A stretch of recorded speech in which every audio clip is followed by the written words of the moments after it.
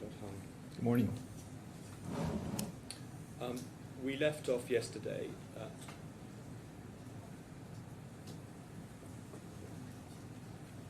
My mic is.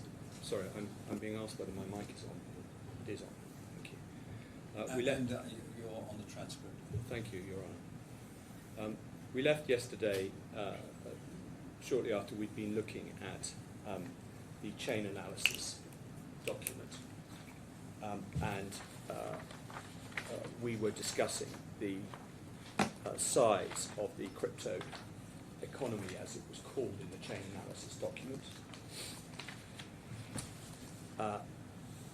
and the gross value of that economy in terms of received crypto assets for the year 24-25 stated to be $56 billion US. Do you remember? Yes. And the graphs that we looked at for the UAE showed the rate of growth in the individual sectors, such that the retail sector, as described here, had grown very significantly in that year, as it indeed had previously. And that was on page 14 and 15. Do you remember? I don't have the chain analysis document in front of me. Can you refresh my memory on which bundle? Yes, it's in the claimant's second supplemental bundle at page 14. Page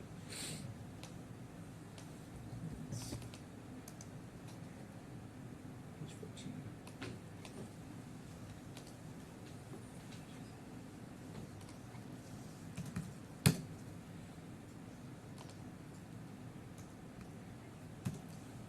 Yes. And you rightly observed that these show the growth in percentage terms, of which on any basis is very, very substantial. 83.6% for retail and 88.1% for small retail, and 79.5% for professional and 6.3% for institutional. We know that the overall size of the cake, if I can put it that way, is 56 billion. You made the point that this graph doesn't show the individual proportions of that 56 billion as between each of those sectors. And you observed that whilst it may be that there had been substantial growth in, for example, the retail sector, that could be a large amount of growth on a tiny amount of previous years' worth of transactions. Yes. Agreed? Yes. And I agreed with you that this did not give you the answer to that question. The reason for that is that this document is the summary of the full report, which we have looked at, and which contains the relevant figures and the relevant percentages for each sector of the market. Now, I'm going to pause there, Your Honour, because you've got a new third supplement. All I wanted to do was to show him the size of how the pie is carved up in percentage terms. But my learned friend objects to that, and I think you should hear his objection and decide whether you agree or not. Yes, well, I learned at 10:01 this morning that there was new material coming in. I don't know what this says, I haven't looked at it. The basic principle, which I'm sure my learned friend knows, is that if material is going to be put to experts... Would you press the button on your microphone? Sorry. As my learned friend well knows, the basic principle is that if a new document is going to be put to experts, it needs to be in circulation prior to both experts, so that I have an opportunity to cross-examine their expert on it, and then he can cross-examine Dr. Harman. It's not, usual or appropriate for new material to be sprung after I finish cross-examining Dr. Williams. Now, I don't know what this document says. I don't have any. My objection isn't founded on the document because I haven't even seen it. No, quite. It's the principle, what ordinarily happens is if my learned friend does want to introduce new material, one, I object, but two, he only does so against an acceptance that Dr. Williams may need to be recalled for me to cross-examine him afterwards. I think that's inevitable. Yes. I certainly agree with that. Yes. And I would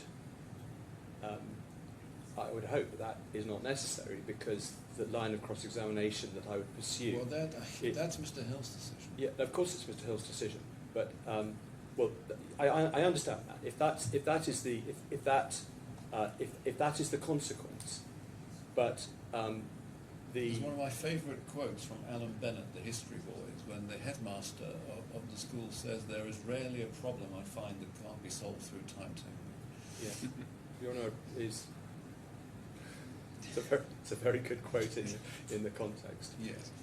I observe, I make the point that this isn't a completely new document. This is the complete No, document. I understand that. I mean, you're but pushing, it- you're but- pushing on an open door at yeah, the moment. yeah, yeah. You will clearly. It's just about the opportunity that Mr. Hill has to Sure. consider the use you put this document to. Sorry to end on a preposition, and the opportunity that he must have if he considers it's appropriate in the interests of his case to recall your expert to cross-examine him. It's as simple as that. I'm grateful, Your Honour, and I would say for this document that's obviously the right approach. I don't know what the other documents are, but I would ask my learned friend to think carefully whether he really wants to be going to a new material. Yeah, because one generally shouldn't be I'm doing very it. grateful for the advice from the learned friend. I hope I always think carefully, and I have thought fairly carefully since just 2 or 3 minutes ago. He told me that he objected, and I am taking a staged and careful approach as a Yes. result. I understand his point, and I will seek to meet it in the appropriate way. Okay, can you get right? In that case, the name of the bundle in which the full report appears, Dr. Harman. Forgive the lawyer's divergence for a moment from paying full attention to you. Is the claimant's third supplemental bundle, which hopefully you will see on the file. And can you take me please to chain this report? Page 21. It begins Yeah. at page 21. It yes. begins at page 21, and the relevant internal page, I'm afraid that's all I have in my notes, is 100. Okay. So it's probably going to be roughly 100. No, I'm sorry. It's 110. 110? Thank you for your patience. So if No. my addition's correct, I'm No. going to guess around bundle No, page it's the- 131. Do you mean 110 of the PDF or 110 of the... I'm looking for the UAE. You give me just a moment.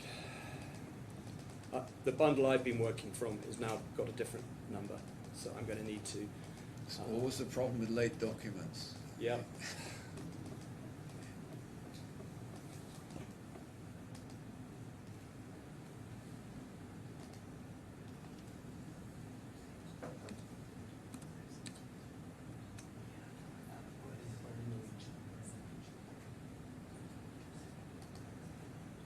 Hmm.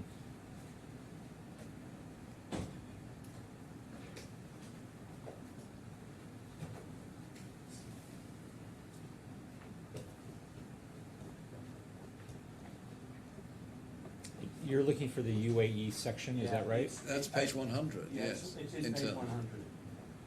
Thank you. The document, not the bundle page. Yes, that's the document. Yes, the internal Okay. 100. 1, Got 2, it. 3. It's 1, 2, 3 in the PDF, and 1, 2, 2 in the top right-hand corner. So 3 Got it. different numbers. I'm there.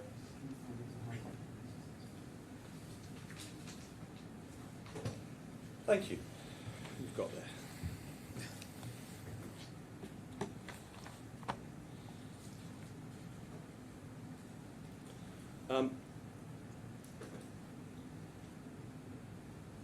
Page 100. Clear regulation drives a balanced crypto ecosystem in the UAE. Do you agree that clear regulation? Sorry, where are you reading from? It's the heading on page 100. Ah, sorry, yes, it is. Sorry, I was looking at the text. Regulation is an important part of the development of an economy, and in a crypto economy, all the more so. Would you agree? Regulation or the lack of regulation, Yeah. it can, yeah, but the topic is It's significant and highly important. relevant. Yes, Yeah, exactly. agreed. Thank you. I don't want to get into a broader debate about that, but just that we're on the same page, that it's an important factor. Thank you. Absolutely. And here we can see that the global size of the cake, as I referred to it before, for the previous year, from the one that we were talking about, was 30 billion. Do you Mhm. see that? Yes. Agreed? So we can see already from the summary document that in the next 12 months, the pie grew by almost 100%, 30 to 56 billion. Okay? Do you agree? Yes. According to these figures. Yeah. I see those numbers in this report. Yeah, Yes. thank you. And if you then go to page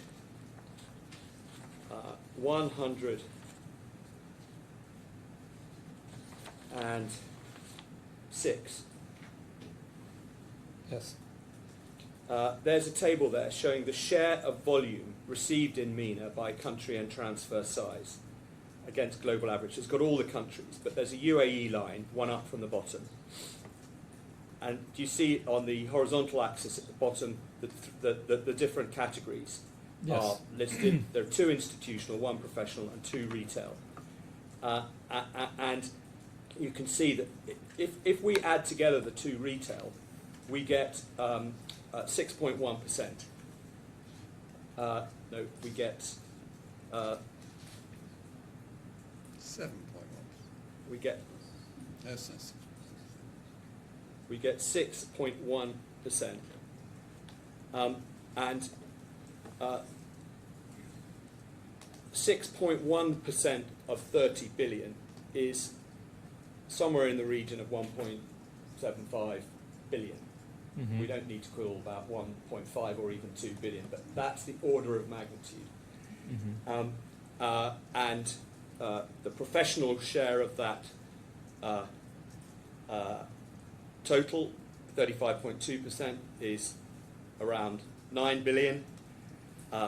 The institutional up to 10 million is around 10 billion, and the over 10 million category is around 8 billion. I'm just giving in round figures the percentages applied to the 30 billion. So we can see that in 2023 and 2024, the sector of the tech market, the sector of the crypto economy referable to retail, if it's in the region of, it's over 1.5 billion, it's less than 2 billion, is a substantial amount of business in gross terms. Substantial amount of business. So what this is Well, showing okay. is flows. It is what? It's showing flows. It's showing receipts. Right. Receipts into wallets. Yeah, but it's not showing, it's not saying what, the reason was No. for that movement. So I think characterizing it as business, to me, is a little loose. Okay. It's really just tracking flow, volume, without understanding what that is. I understand, and I'm not, and I assure you that we're going to finish this questioning in a moment, because I recognise that at one point we reached a limitation in these figures. You pointed out the limitation yesterday. We've now gone a stage further to give the gross value of the receipts, Mhm. the flow, but how that's divided up into what kind of flow isn't clear from these figures. I'm not suggesting it is. Mhm. But in gross terms, I'm putting to you that is a substantial flow, substantial level of receipts, over 1.5 billion. Yes. And thank you. And moving on back to 2024-25, we know that the total has increased to 56 billion, which is not far short of double. Mhm. We don't have the equivalent percentages to apply to that 56 billion because this is the 2023-24 figure. Mhm. But we do know that the growth in the retail sector, for example, was very substantial. And so the share of the overall receipts referable to retail will be necessarily more in 2024-25.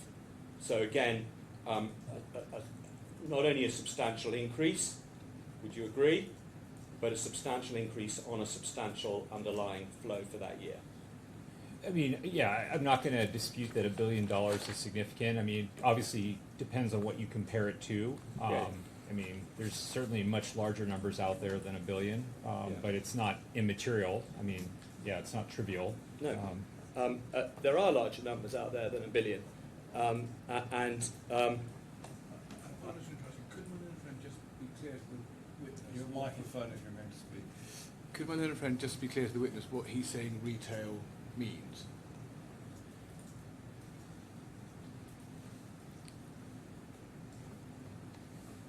Retail, according to this table, is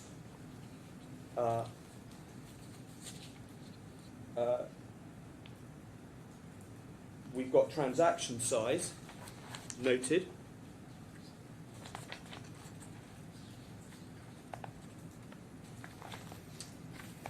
Have we not? Large retail 1,000 to 10,000, small retail less than 1,000. I don't want to lead, but I was just trying to, some of those questions earlier appeared like Microphone. Some of those questions earlier, I don't want to lead, so I've got to be careful how I phrase this. It appeared my learned friend was assuming a certain type of transaction in retail, and I just wanted him to be clear on that. Look, I think, I mean, sorry, can I Yeah. maybe clarify this? As I understand this line of questioning, it is directed towards the issue as to whether there is a digital economy. Yeah. And I think in the context of that broader issue, whether a retail sale is somebody buying a coffee on the Lightning Network or going through PayPal or going directly to a e-commerce provider that takes payment in Bitcoin with or without a third-party intermediary, as far as I'm sitting here concerned, it seems to me those are distinctions without a difference if one's talking about a broader digital economy. Frankly, they are all digital ways in which crypto assets, I don't use the word currency, crypto assets are used. Well, that is why I rose, because my Lord's assumption there, well, so Your Honour's assumption there, is that these are all transactions which are trading transactions, and that is not what the report is saying. There's a reference to hedging I saw in yes, the but brief. more than that, just look at the top of the page in 128. When 128. retail and institutional clients are driving demand, retail users often use crypto for investment and as a hedge against inflation. So my learned friend's premise of all his questioning is that these are, and as Your Honour has understood it, is that these are purchase type transactions, and they're not. It's not what's being shown. I do not suggest that you can deduce. This is why I said to Dr. Harman precisely this. These go so far as they go. I know. They're put to look at the size of the digital economy in certain areas. I accept that you cannot tell from this whether or not these are entirely what you might call purchase transactions, or whether they are entirely receipts into a retail wallet of crypto for some other purpose, such as investment or remittance or whatever. Thank you. Okay? That's what Can I jump in for a moment? I might be able to help here. You're the expert. Yes, please. There's a long-standing practice in crypto of referring to small investors or small transactions as retail. Yeah. Large investors are whales. That's another term you'll see sometimes mentioned. There's dolphins, there's fish, there's different sizes that have colorful characterizations. But what I think, I'm just looking at this for the first time, what I think Chainalysis is doing here is adopting that common practice of describing a smaller transaction as retail, which has the unfortunate, possibility of implying that this was a retail commercial purchase of a coffee when it's really just a small transaction. So these are OTC transactions. We don't even know that, but it just is a smaller flow that They're on the are chain. detecting on the blockchain. Yeah. And they're calling it retail because that's very common. This is a smaller transaction, not a whale-sized, million plus BTC transfer. Okay. Yeah. I think that's what's going on. And I was careful not to suggest otherwise, but I'm glad that it's come up because it's enabled his honour to clarify the position. And similarly, within the institutional figures and the professional figures, there may be flow, as you call it, receipts, as you call it, which you would classify as investment. I would put to you that you can look at the use of crypto currency, crypto assets, crypto tokens at the institutional level, trading as transactional, but those figures will all be included within this, one must assume. But you would call some of that flow or traffic investment, and certainly not the use of Bitcoin or other cryptocurrencies to purchase goods or services. That's the way you would characterize the distinction between investments and the kind of transactions on which you've been focusing in your report. Is that? Let me just try to, rephrase to make sure we're aligned. What I believe Chainalysis is doing here is simply looking at on-chain, transactions, Bitcoin transactions, other transactions. I'm looking at a chart on page 99 that shows Bitcoin is only 16.5% of the total crypto transactions in the UAE. Yes. Stablecoins are over 50%, for example. Yeah. So it's a small minority relative to stablecoins that are Bitcoin, by the way. But just seeing those transactions and trying to geo-identify those as having gone to a UAE, participant. So I'm sorry to start another hair running, and Mr. Spink will follow it down, no doubt, at some point. But the relevance of the comparison between Bitcoin and stablecoin, I'll say no more than this stage, to me might be relevant to the question of whether Bitcoin is money, because of the difference between Bitcoin and a stablecoin which is asset-backed. And I'd be quite interested in investigating that issue, because I think it does expose the question of the qualities of money. So I'm talking more to Mr. Spink now. Yeah, I understand that. I'm not going to pursue that with Dr. Harman at this point. No, but it's a matter that we may discuss during submissions. We may have to discuss during submissions, Yes. but it's certainly not something that has been discussed with Dr. Williams, and I don't want to. No, I don't. I don't want I to increase the risk of Dr. Williams having to be recalled. But I think it's just helpful if I inform council as things go through my head. It might assist with closing submissions. I think that I'm trying to, as far as I can, plug into Dr. Harman's economist knowledge. Yes, of course. And I'll proceed on that basis, if I may. The other cake, the other total figure that we had, which we discussed yesterday, I don't want to go back into the details of it, is the total market cap of Bitcoin, which, as you have said, varies to some extent, but the figure that we had was 1.78 trillion, and that, to a certain extent, goes up and down, but even if you took a base level of 1 trillion, we're still talking a very substantial market capital compared with the M2 money supply figures for those countries that we looked at. And just looking at it that way, we had a discussion yesterday about investment versus what you would call transactions. You said it's more than 50%. You said, well, it could be 90%, maybe it's only 1%, but it's substantially in the majority what you call investment. Mm-hmm. Whether the residual transactional element is 50%, 40%, 30%, 20%, or even 10%, it's still a very substantial figure. We got that far yesterday.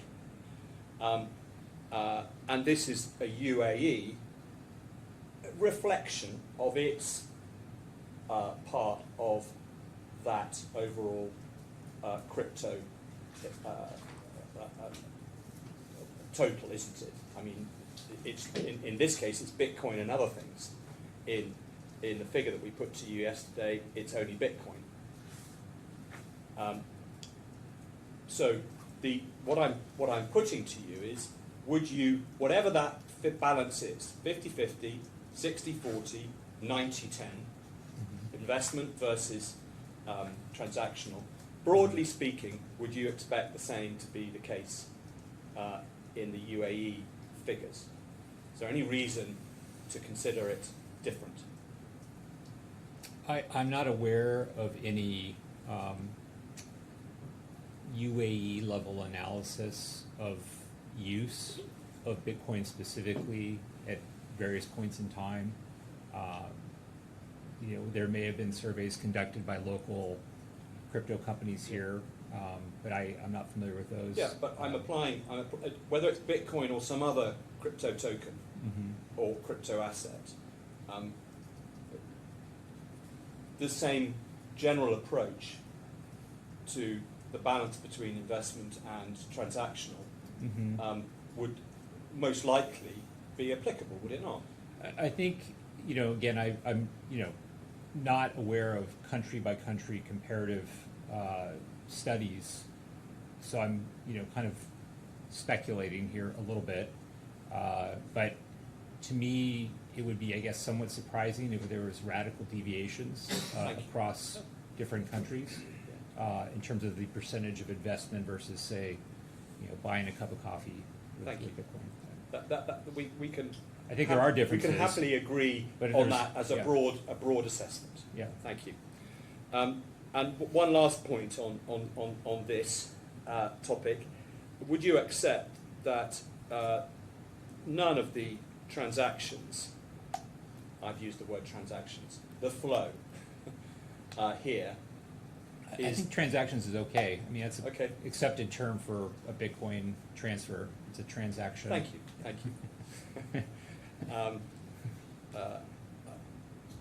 I think that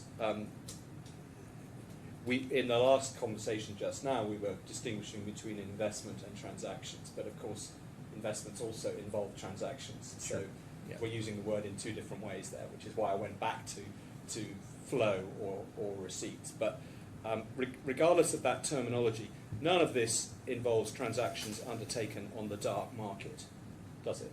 Necessarily, because it's all on the chain, recorded receipts. No, I would disagree with that strongly. I mean, on-chain activity certainly captures dark Okay. web market activity. Well, in your report, you referred to the online enthusiasts and dark market transactions. Not quite sure what you meant by online enthusiasts. Would you like me to? Yeah, I would. I think I mentioned yesterday that I'm aware of a person who has bought pizza with Bitcoin, and what I mean by that is they didn't even use a Coinbase or BitPay third-party, processor. They actually paid the owner of a pizza shop for pizza with Bitcoin. This is a very enthusiastic Bitcoin. Okay, I see. Legend has it that was the very first use. But there, the person had to buy the pizza with credit cards and receive, so there was no way to actually still directly purchase the pizza with Bitcoin, like this other example I'm referencing, where Okay. the owner of the pizza shop, they don't even accept Bitcoin, but the owner is happy to do it because he's friends with this enthusiast. Yeah, Yeah. we've moved on a little bit from there, haven't we? Come on, in the market. But what you mean by online enthusiasts is enthusiasts for Bitcoin, enthusiasts for using crypto. Yes. Yeah.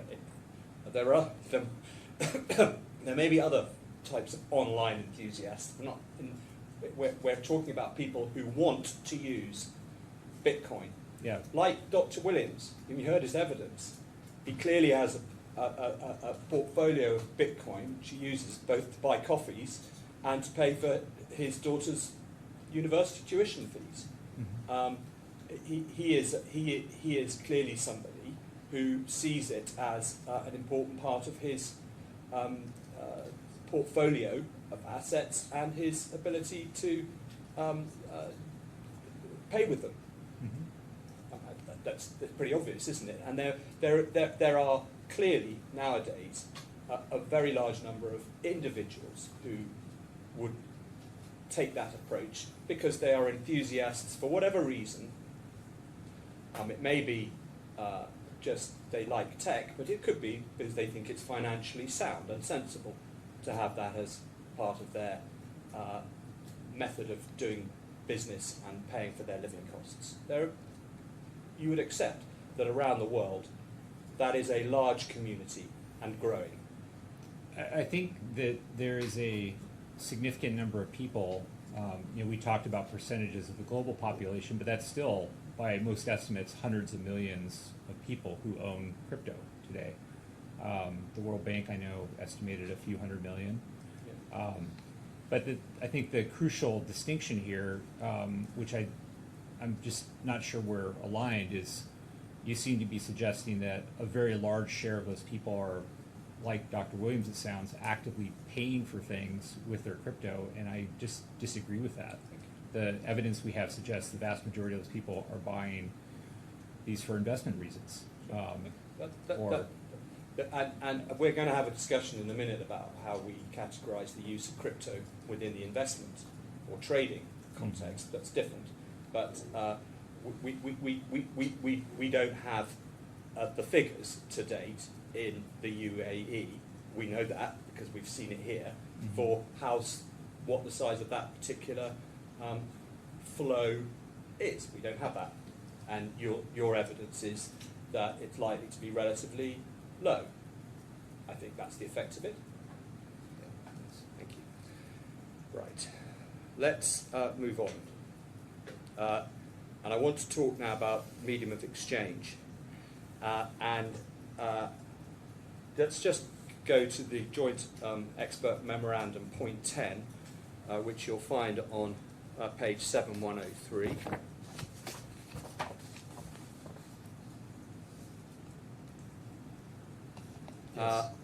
And there you agreed that a medium of exchange is defined as an item that is widely accepted as a means of payment for goods and services within an economy.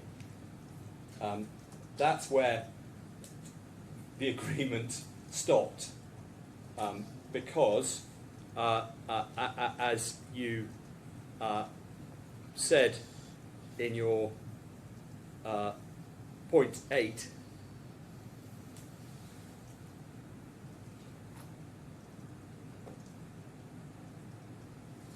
under payments, the experts agree that Bitcoin can be used as a means of payment, but disagree about the context. That's an allusion to the general distinction between your approach and Dr. Williams' approach, which is what economy are you looking at? Would you agree with that? He was focusing on the use of Bitcoin in what I'm going to call the digital economy. I'm using it. I have used that in a broader way than he has specifically used it to refer to Lightning transactions, NFT transactions. I'm including the use of Bitcoin within e-commerce, for example, in that broad category. But he's focusing on principally on that, and you're focusing on the wider economy. You're focusing on everyday commercial usage, to use your words, at point 14.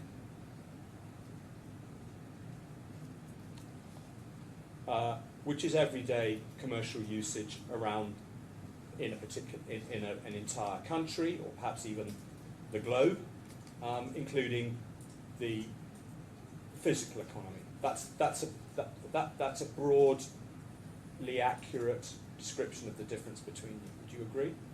There was a lot of words there. Sorry. Yeah, I'm glad you have pointed us to these areas of agreement, and what Dr. Williams and I were able to agree on, as you pointed out, is that a medium of exchange is just defined as an item that is widely accepted as a means of payment for goods and services within an economy. And I think that's a really, really important point here in this whole discussion. Goods and services, widely used, widely accepted. To me, that is not, something that's commonly traded or exchanged for another asset within a narrow sliver of this much larger thing we call the economy. Like there's a subsection that you're calling the digital economy, which we've called the market, of this bigger thing called the economy, and something that may get used, to trade, exchange, swap for other assets, one asset to another.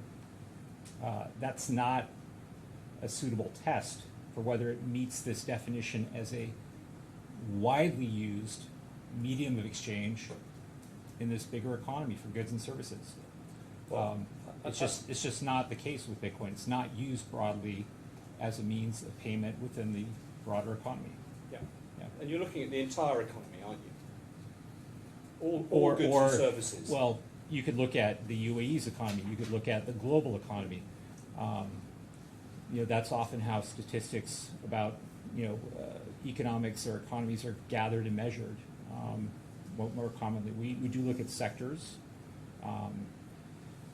markets within an economy, but that's not the national economy. It's certainly not the global economy, and there it just doesn't pass the test of being a medium exchange. Yeah, the total value of Bitcoin in the world dwarfs the M2 money supply figures for all of those countries, including UAE.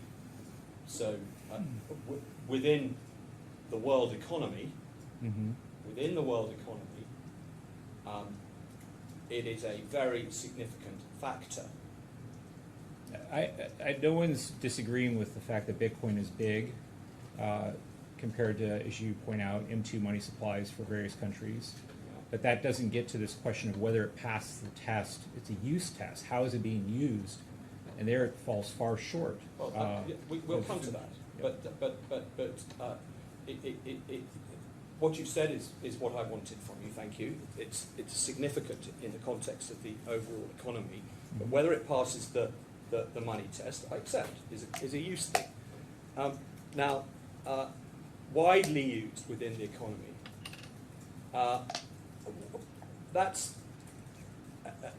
a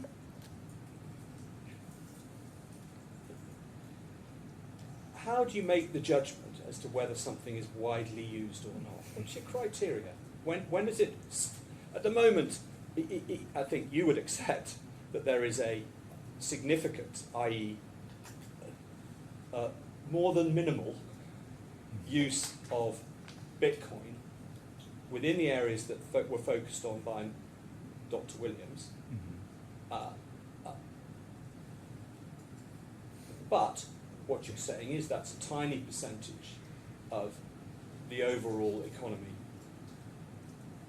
Okay, now it's not, in your view, sufficiently widely used in those sorts of ways to pass the medium of exchange test. But at what point will it become? Assuming that growth in the use of it in that way continues. You may say it's going to stop dead, but let's just assume, well, the premise of my question is that it's a growing sector of the economy. At what point would you, as an economist, be prepared to say, okay, that's widely used enough? There's no clear level that I think economists would agree that something, it's more of we know it when we see it. Like when you come to the UAE, you know that the medium exchange here is the local currency because everything's priced in it, right? You can go from one shop to the next, go online. It's what's accepted broadly across the economy. Well, you as an economist can walk into shops. Yeah. You certainly can't, without getting data.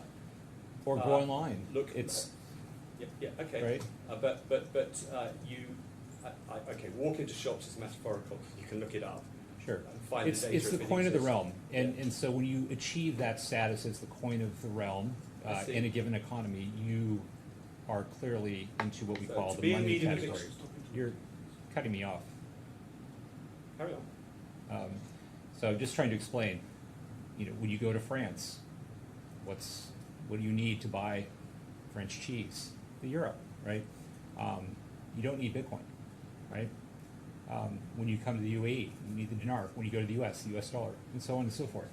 So when you get into that, I am here, or I want to go online in a given country, and I need this currency to transact, that's when you rise to the level of money as a widely used medium exchange. So the answer to the question that His Honour has to determine as to whether Bitcoin is money, and certainly under the medium of exchange heading, is that its use has to be such that it's the coin of the realm. You use that phrase. That's what you're talking about.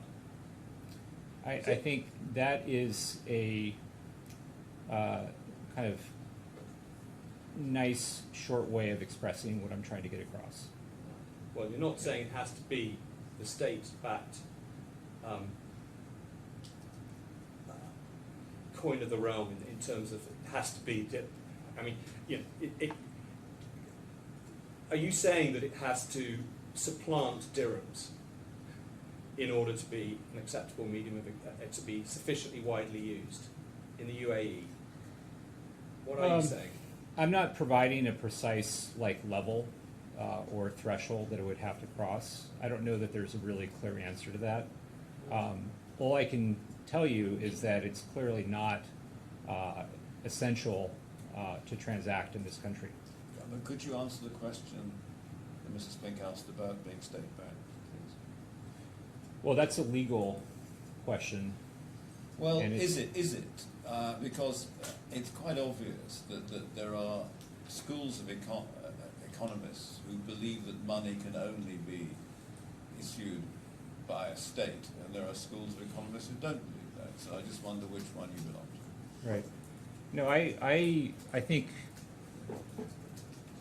mediums of exchange predate nation states. We have plenty of historical and anthropological evidence of shells, Yes. of Yap Island, I Well, think, that's using those the most stones. famous example of yes, dematerialized money. Right. Yes. There was mention of banknotes, banks issuing notes.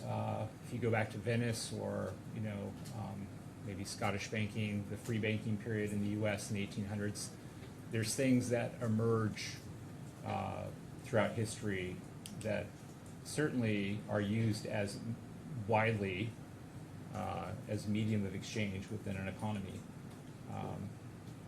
Yes, that don't have necessarily the imprimatur of the state or legal tender status. But the sorry, I don't mean to interrupt if I was. But the answer to my question is that whilst you're now not saying that Bitcoin has to become the coin of the realm in order to become a medium of exchange, you are saying that in terms of the order of magnitude of its size, its use has to be equivalent to, or close to, or more than that of the dirham in the UAE. I'm not saying that at all. What we haven't, which Williams and I both agreed on, what are the tests, right, for what to pass the money test? You need to be a widely used medium exchange. Yeah. There's very little evidence that Bitcoin is that. It's arguably a speculative investment asset, so it might have some store value properties for some folks, although it's debatable if it's stable enough to really be useful in a monetary context. And then crucially, which you haven't asked me about, is it needs to be a unit of account, which there's almost no evidence of Bitcoin being used. I am going to stop you there. We're coming to unit of account. I'm dealing with medium of exchange. Those are the questions you're answering. But you're asking me what And I want tests to know- I Bitcoin want to needs know- to pass. Don't Sorry. speak over each other. I would on the like to transcript. know- If it I'm doesn't sorry, go I on the transcript, then I will not see it when I write my judgment. I would like to know at what point in the UAE Bitcoin would, in your view, as an economist, pass the medium of exchange test. When? Yeah, I don't have an exact answer for like a volume level, but my point I was trying to make is that would still be insufficient for it to meet the definition of Yeah. money, according to we what understand Williams and that. I agreed on. Yeah, we So- understand that. You're Yeah. trying to move on to a different topic, and I don't want you to, please. Okay. We have to take this in a as much as we can in a regular, organised way. Do you accept that the fact that the community of users may consider that they are using Bitcoin as a medium of exchange is relevant? I think people can make, I'm not sure the general population is well versed in what economists, call a medium of exchange. That's not probably jargon or verbiage that most people are on the street familiar with. If Well, you're what asking me happens that. if a financial regulator considers, in the market in which it is operating, that Bitcoin is a medium of exchange? Would you pay any attention to that? I mean, that's a regulatory legal distinction, and I'm an economist asked to, look at economic data in real use. A medium exchange is something that is widely used for payments for goods and services in an economy, as Williams and I both jointly agree. Can I cut through this? There is no doubt, is there, that within particular markets, however you define them, Bitcoin is used as a medium of exchange. The question is not that. The question is, when does that use of medium exchange become sufficiently wide to satisfy the test for money? Is that a fair summary? Well, that's certainly my case. Yes, well that's what, I'm only trying to summarise what's being put to you, Dr. Harman, and to try and elicit an answer from you to the question of, if you like, the width of use. What is the test? When does it stop being a niche medium exchange in a particular market and become sufficiently wide to satisfy what you call the coin of the realm test? That's the point, isn't it? May I try to, so I don't know that there's a precise level, but let me say this. I do believe that if you could show that a given instrument was used as often, for purchases of goods and services, say in the UAE or in any, national economy, as the, fiat currency there, the US dollar, the euro, the dinar, etc. If it was on par with, use for purchases of goods and services, then I would be comfortable saying that that has matched, certainly the national currency and maybe would pass that test. So it have to be on par with the use of dirhams, would it, Yeah. to qualify as being sufficiently widely used in that particular market, in your view? Is that right? I would think that would be a reasonable level of, to compare, yes. Well, I would suggest that that's simply an unrealistic view of the way in which to approach the test of how widely used Bitcoin has to be. If, as in the UAE, you have a substantial crypto economy, which includes within it the use of Bitcoin, or we could be talking about another crypto token. And within sectors of that market, it is in fact being used as a medium of exchange, and that applies to thousands of transactions a day, then you're easily into the territory of passing the test of sufficiency. I disagree strongly. Okay. Well, we may have to. There's on a number of points. Bitcoin is not even the most commonly used crypto asset in the UAE. Is that funny? I'm looking at the report here that you. Well, why? We, Let him finish. Yeah, yes, let him finish. Just, over 50% of crypto flows in the UAE are stable coins. Bitcoin's 16.5%, according to this report. We've seen Bitcoin supplanted as the most commonly traded crypto asset pair, and its volume is significantly less than Tether, and the leading stablecoin. So, well, yeah. Let's move on. You've answered my question, and I've suggested that we will have to agree to disagree on that in the context of Bitcoin. One other point that I just want to note, something that Dr. Williams mentioned in his evidence, and that I want to put to you. It's from the second supplementary bundle.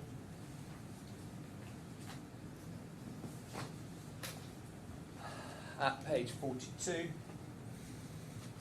You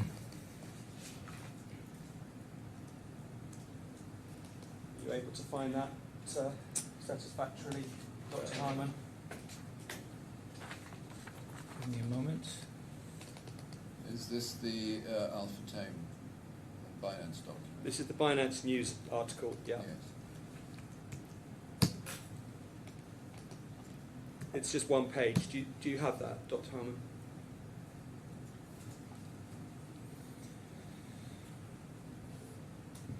Yes. I'm not going to read it all out onto the transcript, but this is about adoption of crypto in the UAE. Adoption's a particular term, which the meaning of which is clear from the article. It means ownership. Yeah, you've read it sufficiently to see that, I assume. And it's number one in the world, applying that category. Sorry, you're losing me now. According to Odelay, the latest data from AAA reveals that the United Arab Emirates is leading the world. So we in may have the wrong. I may be on the wrong page. Oh, I'm sorry. It's not. It's not the Alpha 10. No. It's actually it's red number 42. Oh, 43 in the PDF. Red number 42, 43 in the PDF. Sorry, then I didn't have the right page. So this is Binance article. UAE leads in cryptocurrency adoption with over 30% of population involved. Is that it? Yeah, that's the one. Thank you. Approximately 3 million, over 30% of its population, approximately 3 million people owning digital assets. That's the entire population of the UAE, which, as you know, is a federation of states, including Dubai and Abu Dhabi. Mm-hmm. And within those two particular states, there are the significant international financial centres of the AGGM, the Abu Dhabi Global Market, and the Dubai International Financial Centre, where there are where business is transacted and where people live as well as onshore. You understand that the setup in that respect here, yes? Yes.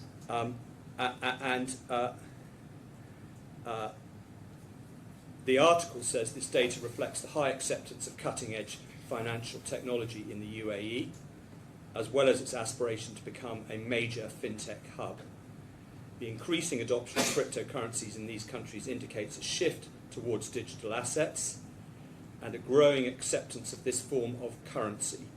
You will debate the use of the word currency, but let's just park that, because that's not the point of my question. It also highlights the potential for further growth and development in the fintech sector, particularly in countries like the UAE that are actively embracing this technology.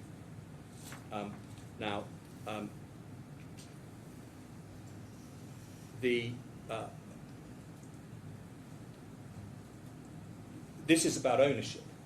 It doesn't tell you about spend. I accept that. Mm-hmm. But it's a world leader within its population in terms of ownership, which you can spend. You may not, but you can. So the potential cryptocurrency spending power in the UAE is using that as a measure, a world leader. And it's a lot of cryptocurrency. Can I comment? Yeah. So, a number of problems here. One is, just because 30% of the population owns something, that doesn't tell you about how much they own. They could have small fractions. Bitcoin has 8 decimal places, so it could be a tiny sum. I don't, assume that that's the case, given what we know about, wealth here and so on. But I just want to highlight again, that's not clear from this statistic. Second, this is published by Binance, which I believe is headquartered here in UAE. And ADGM, Abu Dhabi Global Market. Yeah. And I've never heard of the sources of this data, and it's not saying how the statistics were gathered. So I have a lot of questions about the statistics. I'm not suggesting that they're wrong, I don't know, but it's not a source that I'm familiar with. Well, they're applying the same approach to each nation, presumably. Right, but they're not saying anything So about their methodology here, so it's hard for me to, kind of know how they gathered this data. This is historically hard data to gather because some people do not want always to reveal that they own crypto assets.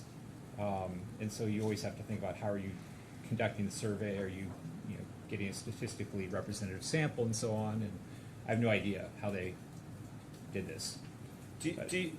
Are you prepared to agree that, assuming their data is correct, I appreciate you say you can't warrant it, I'm not asking you to, but assuming the data is correct, do you agree that, as they say, that this data reflects the high acceptance of cutting-edge financial technology in the UAE, as well as its aspiration to become a major fintech hub? I mean, that aligns with my understanding of what the leadership and here is supporting. Yes. Thank you. Let's move on.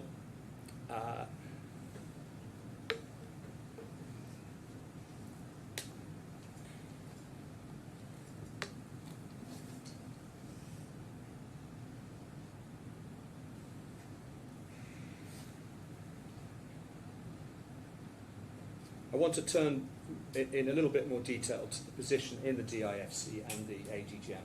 You're happy with those those abbreviations, I hope. We've used them already. Now, I want to talk about the regulatory position in each of those and ask for your comment, please. In the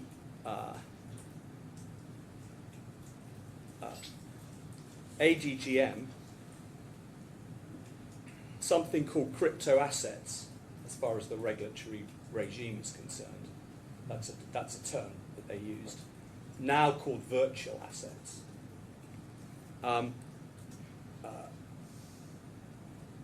Which I think, as a matter of legal interpretation, I can suggest to you, and we should proceed on the basis, would include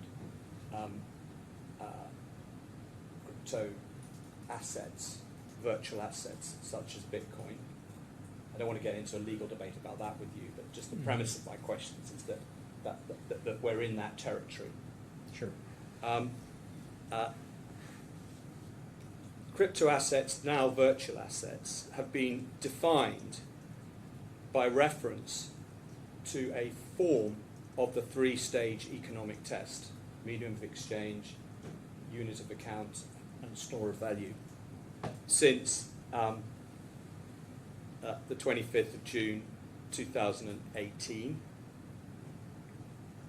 I'd just like to show you what the up-to-date definition of the virtual asset is, so that you can give your comment on a certain aspect of that, please.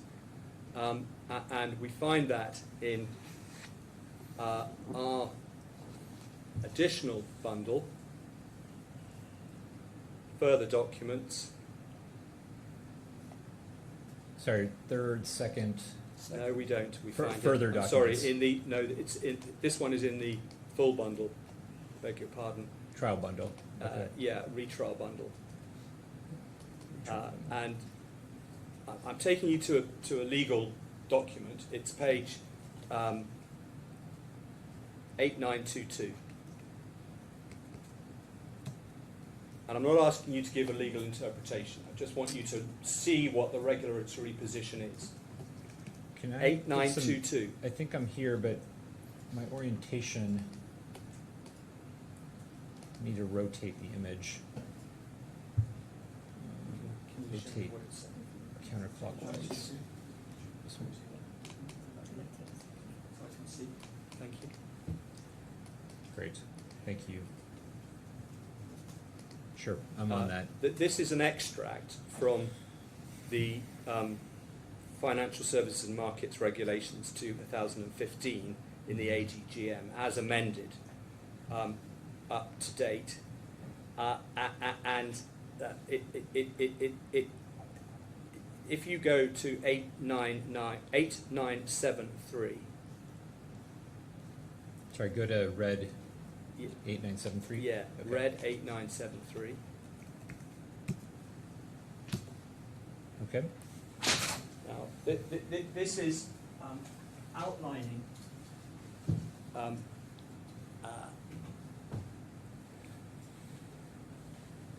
what is or is not going to be treated as a virtual asset for the purposes of regulation within the ADGM. Okay? Take that from me. Virtual asset means a digital representation of value.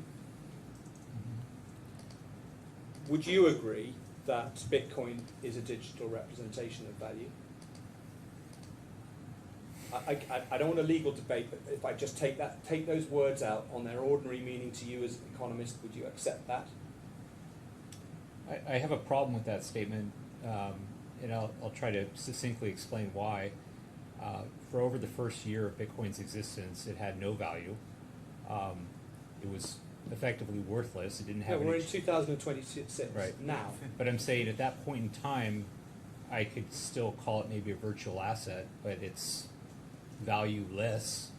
But, So, yeah, but even if an asset has no value, it's still a representation of value. That value may be nil. okay. Thank you.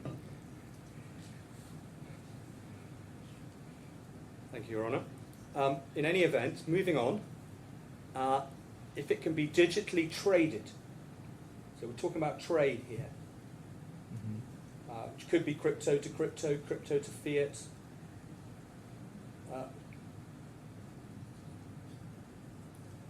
And it functions as a medium of exchange and or a unit of account and or a store of value, but does not have legal tender status in any jurisdiction. Okay? So it's not coin of the realm. It's not that. But if it's a medium of exchange in the ADGM, that's sufficient. If it's a unit of account, that's sufficient. If it's a store of value, it's sufficient. But it may very well be that it'll be all three or two out of three. But the use of the words and or to us lawyers would suggest that it's any one of those. But let's just pause to note that this regulatory regime is focusing on what I would put to you would include Bitcoin being used in the businesses that are being regulated in the ADGM as a medium of exchange.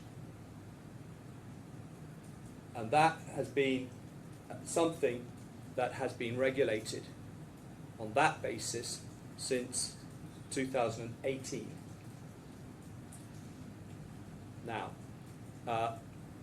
would you accept that regulators tend to regulate because there is something going on, trading of virtual assets, where they are a medium of exchange, that they need to regulate? Would regulators create this because there's something they need to regulate? Yes. Not always. Right. Okay. So that the fact that they created this doesn't tell us anything about Use or the level of use, is your opinion, is it? Correct. Regulators sometimes will create regulations in the hopes of attracting investment to the economy.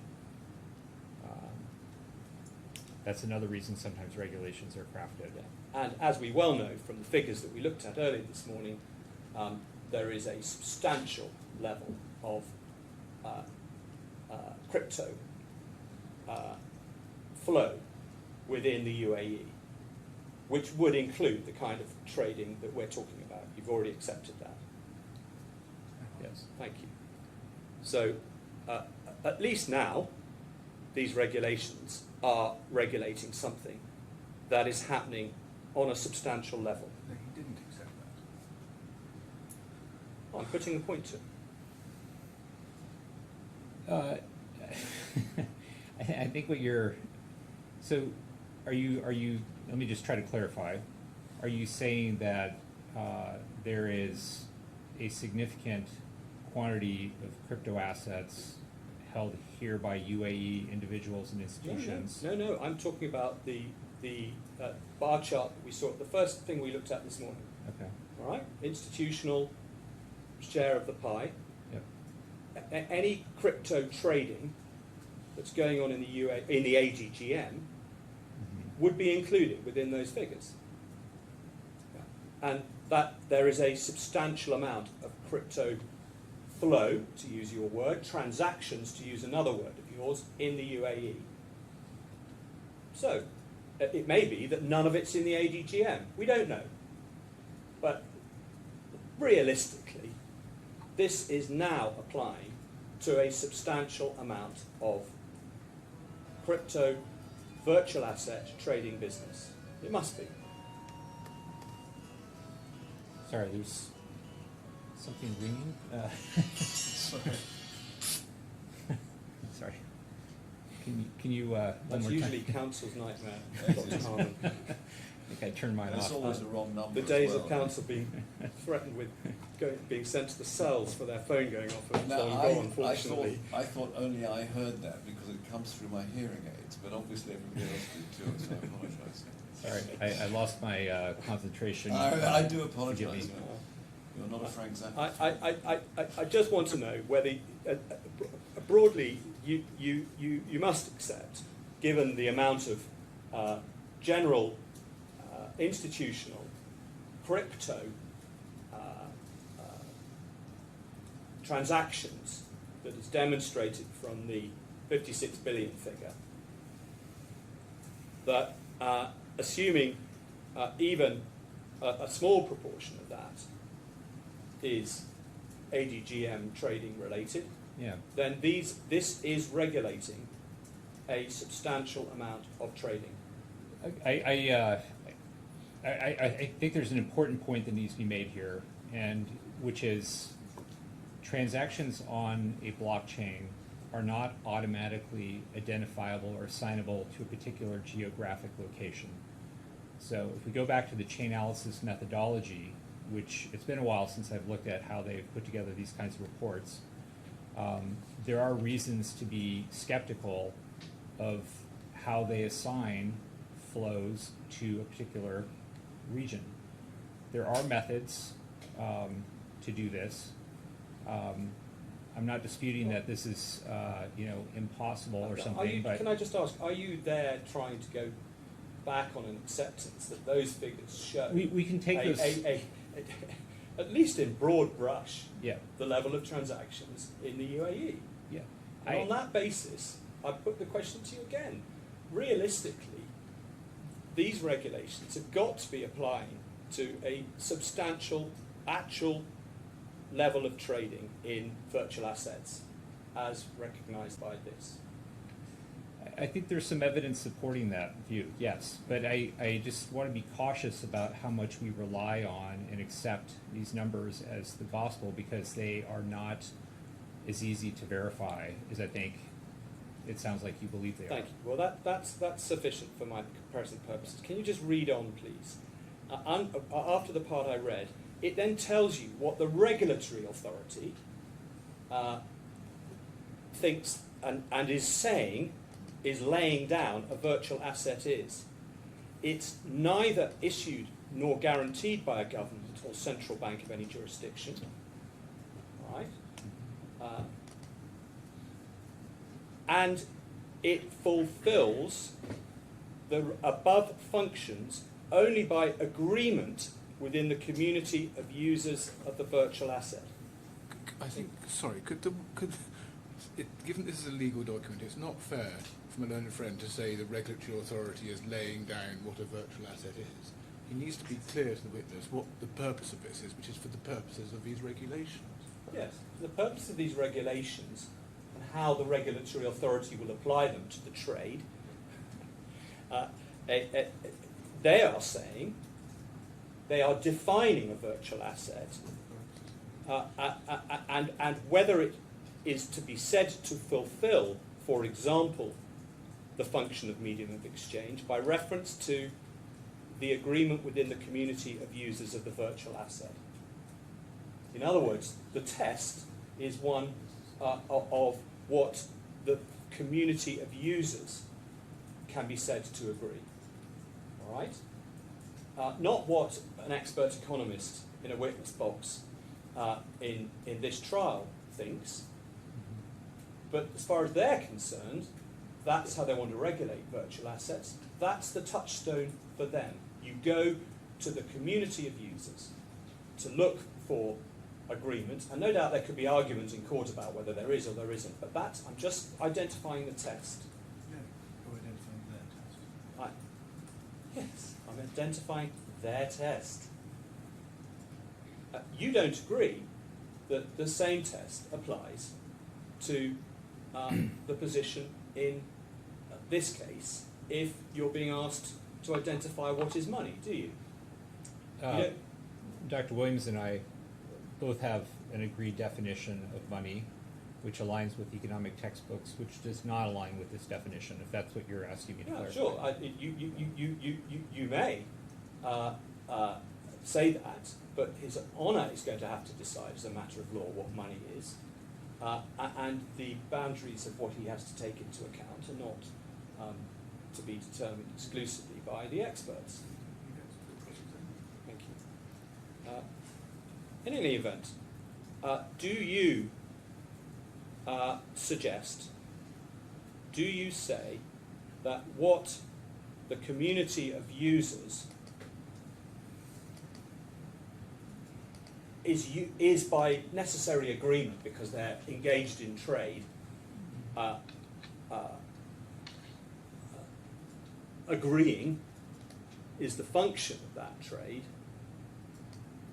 Your position is that's actually irrelevant to you, to the money test that you are applying.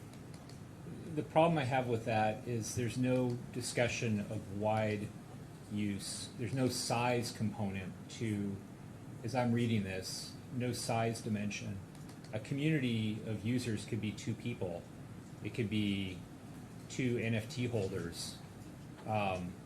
And that doesn't rise to a significant size to pass this economics definition. Okay, right? we're finding out where we disagree. You would say that even if the community of users of a particular virtual asset in a particular kind of way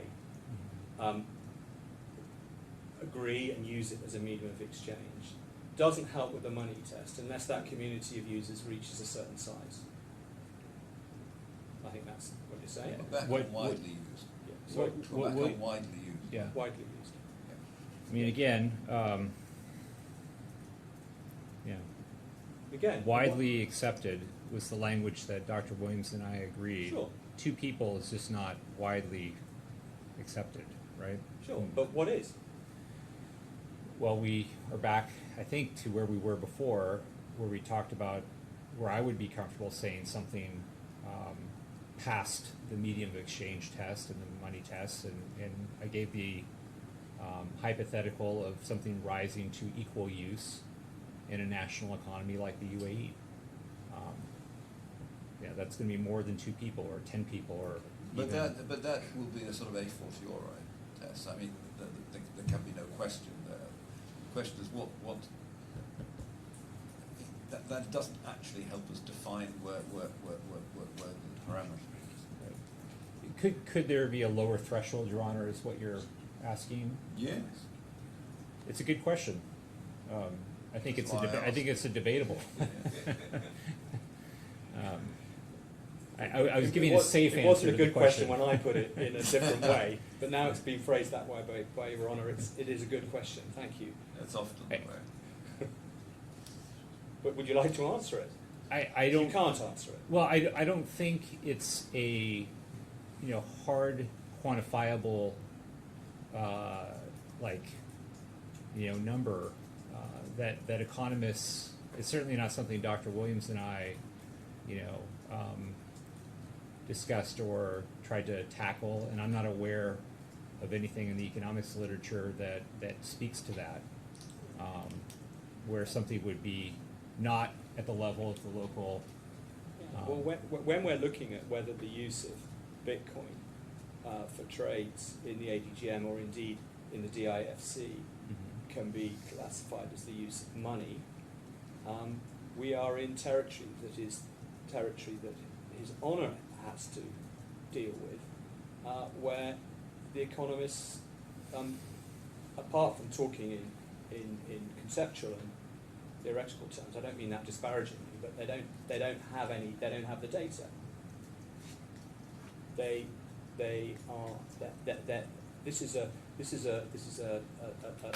different context from the one that you were applying your mind to when you wrote your report.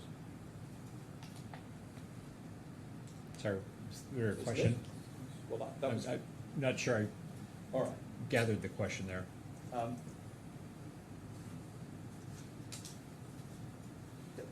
You said, I'm not aware of anything in the economics literature that speaks to this that we've been talking about.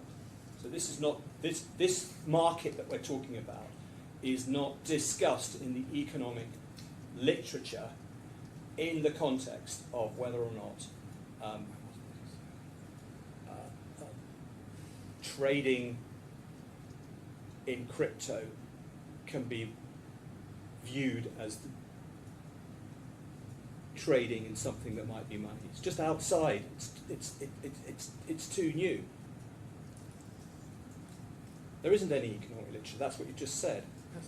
No, that's not what I said. What I tried to say was there's no quantitative level or bar that I'm aware of in the economics literature that say on a percentage basis how many I see. medium exchange transactions in the UAE percentage-wise conducted with some instrument would you need, what threshold would you need to clear to pass this economics test? What we have is kind of a general principle, wide acceptance. Wide acceptance would be, to me, equal size to the dirham. That would certainly, I think, pass the wide acceptance test. Would something lower than that perhaps pass the wide acceptance test? Possibly, debatable. But where is the line? Debatable. Okay, thank you. That may be his honour's job. Yeah, it hasn't passed that test yet. That's the important point. In your opinion. Empirically, In there's your just opinion. an absence of data to support that. Yep. I see. Let's just turn to the DIFC, please. And in the DIFC, the Bitcoin, specifically Bitcoin, named, has been one of what is called the recognized crypto tokens since 2022. It was one of only 3 on the DFSA's list in the Financial Service and Markets Regulations in 2022. And I'm just going to show you what a recognized crypto token is so that you can comment about the position in the DIFC. If you go to the claimant's further bundle,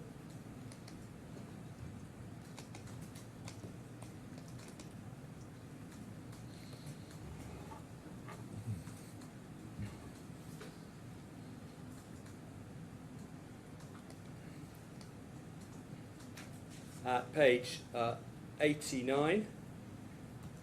This just introduces the section. This is the DIFC Amendment Law of 2022, So which I may be in the wrong bundle. claimants further documents. It's the first of our bundles. Okay. Give me a second. You said there are 3 altogether, aren't there? So, second, third. Do you have it? I am on page 89. Claimant's further bundle. Yeah. Page. 89, just to locate where we are. 89. Yeah, I keep on getting one. I've got 2 versions of it. Okay. Yeah. Yeah. I'm coming to it. I just want to show the framework. So the framework I'm about to show you. Bear with me 1 second. I've opened the right version. All right, I have it. It's the DIFC Laws Amendment Law. Yeah. So 89 in the first claimant's further bundle. Yeah. So the amendment law came in 2022, which is why I gave you that date just now. If you scroll down one page to 90, you can see Part 2, Amendments to the Regulatory Law 2004. So it's making amendments to the regulatory law. This is about the regulatory regime in the DIFC. And the regulatory law is amended, and it then introduces a new article into the regulatory law called Regulation of Crypto Tokens.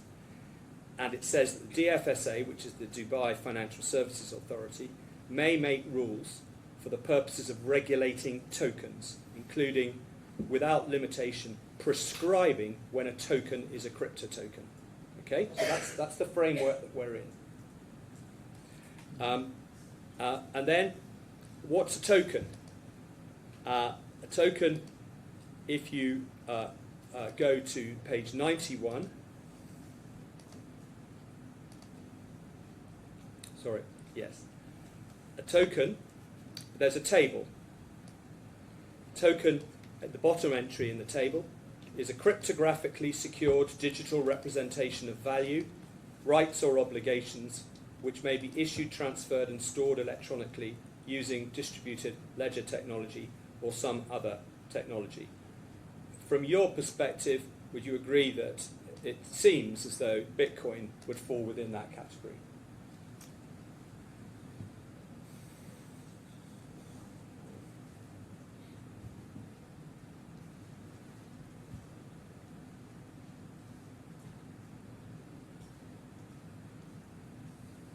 Yes. Thank you. Then if you go up the table, you get to crypto token. It doesn't tell you what the meaning is. You have to go somewhere else for that, and we'll go there in a moment, but just to note the structure. And then go back down again to recognized crypto token, a crypto token that the DFA has recognized under the rules made under law. Okay? So that's the structure. Sure.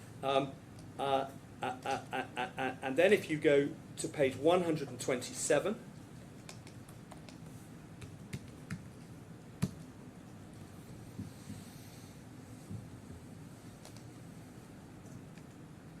you can see a table, which I'm not going to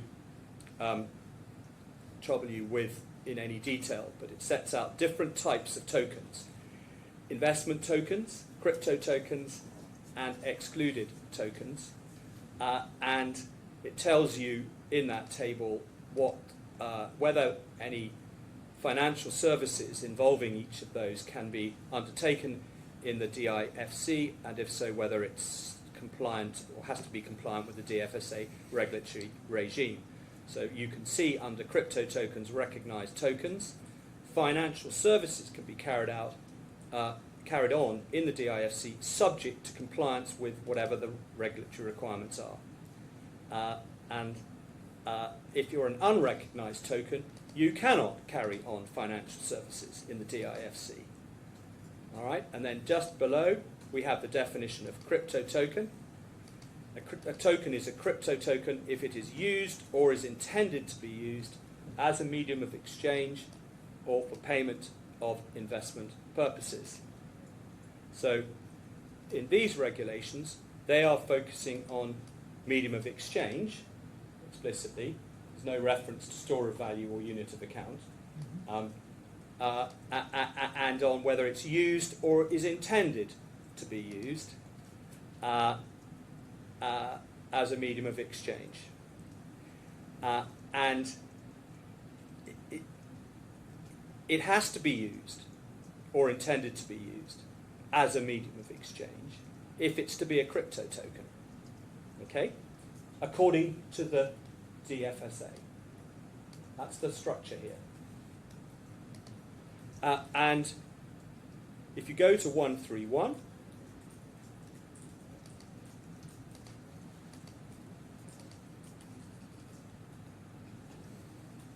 we have the 1st of November 2022. Here's the initial list of recognized crypto tokens. And you can see the three that are listed: Bitcoin, Ethereum, and Litecoin.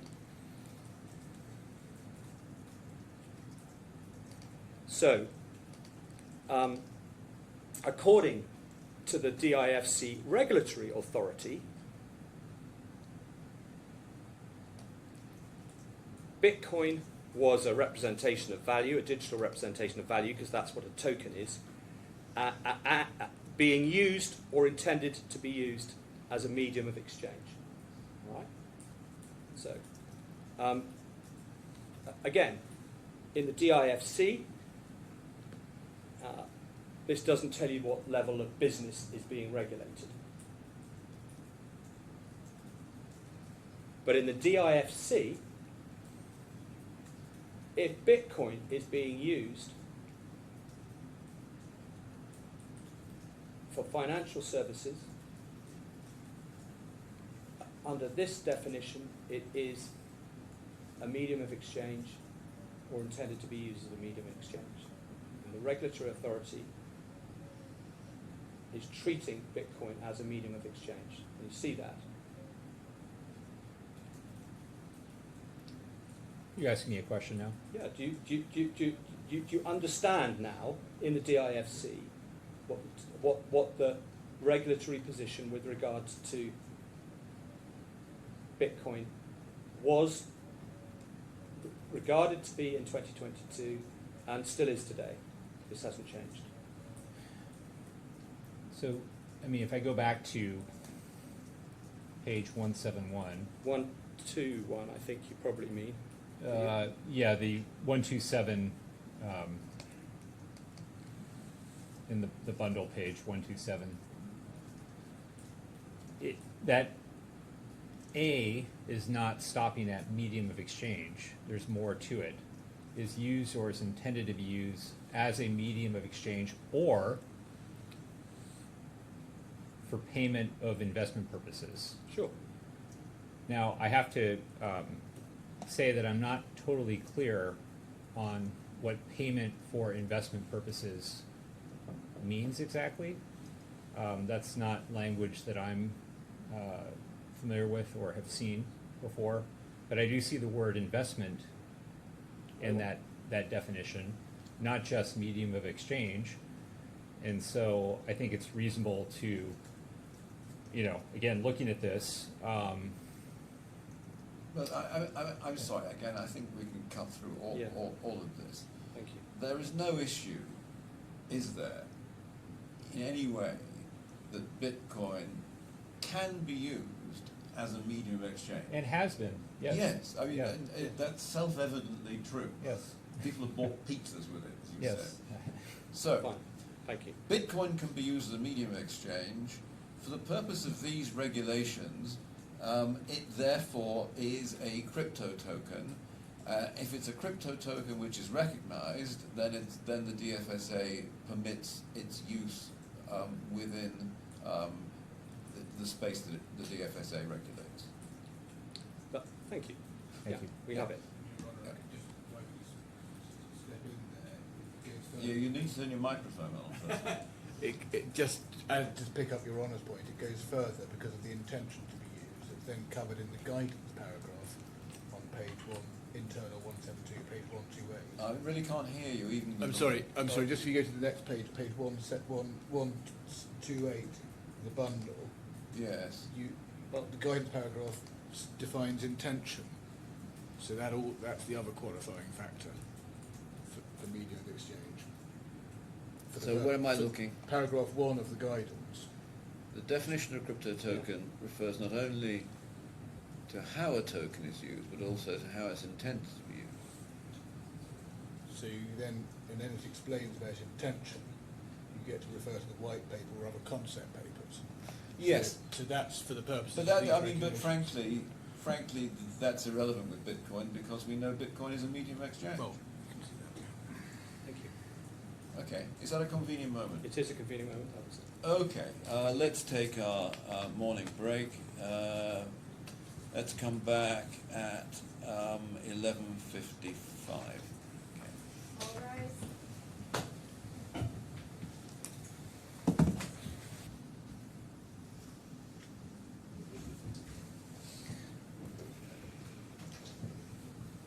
Dr. Harmon, I just want to try and explore a little further with you your concept of wide use or wide acceptance, and where the line is to be drawn. slightly different way. Widely used as a medium of exchange, where? Sorry, Where? where widely For used? the money test, generally. Where? I mean, throughout the economy? Which economy? I'm talking about geographical locations. Mm-hmm. Well, let me give you an example. Let's give you an example. It's easier to answer the question that way. Let's take Iceland. Iceland has a currency which is recognised around the world as money. Mm-hmm. You would accept that that is widely used in Iceland by the population of Icelanders. I don't know what the population of Iceland is. I doubt that you do, but it's relatively small compared to the United States or many other nations as well.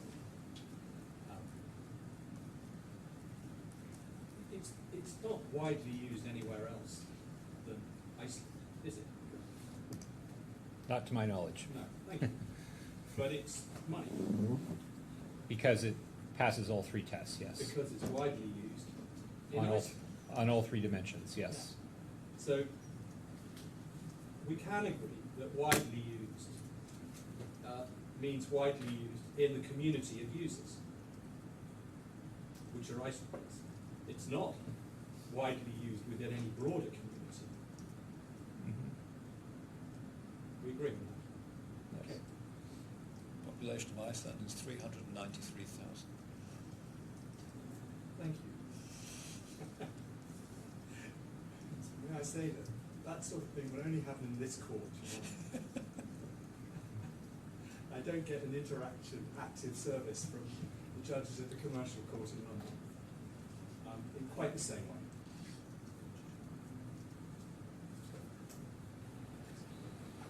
There we are. Anyway, we have the point. So, But actually, joking apart, can we just investigate what we mean by community of users? Iceland's a sovereign nation, yes. You may say it's a different issue as to whether money is issued by a sovereign nation, or whether it makes a difference as to whether it's issued by a sovereign nation. Well, not on the money test. It might make a difference to currency. Okay, well, we'll come to currency later. But we'll come to that later. Yeah. But in the context of Bitcoin, the community of users is international, isn't it? And we know the scale of the use of Bitcoin for all of its purposes at over 1 trillion. So that is a much bigger community of users than the population of Iceland, isn't it?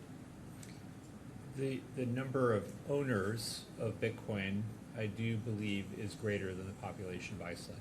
Yes. Okay, thank you.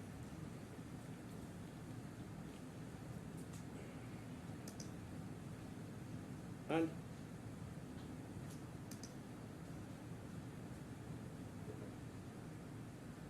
when applying the question, is Bitcoin money, at least in the DIFC, one needs to take account of that international, transnational community of users, doesn't it? I mean, in terms of wide acceptance, the community of users amongst which you have to assess wide acceptance is a substantial one, bigger than the population of at least Iceland. The question is, how widely used is Bitcoin as a medium of exchange within that community of users, I suggest to you? Within the international community Yes. of users. I think we've covered this a little bit already, but let me just try to recover it. There is, examples we've talked about of people using Bitcoin as a medium of exchange. But again, from what we understand from surveys in central banks, exchanges, etc., the vast majority of people own Bitcoin. They don't really use it. They own it for investment purposes. And there's almost zero examples of it used as a unit of account. Well, So I think that's really important to stress for the court. Is it's not enough to focus on one But with function. with respect, Dr. Harman, Council is going through each separate test of the three, and we're still on medium exchange at the moment. He will no doubt come to store of value, and he will no doubt come to unit accounting. okay, thank you. I'm just talking about what the test is. You haven't been able to help the court about what the level of use might be below the level of equivalent use to a particular national currency. In this case, you've said the dirham because we're in the UAE. But the test is if we're trying to understand whether Bitcoin is widely used as a medium of exchange, we have to look at how widely it is used as a medium of exchange within the people who use it, which is an international community. Agreed? Yes. Thank you.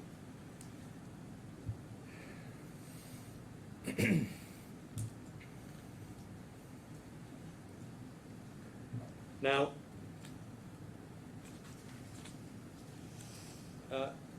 you accepted in response to His Honour earlier that Bitcoin is a medium of exchange. The question is whether it's being used as that, and how widely it's used. As His Honour said just before we rose, Bitcoin is a medium of exchange. The question is, how widely is it being used? All right.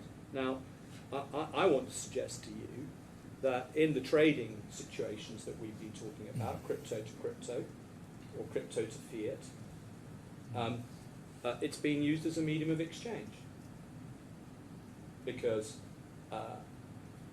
necessarily there's an exchange of value. And you might say that that usage is not wide enough to qualify it as money, but in that context, it's a medium of exchange.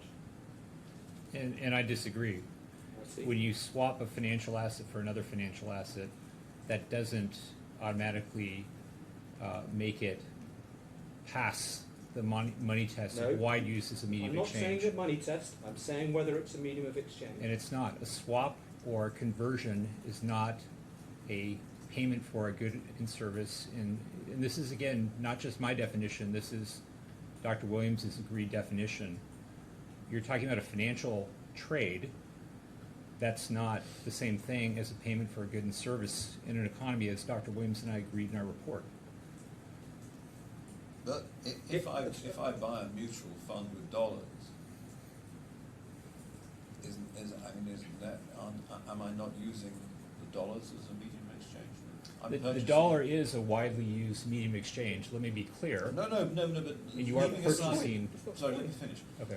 Leaving aside whether the dollar is a widely accepted medium of exchange, just focusing on a dollar for investment transaction, am I not using that widely accepted medium of exchange to purchase an investment? May it not be said that you do the same thing?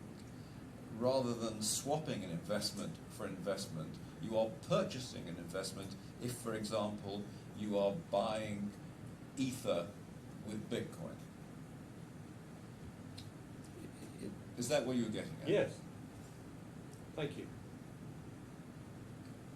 So just again, I think there's a difference between an exchange of one asset for another, or one money. We talked about the Swiss franc and the dollar. That's a conversion of one money to another money. that's not the same thing as taking money to buy goods and services in an economy, which is the definition that Williams and I agreed on. But colloquially, you do talk about buying foreign currencies. So, I sorry. mean, colloquially, you know, if I go to Travelex with my dirhams and I want to buy rupees and I'm going to India, I talk about buying rupees Sure. with my dirhams. So, I mean, is there a distinction without a difference when you're talking about When you're exchange converting transactions? money to another form of money, you're not buying a good or service, though, right? Money is not a good or a service.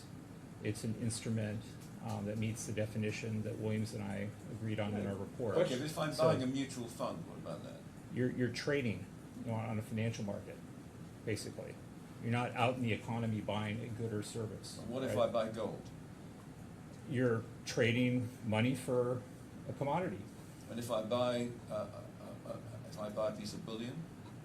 with dollars. Yeah. Yeah, you're using dollars to purchase bullion. You're I using agree dollars with as a that. medium of exchange in that context, aren't you? But it's a financial transaction. It's not. It's a trade, basically, is what I would characterize that. If you were to start to try to use the medium of exchange concept for those financial transactions, you dilute the whole point of that term from an economics definitional perspective. If a stock was traded for a bond, are they now both money? We're not focusing on we're- whether they're money. We're That's a focusing financial on, transaction. We're focusing on whether they are media of exchange. And I'm just telling you, it's a conversion, it's a trade, it's not a purchase of a good or service in the economy. It's a different transaction. I suggest that's just illogical. It's and what Williams and I untenable. agreed on. Well, I'm just, no, he doesn't agree. He it's does not agree in the with- joint, I can read it Excuse for me, you. No. So I don't talk across each He other. does not agree, as he made very clear in his evidence, that the use of Bitcoin to buy currency or to buy another crypto, or the use of fiat currency to buy Bitcoin, does not involve exchange of mediums of exchange. He says that that is a medium of exchange transaction. Whether it's an exchange of money or not. Simple as that. I mean, I can read to you what Williams agreed to here, which Yeah. is different than Go what you're ahead. saying. A medium exchange is defined as an item that is widely accepted as a means of payment for goods and services within an economy. That's not a money for money swap. Well, That's a purchase of goods and He- services he- in an he- economy, when not a he was- transaction Don't on a speak financial loud. system. yeah. Well, that's your interpretation of what's written there. And what he said in his evidence was that an FX transaction, foreign exchange transaction, involves an exchange, a medium of exchange, being exchanged for another medium of exchange. And similarly, crypto to crypto, or crypto to currency.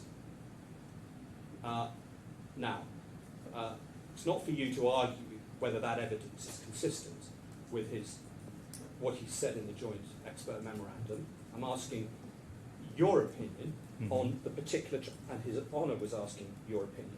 So don't go back to the joint expert memorandum and start arguing about what Dr. Williams thinks. We want to know what you think.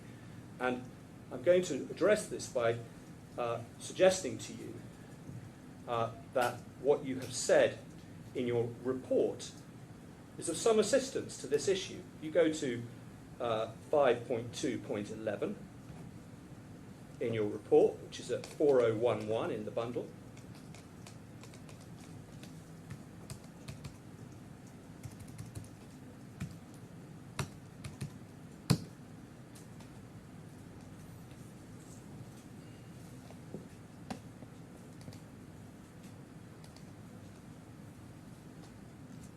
This is where you comment on whether the transaction that resulted in the theft of the Bitcoin from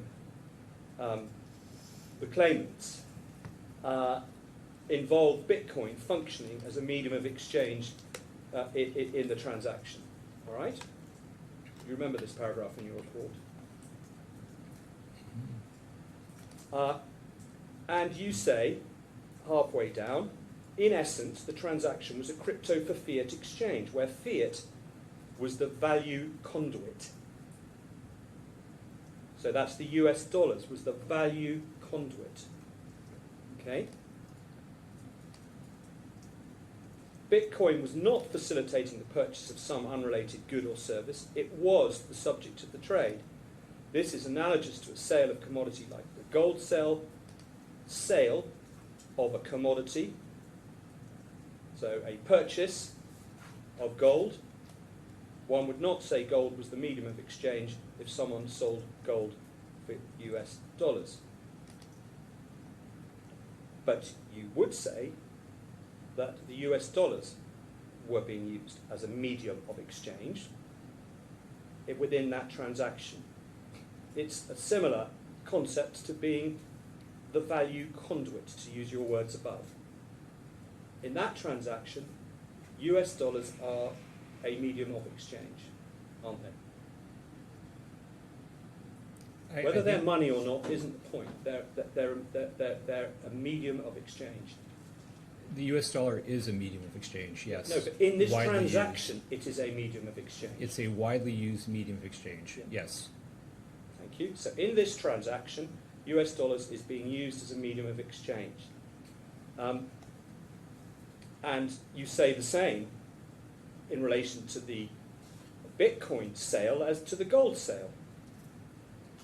The actual exchange was Bitcoin for money, US dollars. So in that transaction, the US dollars is being used as a medium of exchange. Same position, isn't it? But, I mean, you're cherry picking, right? Because, you know, a sentence down, I say that it's a crypto for fiat exchange, right? So it's, the US dollar is a widely used medium of exchange, I agree with that. This was a swap exchange of US dollars for a crypto asset. I'm not asking right? how economists might term it. I'm asking about whether and you've agreed with this point, so let's try and not move away from it. You've agreed that in the gold sale and in the Bitcoin sale, the function of the US dollar is as a medium of exchange. That's what actually it logically and technically is.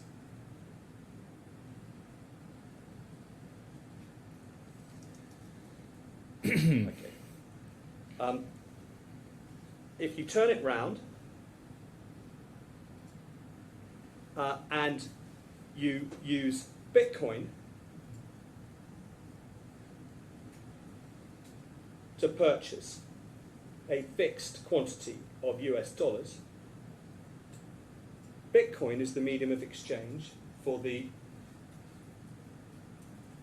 fixed quantity of US dollars, isn't it? So it's reverse of this transaction. I mean, I say the complete opposite, right, in that paragraph Well, I know you there. do, but This is analogous to a sale of a commodity like gold. One would not say gold was the medium of exchange if someone sold gold for US dollars.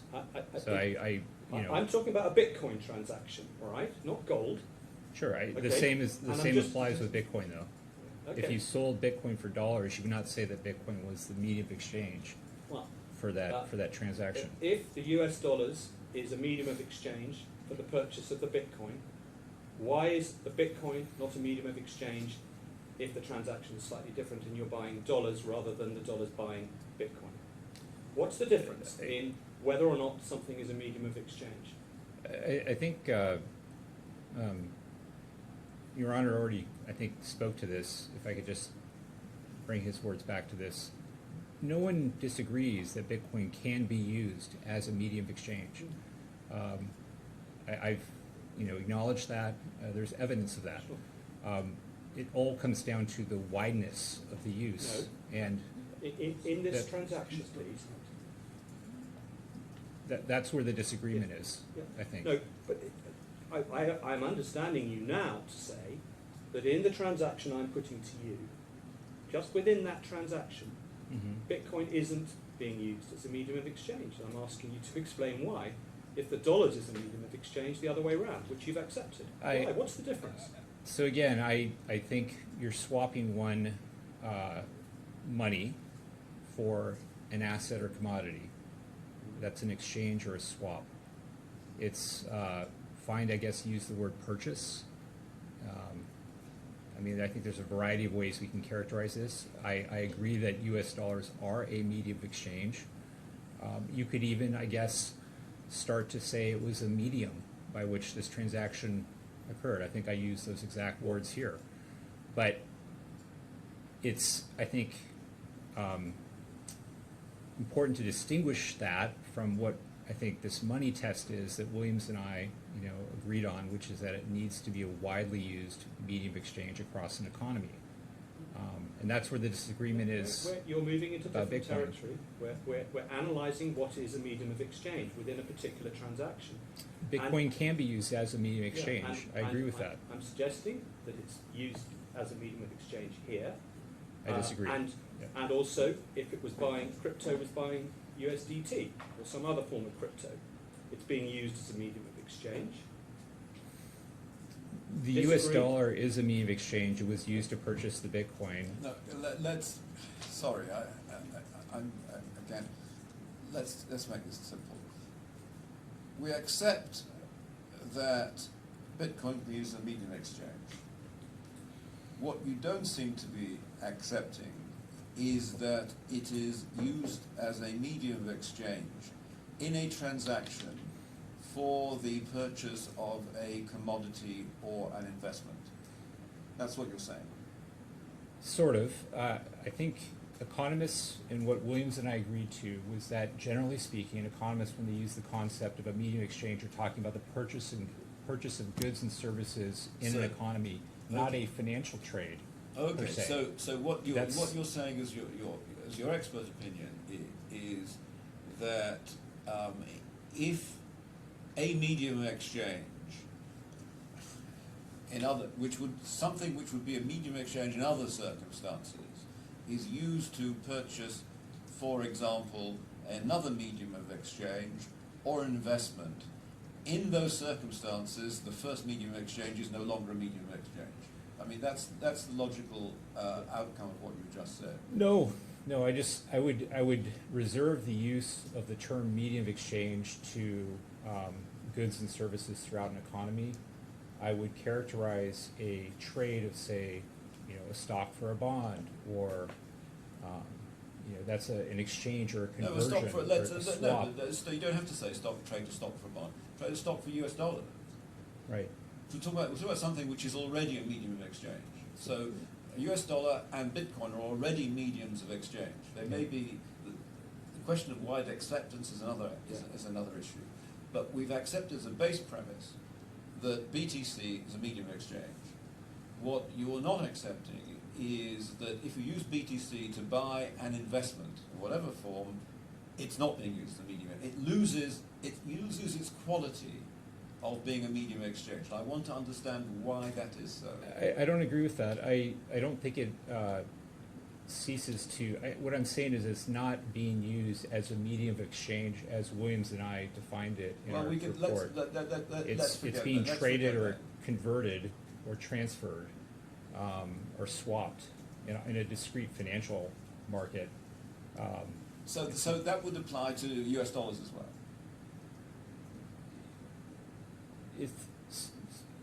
What exactly would apply to U.S. dollars? The same point.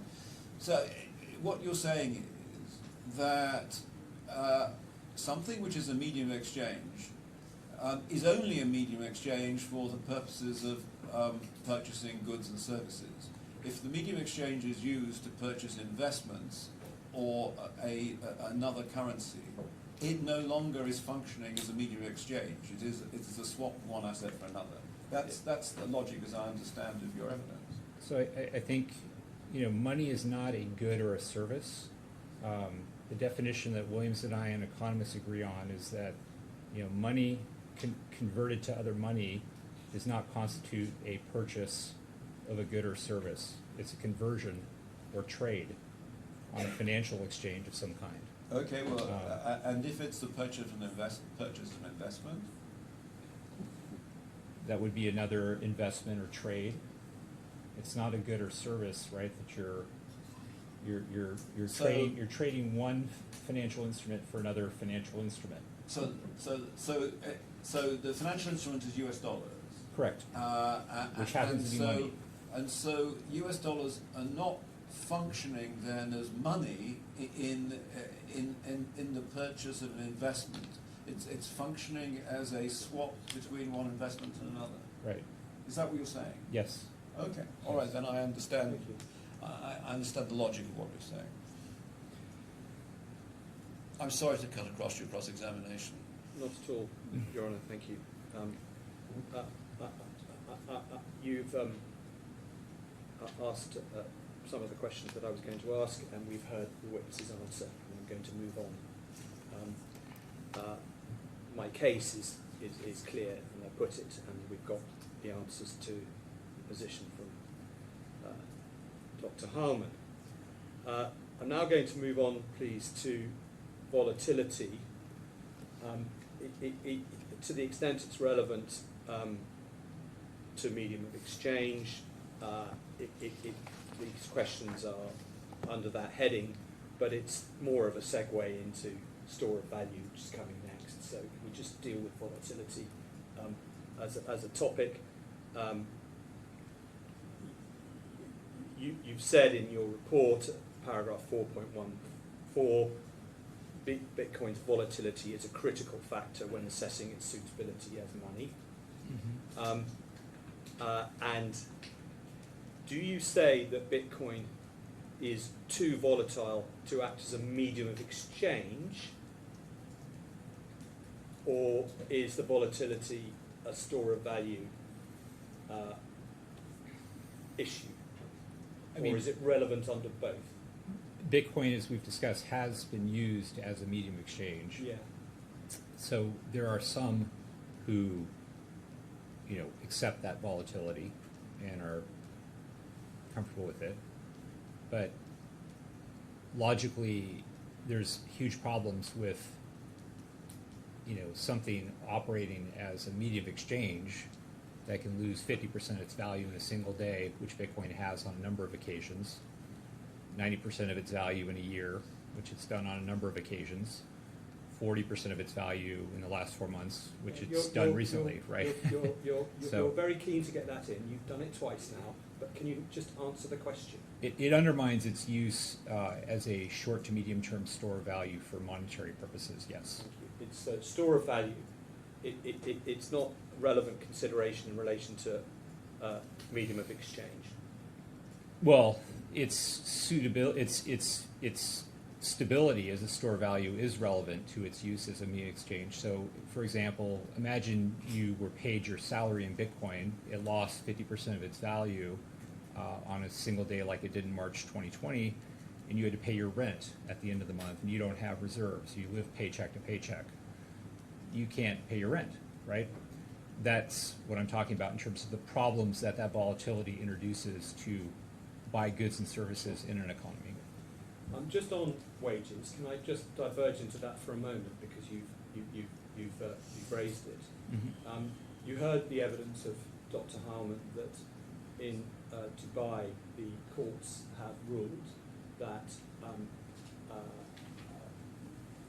employees under contracts of employment have the right to be employed on wages that include or constitute cryptocurrency. Mm-hmm. Yeah. Just to focus on that for a moment, is the payment of wages, salary, in Bitcoin to an employee using the Bitcoin as a medium of exchange?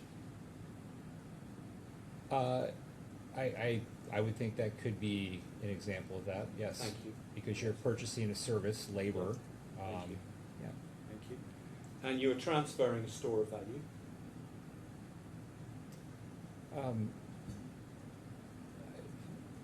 A volatile Sure. But it's crypto assets. You are transferring store value some value, yes. by definition. Yeah. Yes. It's Some not value about being, how much yes. value. Is there any value in it, or is it just a? Yeah. No, I agree. It has value, and you're transferring it. Yes. Yeah, thank you. it we'll come back to the question of unit of account in that transaction. But if the contract specifies that that the salary is payable in Bitcoin, the unit of account is Bitcoin, isn't it? So there's a number of crypto asset companies, including one I used to work for, that offered employees the option to receive their salary in Bitcoin. But the way the contracts were written is that it was actually a US dollar salary that would be calculated each month. So if Bitcoin's price was up, you'd get less Bitcoin. If Bitcoin's price went down, you would get more Bitcoin. So the unit of account was actually, in those cases, the dollar, not Bitcoin.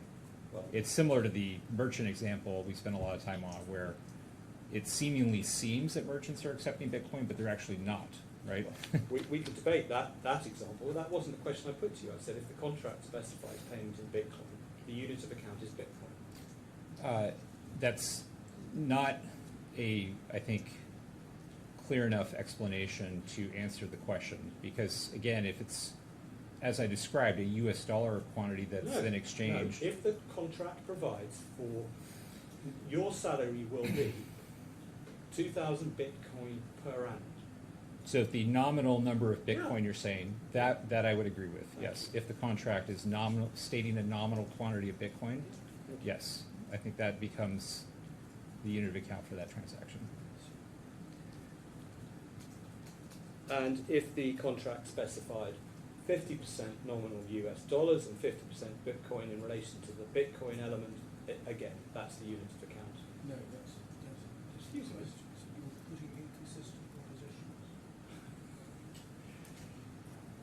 So you've got to specify whether the nominal value of the contract is said to be you get X Bitcoin rather than you get paid in Bitcoin. That's the point. I'm being clear. I thought I was very clear. If the contract says you will be paid 10,000 US dollars plus 2,000 Bitcoin, in respect of the portion of the contract to which the Bitcoin relates, the Bitcoin is a unit of account, being used as a unit of account for that part of the payment for goods and for services, isn't it? Mm-hmm. Yeah. I don't see how that's different from No, the different, previous yeah, example. thank you. Yep. No, nor did I.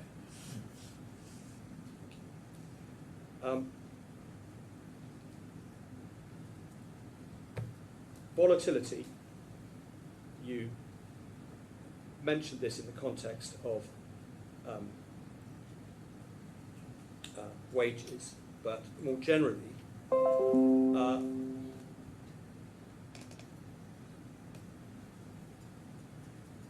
is your evidence that the history of volatility generally over a very lengthy period of time is such that it cannot act as a store of value?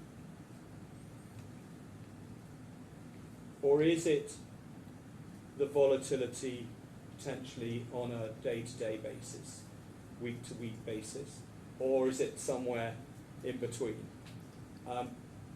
Conceptually, I'm trying to understand what you obviously consider Bitcoin to be too volatile to be a store of value as we look at it right now.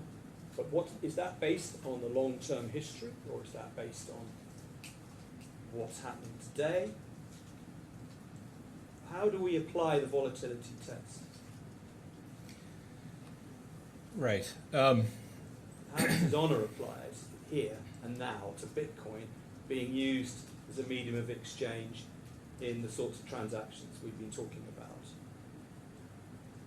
and trying to work out whether what is passing in those trades or transactions is a store of value?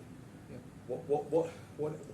How is he supposed to take in to account in the moment the volatility of Bitcoin? Yep. Right. So what I can say is that Bitcoin has stored some value or been worth something as far back as, I believe, 2010. But it's been highly volatile. So I think you could say it's stored value, but it's been volatile, as we've talked about, you know, and not stable in short to medium term periods. Okay. That's how I'd characterize it. But despite that volatility, it is storing value. Yes, yeah, it's Um, it's been worth something since I believe 2010. Yeah, and in the global economy, it's we accept it can change significantly day to day, but it's storing value of north of 1.5 billion, as we Trillion, yeah. speak trillion. Thank you for correcting me. Yeah, don't sell it short here. Yeah. So I understand. I think I understand where we are, and my suggestion to you is that in a transaction where A uses Bitcoin as a medium of exchange, the question at that moment is it a store of value? And the answer is yes, because it has a value at that point in time. It may be that that value will change if you hold on to it, but you are transferring value, and it's the value that's stored within it. And as applied in the new world of the crypto economy, when you're stepping away from traditional money economies, tangible economies and so on, and looking at currencies and their use of money, and you're looking to ascertain as a judge whether in the sorts of transactions that we're talking about, the Bitcoin that is being exchanged with something else is a store of value, I would suggest to you that it is a store of value at that point in time, and that is sufficient to meet the money test, because the money test requires it to be, at that point in time, a store of value. That's my case. And its volatility, in that sense, doesn't render it worthless. It's a store of value. And I suggest that that meets the money test in this modern context. I don't disagree that Bitcoin is storing value and has for 16 years roughly. The problem is, I don't think you can just stop there though when you're evaluating its current use as a medium of exchange or its potential future use at that though, because you have to take into consideration Different issue. volatility. Yeah. I'm sorry to cut across, but Sure. different issue. We've left medium exchange behind now. We're in the universal store of value. And I mean, isn't your view, as I understand it, yes, it's a store of value, but it's a volatile store of value, Yes. and that's it. Yes. Yeah, thank you. Yeah, we can stop there.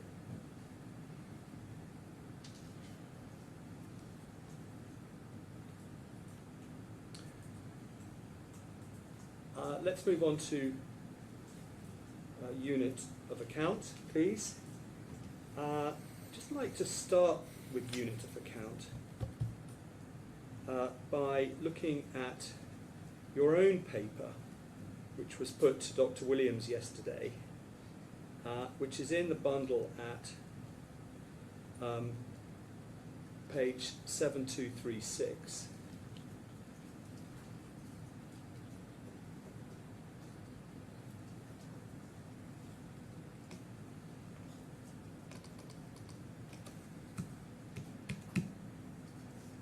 It's the Bitcoin Market Potential Index. Yes.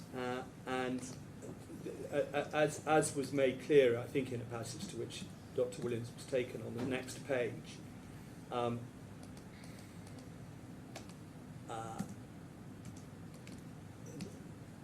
the final 5 or 6 lines of that second paragraph under the introduction heading, while some country level adoption data is available, i.e. software downloads.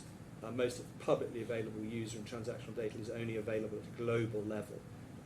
The focus of this paper is therefore on market potential, which refers to countries where Bitcoin may have the greatest relative. So can you tell me potential. where you're reading? I'm sorry, I've been a bit slow to catch up. No, with it's you. my fault for going too fast. The heading is 1, Introduction. This is page 7235.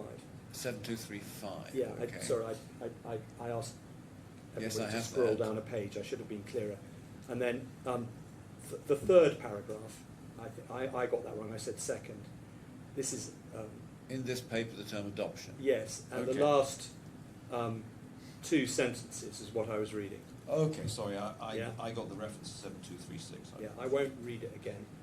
Okay, let It's me on the just read that transcript. to myself.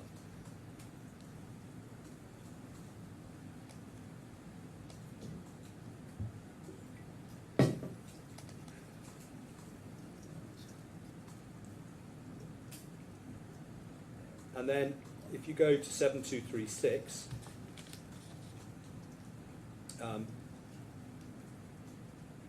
the penultimate paragraph,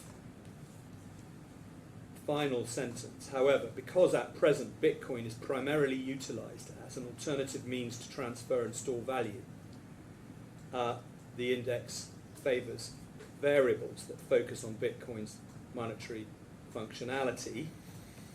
So we're in the functionality territory here.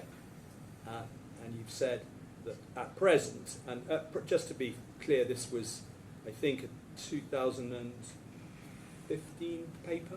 Over a decade ago, Yeah, yes. a decade ago, yeah, and I bear that in mind. As at that time, what you were saying is that it's primarily utilised as an alternative means to transfer and store value. And then there's footnote 2. Do you see footnote 2? This was shown to Dr. Williams. At present, this is the second sentence, goods and services priced in Bitcoin units tend to see the number of Bitcoin fluctuate in lockstep with changes in Bitcoin's exchange rate against the national currency, like the US dollar. If Bitcoin was serving as a true, widely used unit of account, we would not expect to see such constant fluctuations in the number of Bitcoin required to complete a purchase.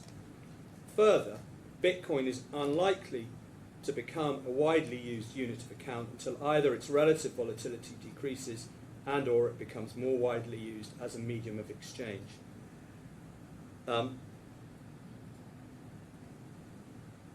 That final sentence suggests that one way in which Bitcoin may become a more widely used unit of account is if it becomes more widely used as a medium of exchange. That Yes. logically must follow. Yes. But within what you're saying is that its use as a medium of exchange may carry with it a use as a unit of account. But not necessarily. Depends on its use. Yeah, in an Yeah. economy, what becomes the dominant medium of exchange often then becomes the unit of account. Yeah, I understand that, but here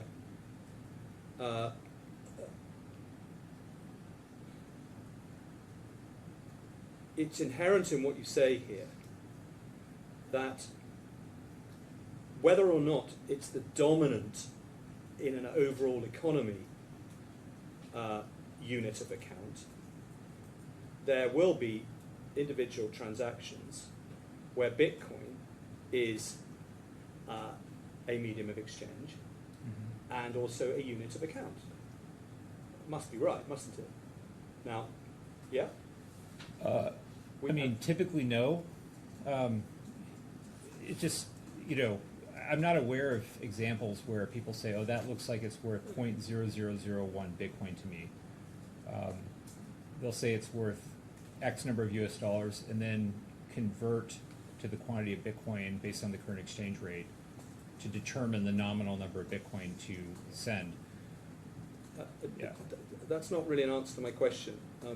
and let's put it in a different way. You accepted a short while ago that in the contractual situation that I put to you, Yeah. where the employee is being paid nominally in Bitcoin, Yes. Bitcoin is the unit of account.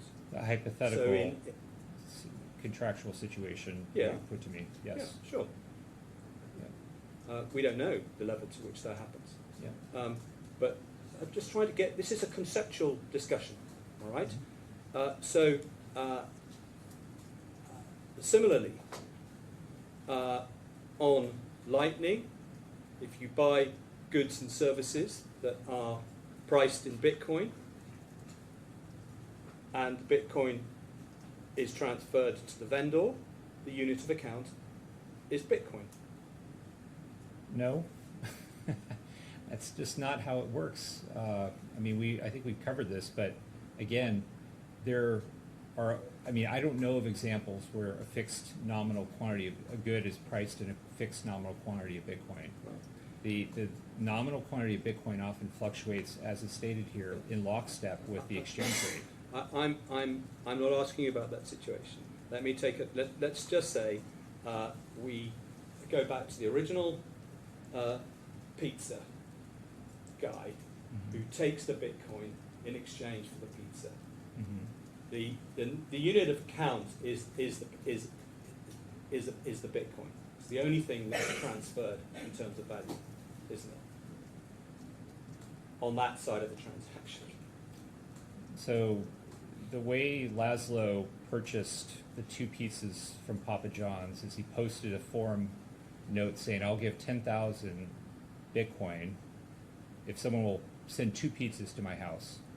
And as I understand it, someone in the UK accepted that offer, had to call the Papa John's pizza store in Florida, where Laszlo lives, from the UK, use his credit card and pay presumably pounds, since he's in the UK, to convert into US dollars to purchase the Papa John's pizzas to be delivered to Laszlo, and in exchange received 10,000 Bitcoins.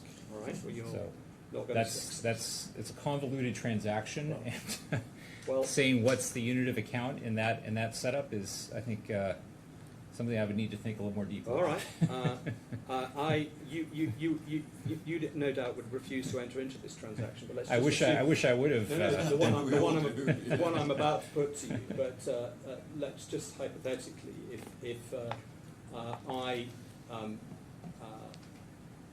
ask you to lend me your car as a service, and we agree that we will that's going to be a Bitcoin transaction.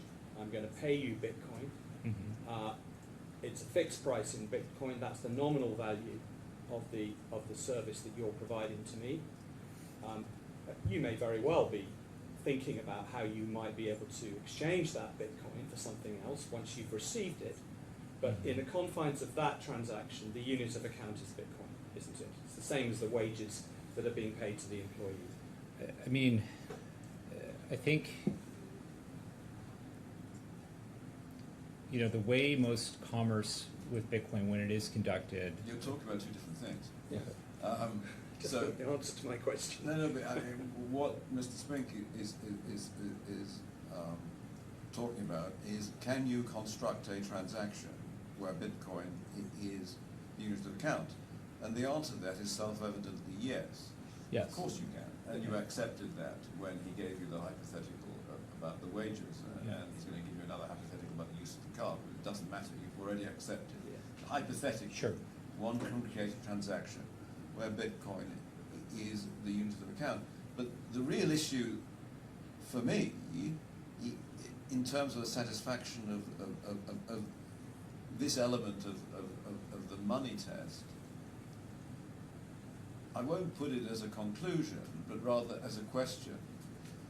Does it involve a similar exercise to medium of exchange in terms of wide acceptance?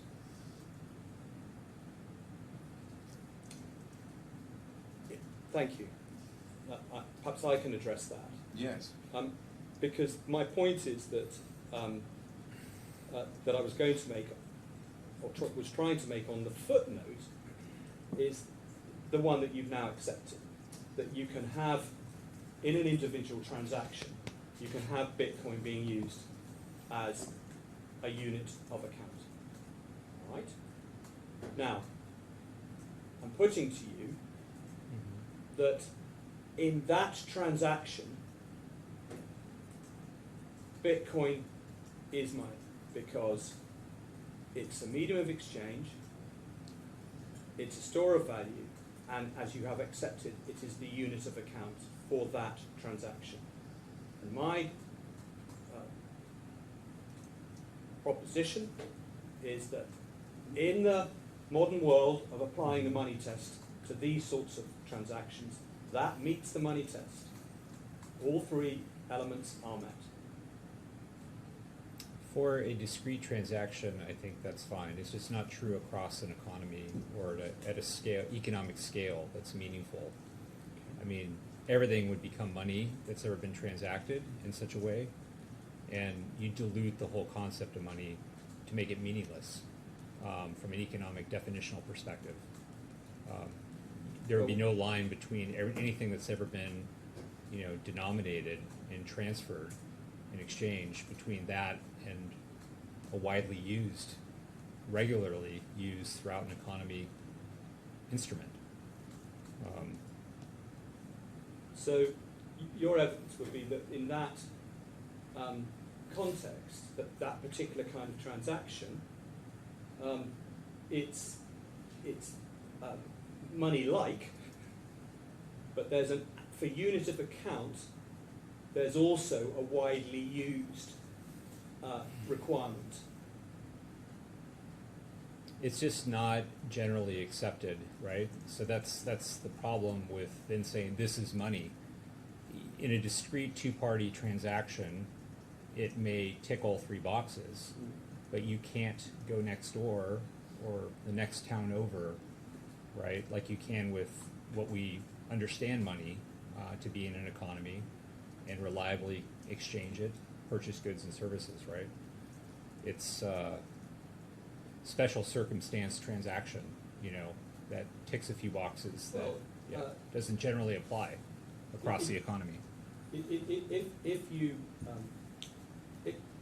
If His Honour was to decide that on an individual transaction level, a purchase of one cryptocurrency using Bitcoin in the trading world was using a medium of exchange with a store of value, and that the unit of account was Bitcoin in that individual transaction because the price had been quoted in Bitcoin for the thing that is being bought, right? The Bitcoin that the vendor receives can perfectly well, easily in the digital economy, be used in another transaction, and absolutely is. That's the whole essence of that world. These things are moving around and being exchanged all the time. Mm-hmm. So that means your unit of account test, as you just put it, that it can be used to go and purchase something else in that market. Maybe you can't purchase everything you might want to out on the street with what you just received as a trader, but that's not the purpose of the transaction. The purpose of the transaction is to give you something that you can then trade as well, and that's happening thousands and millions of times within the digital economy. Now, if it's a unit of account within one transaction, why isn't the unit of account on that basis for, in terms of the wide use within that market that Bitcoin can be used? Why doesn't the unit of account test get met in that situation? I mean, why aren't more people in an economy using it as a unit of account? No. looking at the use of Bitcoin in that situation, the thing that's been bought, say Ether or USDT, it's priced in Bitcoin. So within that individual transaction, unit of account is Bitcoin, right? Why doesn't that meet the money test? Because the Bitcoin that's received can be easily used by the recipient in multiple different ways within that market. Does it have to be capable of being spent out in the broader economy, you say, for it to meet the unit of account test? Is that what you're saying? Again, a unit of account is like a yardstick. It's what goods and services are priced in and measured.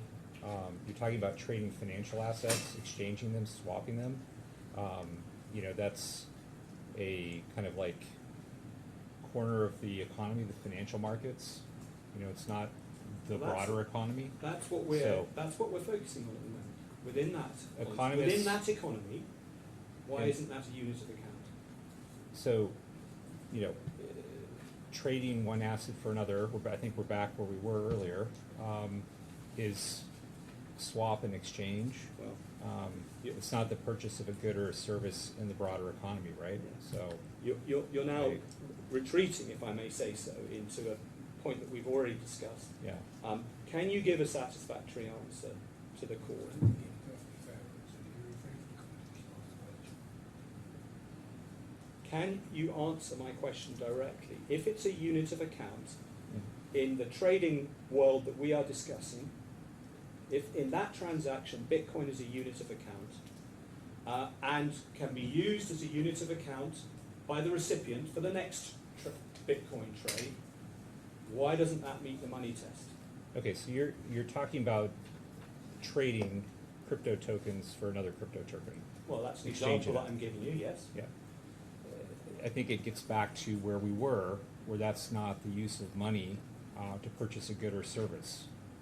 But he took as, I accept that, he took as a premise, he said that if I were to find that it was a good or service, because he's just trying to isolate the issue of the unit of account. Right. So sorry, let- Mr. Spink, forgive me if I ask. By all means, Take something like Uniswap, Mhm. okay, which is the largest platform for swapping cryptocurrency. So if I go on to Uniswap and I'm basically I'm swapping I'm swapping Bitcoin for Ether, then the unit of account in that transaction, whether it's a good or service or not, is going to be Bitcoin, isn't it? Yeah. It's just not how economists use the concept, right? Well, I you mean, I educate think me you're as to how you're- economists use the Yeah, concept. it's stretching it into territory that's, financial markets and exchanges and swaps, not purchases of goods or services, right? Okay. So, And can you give me any assistance? And I mean this genuinely. This is not a rhetorical or trick question. But I'd like to know the sources where I see definitions of goods and services and definitions of asset purchases and commodity purchases. Is there anything within the record that I have that's going to help me when I come to write the judgment?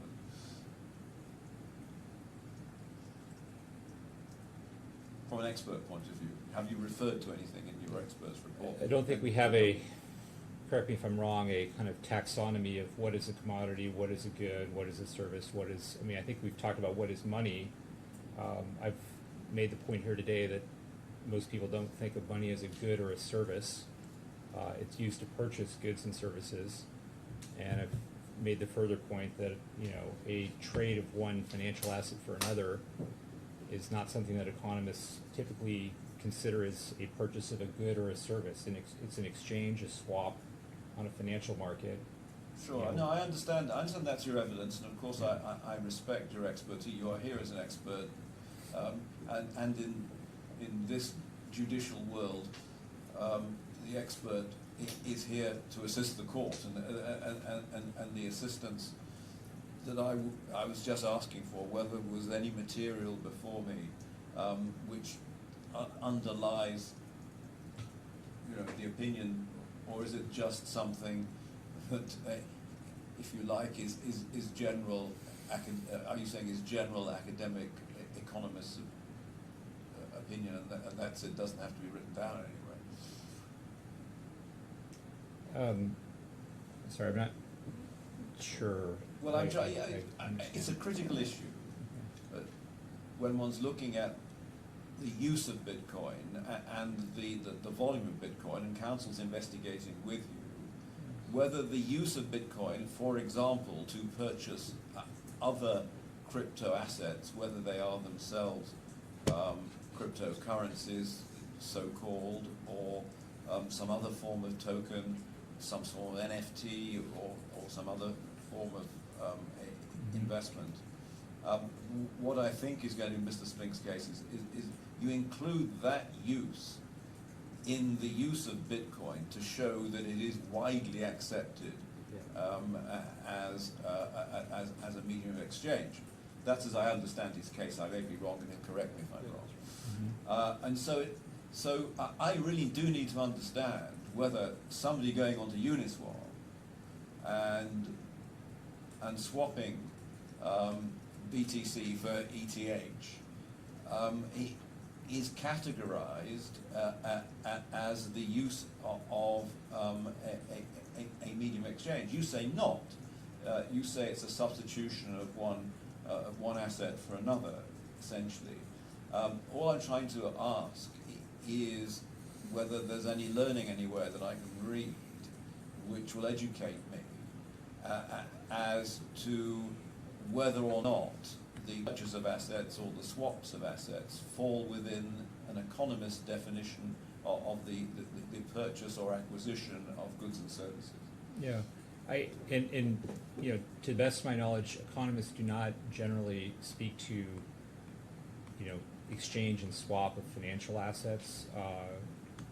With regards to unit of count, kind of terminology, they would say there's a price quote, that's offered, a exchange rate. Those are the terms that would be used, not unit of account, which is a broad way that a broad yardstick across an economy that value is measured and priced in, right? In the economic literature, there isn't anything that we've seen in the literature specifically on this point, because they're not looking at it that way. They're not analysing it through the lens of medium of exchange, store of value, and unit of count. They're looking at it in a different way, as a swap. Yeah, And it's an not- exchange rate, and so I understand. that's a different concept in my mind to what is a unit of account with regards to the concept of money. Sure. An exchange rate is not the same thing as a unit of account. We obviously differ on that, but his honest point is there isn't any economic literature that discusses swaps through this lens and in this way to come to a conclusion as to whether it is or is not a unit of account. Yeah. Okay. Not to my knowledge. Thank you. Is that a convenient moment? Yes, it is. Thank Okay. you. Well, we'll rise until 2 o'clock. I'm sure you know you're not meant to discuss your evidence. Yes. Thank you very much. Yes, thank you. Thank you, Your All Honor. right.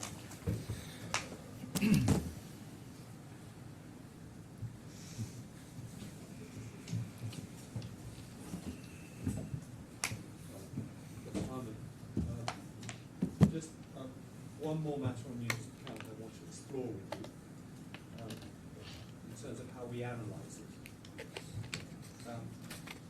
in the way we've been analysing things previously. I want to take you to a situation which we're familiar in terms of the discussions that we've had before. That is where somebody or some entity buys something using Bitcoin, the price having been advertised in Bitcoin, may also have been advertised in dollars or whatever, but there is an option of paying in Bitcoin. So there's a Bitcoin price. You pay Bitcoin. In this situation, there's an intermediary. Because it doesn't really matter what what the thing is that's being bought in this situation, I should just say. But we're going to say it's goods or services, to use words, concepts that you are comfortable with in this setting. All right.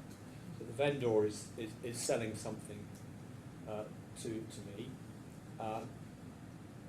in Bitcoin, in the sense that I want to pay in Bitcoin, and I do pay in Bitcoin. In the intermediary situation that you have been alluding to, that Bitcoin is in fact transferred to the intermediary. The intermediary offers the service of converting that into something else, maybe dollars.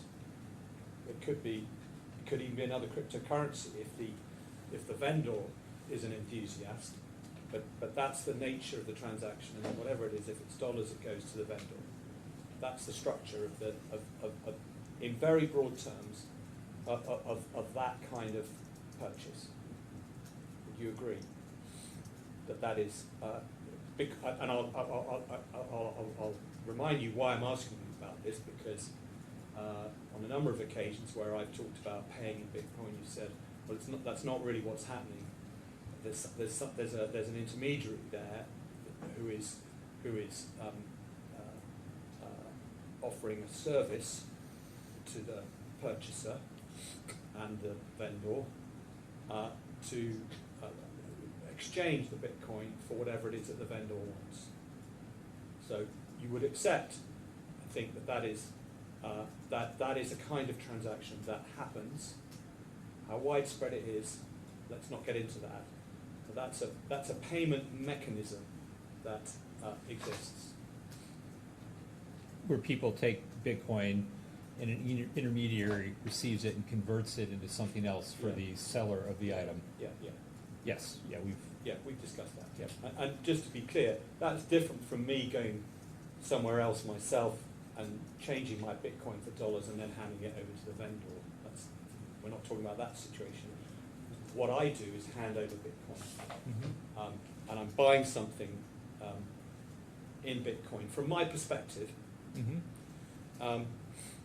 Now, from my perspective, I suggest that the unit of account in that transaction is Bitcoin. I think you're going to disagree with me. Am I right that your view is that that's not the case, because you look at it from the vendor's perspective, and he's given a price in Bitcoin by reference to what he sees the value is to him in dollars? Is that a fair? I'm not sure this is covering new ground from our hypothetical contract that we talked about that was nominally specified in Bitcoin, where someone's employment contract. I mean, to me, it sounds like there's some slightly different characteristics here. We are in a different situation. We're actually in the one you wanted to talk about in the employment contract situation. You were talking about employment contracts where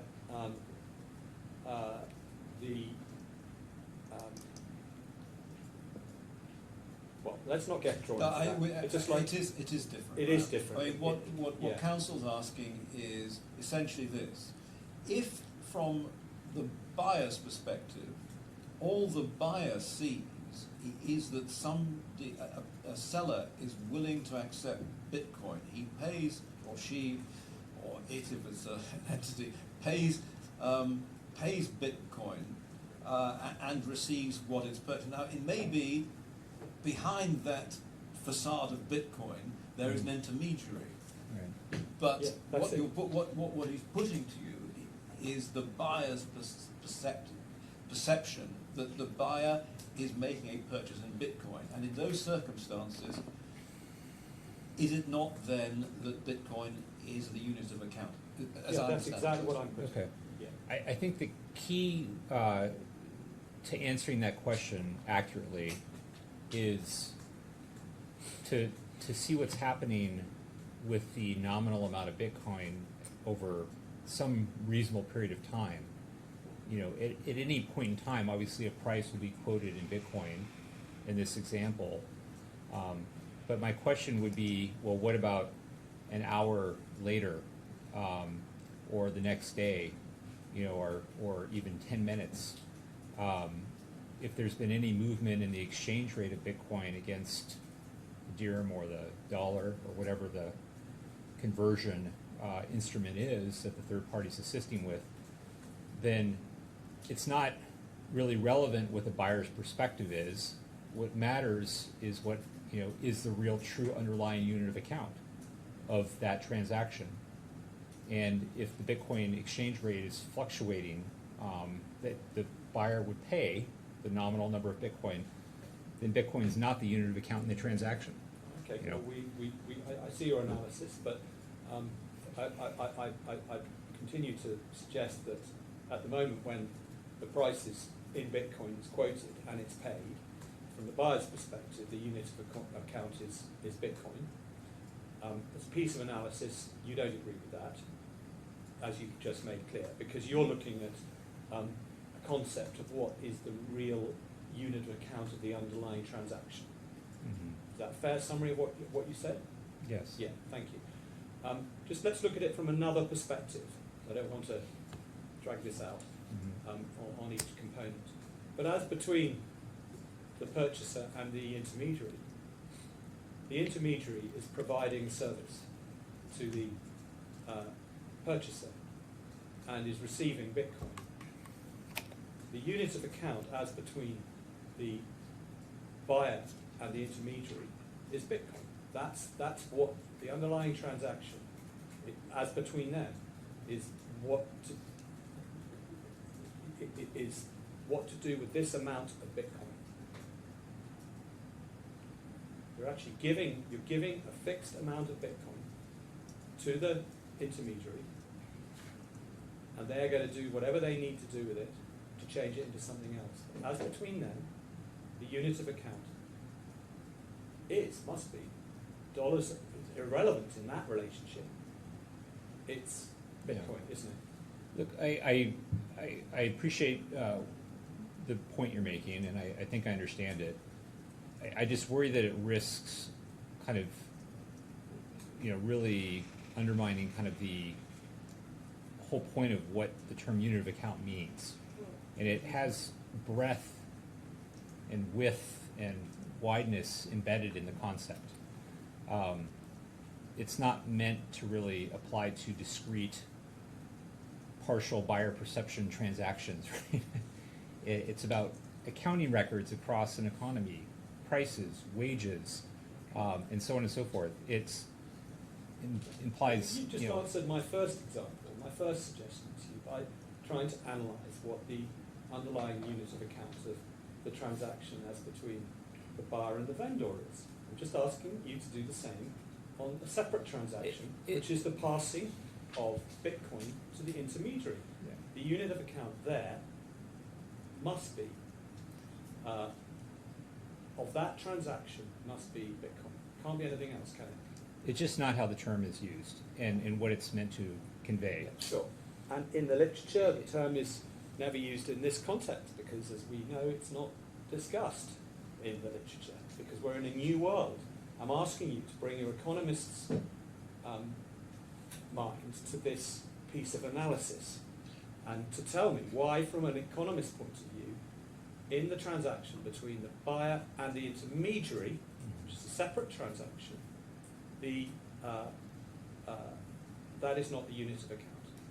It's a price quote denominated in BTC. It's a numeraire, right? The whole notion of a unit of account implies a breadth across, you know, society, across an economy, as we've talked about. It's just not a way to, I think, it just dilutes and makes the unit of account definition, I think, fuzzy. Well, You're talking about a price quote. It's like an exchange rate. I That's a more accurate, correct term to use for things that we've been discussing today, not to try to drag unit of account into these discrete kind of like exchanges. well, but because the intermediary receives the Bitcoin and transmits something else to the buyer, the intermediary, trades or does something with that particular amount of Bitcoin. So they're putting that back into the economy or into the network of transactions as a particular amount, as a unit of account. Same, as I said earlier, the traders do. The moment they get the Bitcoin that's been passed over them to purchase one kind of currency or crypto, they use it again and again. Same with the intermediary here. What's the difference? It's just a question of scope and breadth, basically. I think we already agreed that you can have a transaction, like a contract or something, actually denominated, and you could say that's serving as a unit of account. But it's not speaking to the size and scale of the unit of account function to define what crosses into the threshold of becoming money. Well, but you've done your best to answer that piece of analysis, as you did with the trading analogy, and I'm going to move on and leave units of account unless Your Honour has any more on units of account. No, that's fine. And finally deal with currency.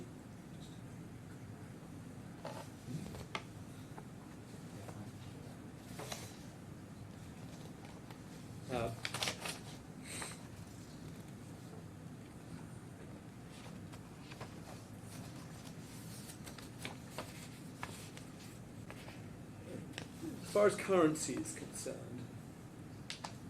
in contrast to money, sorry, Dr. Harmon, I didn't mean to interrupt you. You look like your attention was elsewhere. I was just turning to the joint report section on currency. Yeah. With money, we have an economist's definition of money. A generally recognised definition. How you apply it, you can argue about, as we've been doing for a couple of days. Currency, remember Dr. Williams said that it's slightly different because there's not a fixed economist's definition of currency. And it's more about how the word currency has been used generally. Would you agree with that? I think the definition around currency is less well discussed and widely discussed. Thank you. I mean, the way he put it is that the economic concept is money. Would you agree with that? Yes. Yes. Yeah. Thank you. In your report at paragraph 3.2.1, which you'll find on page 4003. Yes, it is 3.2.1. 4003 of the bundle. Currency is generally regarded as meaning a system of money in common use within a specific environment. So, generally regarded as meaning a system of money in common use within a specific environment. Okay? Now, up to that point in this sentence, you will understand that our case is that Bitcoin is money in common use within the specific environment of the crypto economy. Okay? Now, you disagree with that as being money, but just I want to see what the difference is in currency terms. Okay? And you then go on to say, and usually refers to state-issued or state-recognized units. Okay?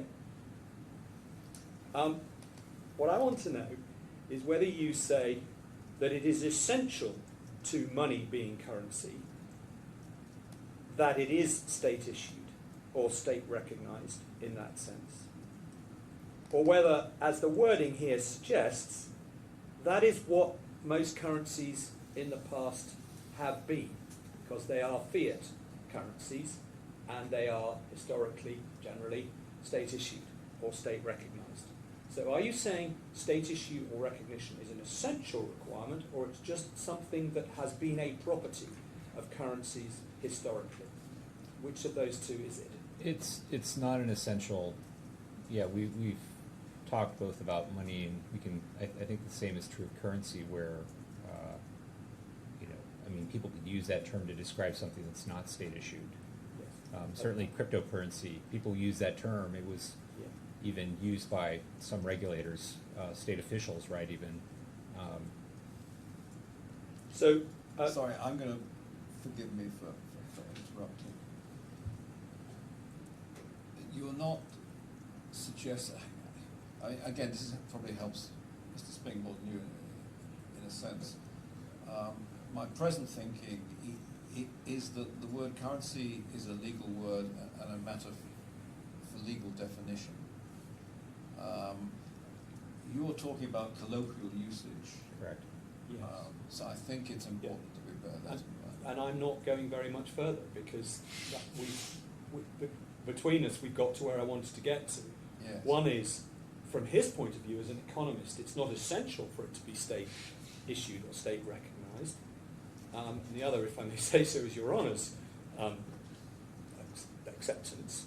Yes, respectfully, yes, rightly, I may decide to the contrary. that it's a legal definition. Yes, Um, yes, okay. But I just wanted to make it clear. Yeah, that- I understand that. I mean, this is partly because my learned friend said very fairly in his opening, he made clear that certainly before the new Act came into play, currency and money mean something different as used in the relevant articles as they then were, and that might have a significant outcome.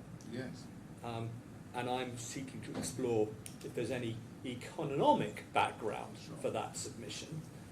The legal ones can follow. yeah.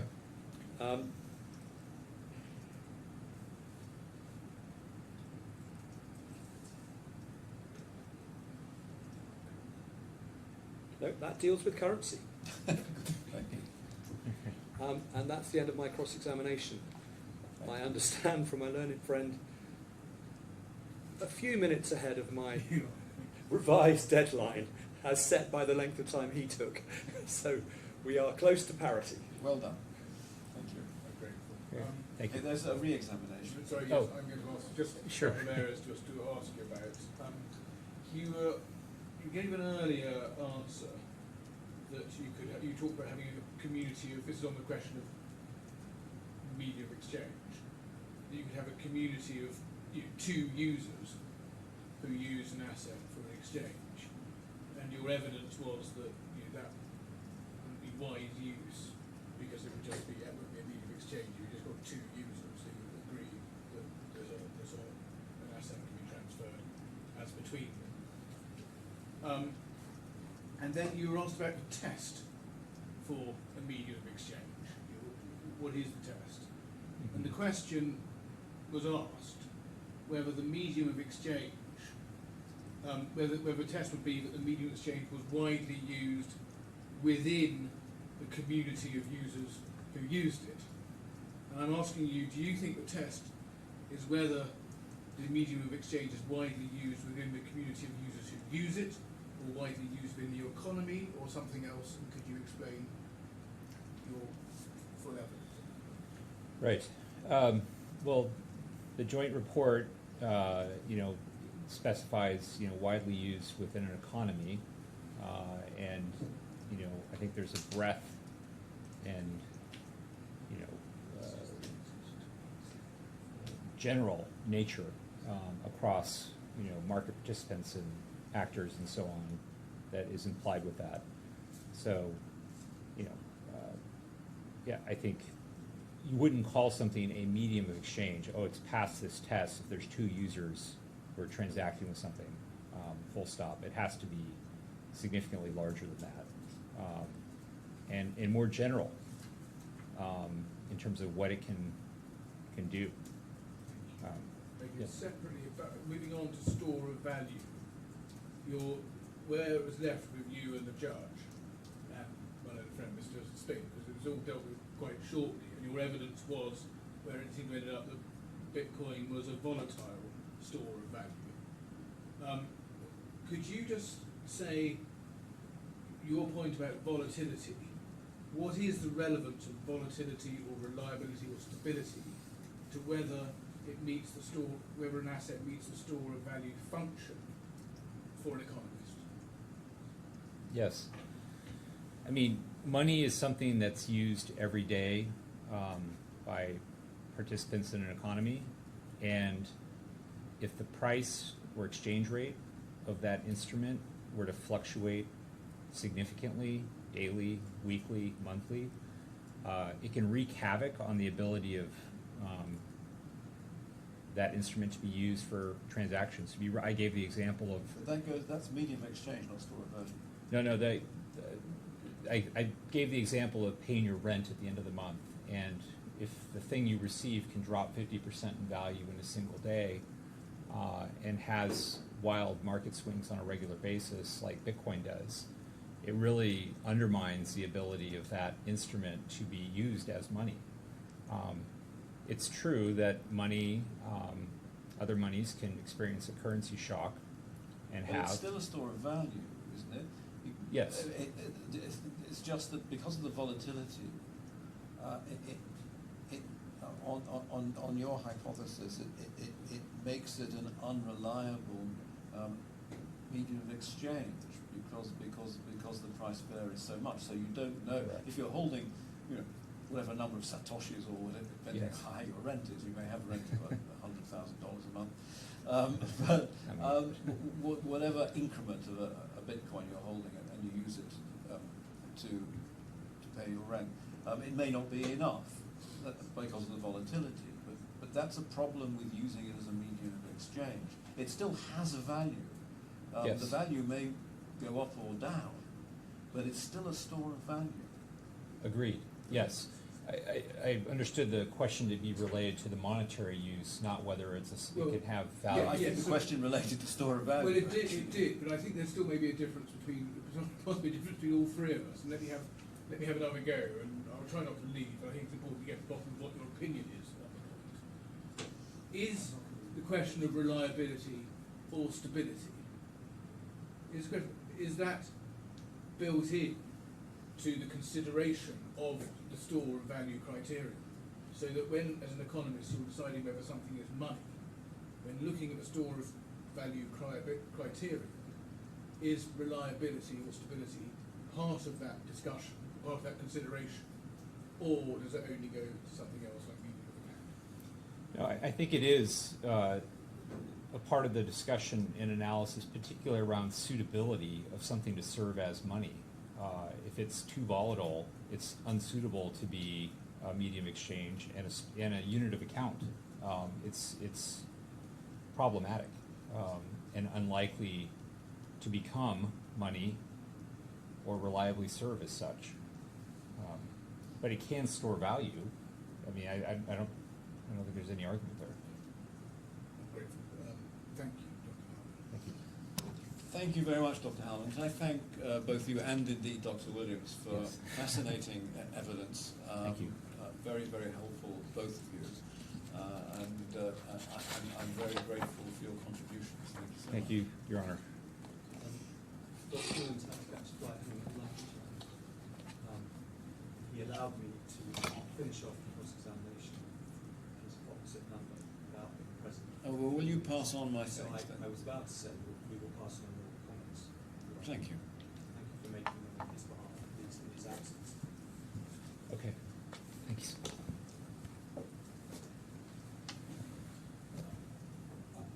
We go from a long section of the case, which is the one I was just described, on any basis as an interesting one, to one which I hope will retain Your Honour's interest, to my Yes. It's Well, not. we don't get to the fascinating stuff unless you establish liability, of course.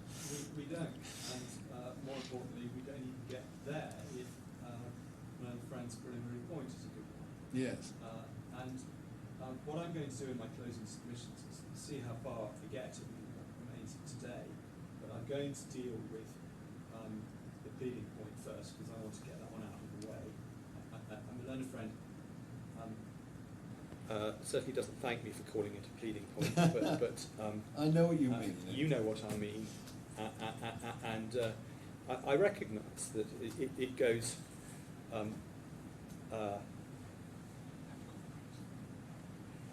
I recognise that the way he puts it, and the way he put it in his opening, goes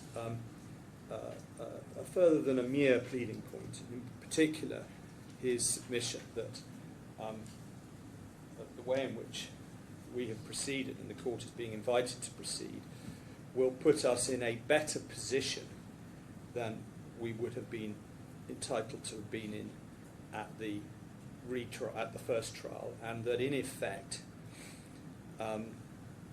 this is against the principle of judicial finality of litigation, and that we are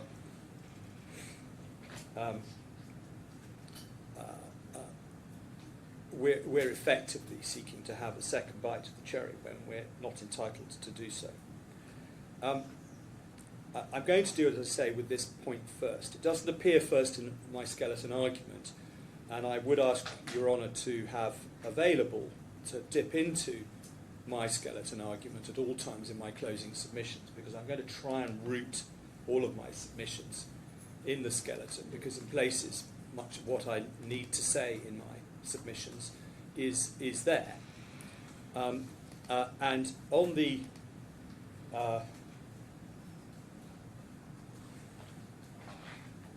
my skeleton is at 7339. I have it up in front. You have it up quickly and easily. I thought you would, but the pleadings section it is from paragraph 48 onwards, and that is on page which starts at the bottom of 7354, going over to 7355. And in our skeleton, we set out in a number of paragraphs a series of points, each one highlighted first, second, third, etc., in bold. And I actually made these points in summary terms in my opening. So, for example, my first point is at para 49 that the Court of Appeal has expressly ordered a retrial on the issue of whether a new contract was entered into in the 3F meeting. I made that point in my opening submission. The relevant quotation from the judgment in the Court of Appeal is set out in that paragraph. I've come to the conclusion that the only result that is fair to both parties is that there should be a retrial of the question whether there was an agreement formed at or before the agreement to increase the commission payable to TABARAK.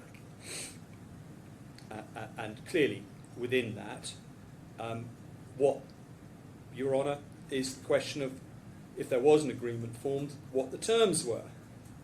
And within that, whether in fact there was a term which my friend has referred to as a strict liability term. I've accepted Your Honour's approach, which is to say, it's perhaps a better way of putting it, is a term to an obligation to achieve a result. That is certainly what the way we put our case. But all of that is included either expressly or implicitly within what Your Honour in the Court of Appeal said at paragraph 183, as set out in that paragraph of my skeleton. I make the point that the Court of Appeal ordered the retrial, notwithstanding the defendant's submissions, in front of the Court of Appeal, that the assertion of a contract entered into at the 3F meeting was a new allegation. So you've heard that submission before, and you've still ordered a retrial, which we say is a very important point in the stages of our argument. And moreover, my learned friend Mr. Hill had the opportunity to, and did, make submissions about the nature of that contract and whether it would have imposed strict liability, as we've used here, a duty to achieve a result, is the alternative way of putting it, or only a duty to take reasonable care.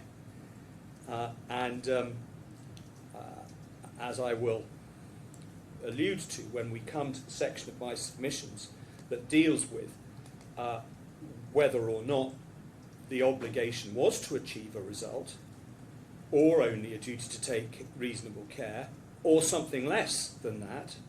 My learned friend has put forward a variety of ever decreasing in terms of their level of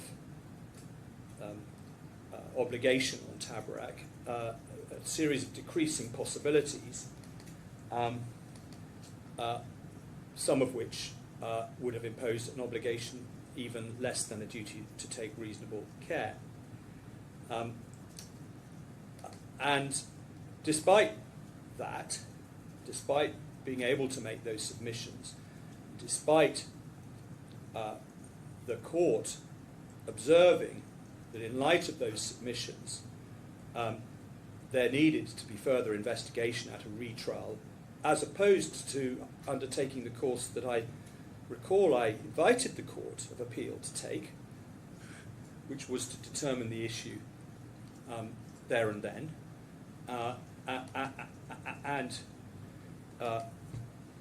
Despite the comments that you made in your judgment about the merits, at least the broad argument that there was a contract entered into on the day, and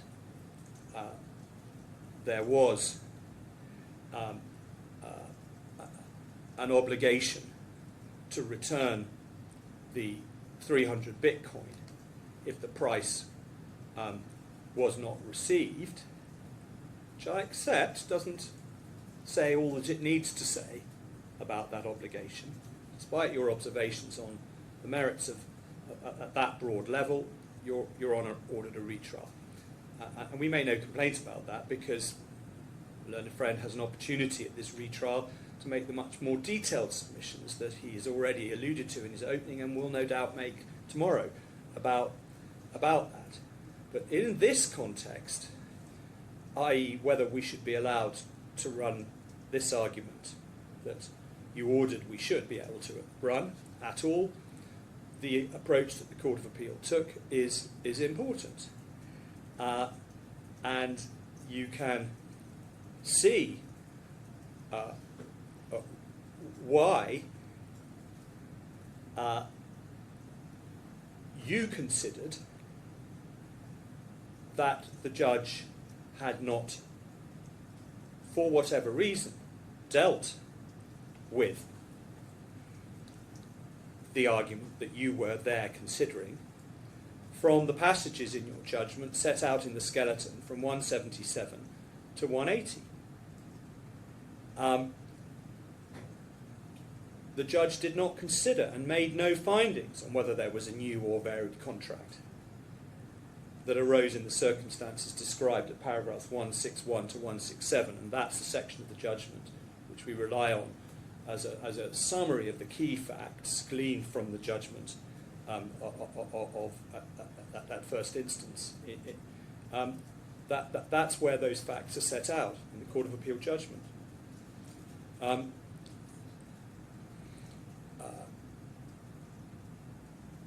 You were told in the Court of Appeal that the point had been raised in HUOBI's written closing submissions. We identified the paragraph, and you recited that in your judgment at 178 as one of the reasons why the matter was before the court and yet had not been dealt with. And you complete the discussion by identifying more particularly the change of circumstances that gave rise to this being a relevant issue at all in paragraph 179, i.e. the different scenario that unfolded at the meeting on the 3rd of February. And you conclude in 180 that it appears that in the heat of a complex and difficult case, through no fault of his own, the judge did not deal with the point that has now assumed more importance in argument before this court than it did before him. That is surely a correct assessment of the position with respect, but the fact is that the point was still before the judge, and needed to be dealt with. I'll come to the slightly more granular detail of all this in a moment. The second point we make is that the defendants can't realistically contend that the claimant's case with respect to the 3F contract isn't pleaded, or that it doesn't know the case that it has to meet. It was, we submit, pleaded in front of the original trial judge in the re-amended particulars of claim at the paragraph identified there, in paragraph 51 of our skeleton.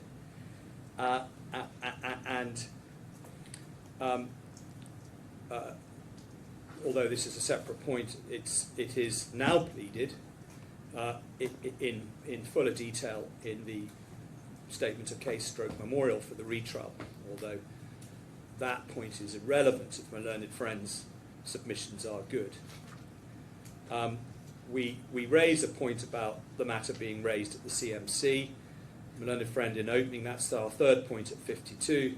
My learned friend suggested that I may have been putting an incorrect gloss or interpretation on what was said, and I'm not going to get into that debate at the moment. We set out the transcript, we set out the contents of the transcript in the passage that we rely on for what it's worth, and Your Honour will know what was, having read that, what was being discussed, and whether it assists on this particular matter. And I won't say any more about that particular point in any detail, at least. At this stage in my closing on that, I'll have to see what my learned friend says, and if necessary, I'll deal with it in my reply at the end. The fourth point is that, as I've already alluded to, the parties were required to file memorials. We did so. They, we say, properly stand as the pleadings under the approach that you were entitled to take in the Digital Economy Court. And in that sense, the matter is now more fully pleaded than it was before the judge at the first instance trial. And for that reason, any suggestion that some other technical formality turning our statement of case as ordered by the Digital Economy Court into a more traditional pleading is nothing more than a technicality and should not be a requirement. The question is whether the court has at this retrial a proper statement of the claimant's case on this issue, and we say it clearly does. And the learned friend has been able to prepare a case meeting that case as set out in our memorial in great detail and with his usual thoroughness and skill, and on the merits. And it certainly can't be said that this retrial is at any disadvantage as a result of the fact that it hasn't been pleaded in a slightly different way, in a more technically traditional way. Our fifth point is that is really the flip side of the one I've just made. If, as a matter of formality, it were said to be necessary to include an amendment in the existing foundational pleadings, the re-amended particulars of claim becoming a re-amended particulars of claim, and we, as I say, that's not the correct way to view the matter for the reasons I've already said, but then we, in order to cure a technicality, but to permit the parties to have their cases justly and fairly tried, which is the endeavour in which all of us in this room are engaged, then we could make that amendment. It would be a total technicality, and we could, although it's said here that we could do it at the outset of the trial, we could, if it is no more than a technical requirement, do it at any stage during or indeed after the trial, depending on your Honour's view of the technical matters. I anticipate that if that's all it boils down to, that would not be the view that Your Honour took, but of course I should assume nothing. Those are my submissions on that point. Sixthly, and this is the way we deal in our skeleton. I'm going to come and deal with the particular way it's put in their skeleton in a moment, but the suggestion that we can't be put in a better position than the claimant was before the judge at first instance. We say in our skeleton that the submission is not understood, but it's clearer from my learned friend's opening. I'm going to come to it in a moment, a reference to his skeleton. But in essence, the submission is that the focus of the, as I understand it, and I'll have to revisit this and reply if I have got it wrong, but as I understand it, the focus of this, of the trial, he says, was whether or not the obligation was one to take reasonable care. And it is true that that was a significant focus of the trial, both because there were claims in tort, but also the bailment claim, as he rightly suggested in his opening. But this is in relation to contract, and there were, as I shall seek to demonstrate in a moment, before the court, alternative contractual terms that the judge had to consider. One was a duty to take reasonable care, but another was the obligation to return the Bitcoin if the purchase price wasn't received. In reaching his decision in tort and in bailment and in contract, insofar as the contractual claim was on the basis of reasonable care, duty to advise with care, etc., duty to advise on the modalities. He rejected all of that. He didn't deal with the alternative contractual term to deal with its scope or having determined its scope, whether it was breached. And because it was before the judge and he didn't deal with it, then the retrial is the obvious forum in which to make good that omission, albeit one that he is not to be blamed for at all, as I alluded to in reading that part of your judgment.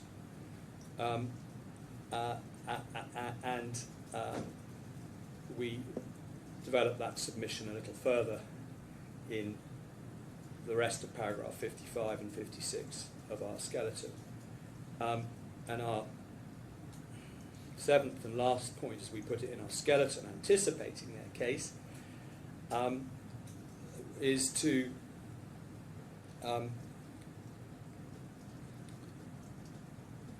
suggest that if it was the position that the case had not been properly pleaded, or the case wasn't pleaded at all before the learned judge at first instance in the first trial, had that objection been taken in response to this particular version of the contractual term being relied upon in our closing submissions, as they were, as it was, the suggestion that the judge would have refused permission to make whatever amendment he thought was necessary properly to put the pleaded case on that point before the court, we say is misconceived. The judge was extremely keen and diligent at the first trial, which was I wasn't there, as I think Your Honour is aware. It was a long and difficult trial, all done remotely, over multiple days, with lots of pleadings, lots of written submissions of considerable length. So it was an onerous task for the judge, and we would accept that. But what is clear is that through all of that, what he wanted to do was try and reach an appropriate conclusion on the actual facts of the case, and that he, although we're talking about a counterfactual here, and to that extent we're speculating, but if he'd been asked to give permission to make some amendment, further amendment to the re-amended particulars of claim, either to raise the point that you in the Court of Appeal, your fellow judges have suggested now needs to be dealt with at this retrial, or if not raise it, plead it out further, he would have done so he could give a just result. There was an application to introduce further evidence in the course of the trial. This is addressed at paragraph 57A of our skeleton. And the defendant objected to us introducing further evidence from Mr. Al-Ali and Mr. Saxoner, but he allowed it. The judge allowed it. He said, "I regard this as a very important piece of litigation. There's no doubt that the claimants have been the victim of a gravely dishonest misappropriation of its assets," which something that sometimes in the heat of this that trial and subsequent litigation, one could be forgiven for forgetting, although it should never be forgotten. I'm sure it was never forgotten by this judge, as he said, or by the members of the Court of Appeal. But there's no doubt, he said, there were conversations and dealings between the claimant and the first and second defendant about the proposed claim. The second defendant's cases are that neither we're under any contractual or tortious duty in respect of I think that must be neither of us are under any contractual or tortious duty in respect of the transaction. Conversations and the like are to some extent admitted, but both defendants maintain there's no commitment which the claimants are entitled to rely on as the provision of advice. This case, therefore, very much turns on the evidence, and he let the evidence in. And given the approach that he took in that case, I agree it's a different, or accept it's a different, slightly different context, but in terms of what you might call proper case management, it translates across to the counterfactual application to amend that I'm talking about. And that's reinforced by the point we make in subparagraph B, which is that the judge also referred to various points that the defendant had taken, that the case that the claimants had sought to advance was one that had not been pleaded, and they asked for the claimant's case to be dismissed on that basis. That's effectively what you're being asked to do here, albeit for broader reasons, from a learned friend now. And notwithstanding those objections by the judge, the judge held that the case put by HUOBI in its closing submissions is not such a departure from its pleaded case that it could only be considered if HUOBI obtained permission to amend the re-amended particulars of claim. So he's there specifically referring to the case that was put in its closing submissions and declining to agree that an amendment to the re-amended particulars of claim was needed in order for him to hear that case.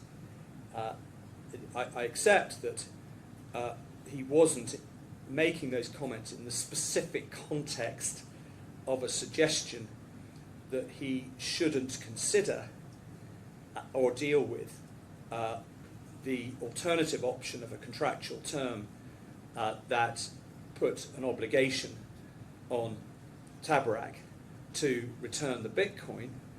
He wasn't saying that specifically in that context. It was a much broader position that was being dealt with, being advanced by the defendants, but it's clear what the judge's approach should be, and the commendable approach of the judge should be reflected in the approach that's taken at this retrial. And we flag, because it's important, that the judge expressly noted that the claimant's case on closing was that a contract was formed either around the 29th of January or alternatively no later than the time TABARAK's commission of 0.2%, which was prior to the, I think that was agreed, which was prior to the transfer of the Bitcoin to the Bitcoin address. So he was clear in his mind, although he didn't then go on to rule about what the terms of that contract were, because he didn't think about it in the context of being a different contract from the one that he had been dealing with in relation to the discussions and agreement reached on or around the 29th of January. That agreement, as you will recall, he held had never incepted because the AO fee, the transaction fee, hadn't been paid in advance, and that was a condition of that contract. He didn't consider whether in the new circumstances that happened in the room, there was a brand new contract in which, for example, there wasn't a requirement that the AO fee be paid in advance, notwithstanding acknowledging in his judgment that the claimant had raised a case about the conclusion of a contract as late as just prior to the transfer of the Bitcoin to the Bitcoin address. Well, that's the way we put the matter in our skeleton. I just want to turn to consider it by reference to the defendant's skeleton argument. And you'll find the relevant section of the learned friend's skeleton in section Roman 3, paragraphs 25 onwards. And for the transcript, the page reference for that is I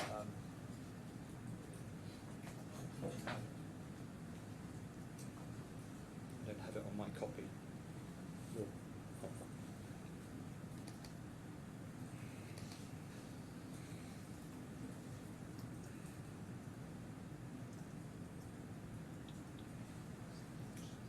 I'll come back to the page reference. If Your Honour has it, I do. then I'll mention it when I get it, but for present purposes, that's all that matters.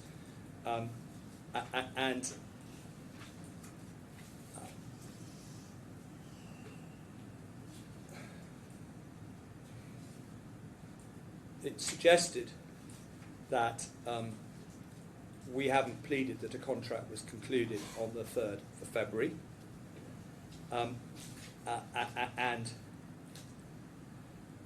It is suggested that we pleaded that 2 agreements were entered into, one in December and one in January.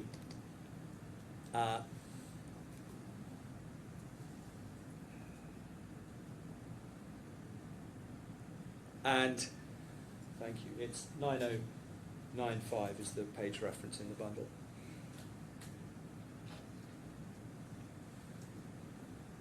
And you can see the way that my learned friend deals with that point through the rest of that paragraph.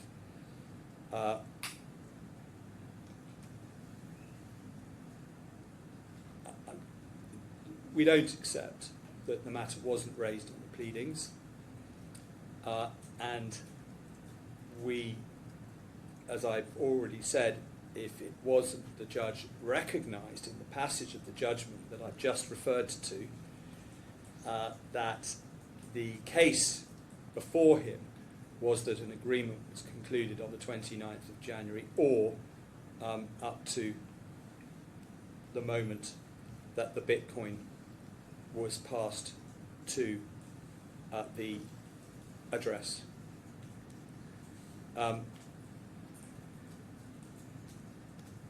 He accepts in paragraph 28 that in the written closing submissions we said alternatively the agreement was entered into by no later than the time the commission of 0.25% was agreed, and no doubt in the passage from the judge's judgment that I read a few moments ago again, it's to that the judge must have been alluding, and he says that importantly the terms of that agreement were the same as those that had been pleaded in relation to the first agreement, and I'll come and look at those in a moment. That's his first point in summary. The second point he makes at para 29 is that the terms of the agreement now alleged are fundamentally different to those pleaded and alleged at trial. The re-amended particulars of claim say he accepts that the claimants pleaded that TABARAK would not transfer the Bitcoin to the buyer until it had received payment for the BTC from the buyer. And I pause to observe that that is the issue of what that means contractually is the issue that you were ordering should be dealt with at the retrial, and also that TABARAK would take reasonable care. That is a broadly correct assessment of our pleadings, because a number of contractual terms were pleaded, which were either cumulative or alternative. The judge didn't have to agree that there was a term to take reasonable care, but one of the other terms that was alleged was the one set out at the beginning of this paragraph. And it's true that the focus at the trial was on reasonable care, but we say that the case before him in the alternative is that there was a term that I now characterise as a term to achieve a particular result. Although I accept, as I've said several times, that if the term is would not transfer the Bitcoin to the buyer until it had received payment for the Bitcoin from the buyer, there's more to be discussed about that and its scope and content, and that's the issue before the court. Yes, I mean, in many ways it's not actually a term relating to the achievement of a result. It's a term relating to what occurs if a particular result isn't achieved. Yes. Yes, exactly. And then, of course, in construing the commercial background of that term and paying due attention to the forthcoming submissions that Mr. Hill gave an inkling were coming in his opening. You construe the term in the context of commercial reality. So I have to decide whether it is undertaking an obligation to what's been called a strict liability, or whether it just flows from the fact that neither party thought the transaction could fail because they thought it was foolproof. Yes, precisely. That's a summary of a main part of my case. Yes. It's the latter. And in that sense, it's not a strict liability term at all. It just flows. It just flows from what was regarded as you would say the remote possibility that the money was not paid because because both parties thought that there was no possibility that the Bitcoin could disappear. Yeah. I mean, a contract of this sort we can't get away from it. It's about the transfer of risk. I mean, the reason, in general terms, that you use the custodian is to... Well, it's about, with respect, it's not about the transfer of risk. Sorry. It's about the avoidance of risk. Yes, all right. And the function of TABARAK was to avoid the risk that your clients would experience if they transferred the Bitcoin before the money came in. Yes. Let me step back and say it's about risk. It's about risk. But But I'm not sure there's any transfer involved. no, all right. I take your Honour's point, and when I come to my substantive submissions on this, I'll address that properly. But that is our case. We say that in answer to the submission from a learned friend that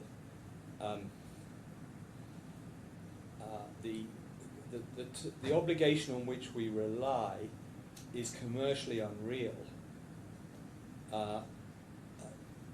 is to be judged by what the parties regarded was the level of risk. If I can Yes, put I it mean that the way. point that you have to make here, and which I think is a very powerful point on the commercial reality, is that the liability would only arise if the agreement failed, and in those circumstances, his client was therefore being asked to take on a liability in circumstances in which it wouldn't be compensated at all, which doesn't make much commercial sense. That's not my case. That's not your case, that's his case. No, but sure. But I say that in the circumstances that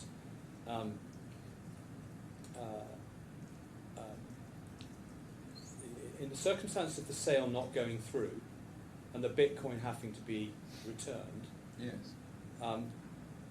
the TABARAK would get its transaction fee. So it would be paid $30,000 in round terms. Is that the right figure, I think? $25,000 for the relatively straightforward task with which it was determined. Just to be clear, are you referring to the account opening fee? Is that what, just to be clear, is one of them referring to the account opening fee? I'm referring, let me, I'm now getting into the substantive Yes, submissions. you need to and look at that, but and I'm but not, I want to make sure I put that Sure, and properly. I'm telling you that I thought Yeah. it was a powerful point. Yeah, okay, whatever. Thank you. That's helpful. In any event, can I just get back to the preliminary point Yes. to finish it off, if I can?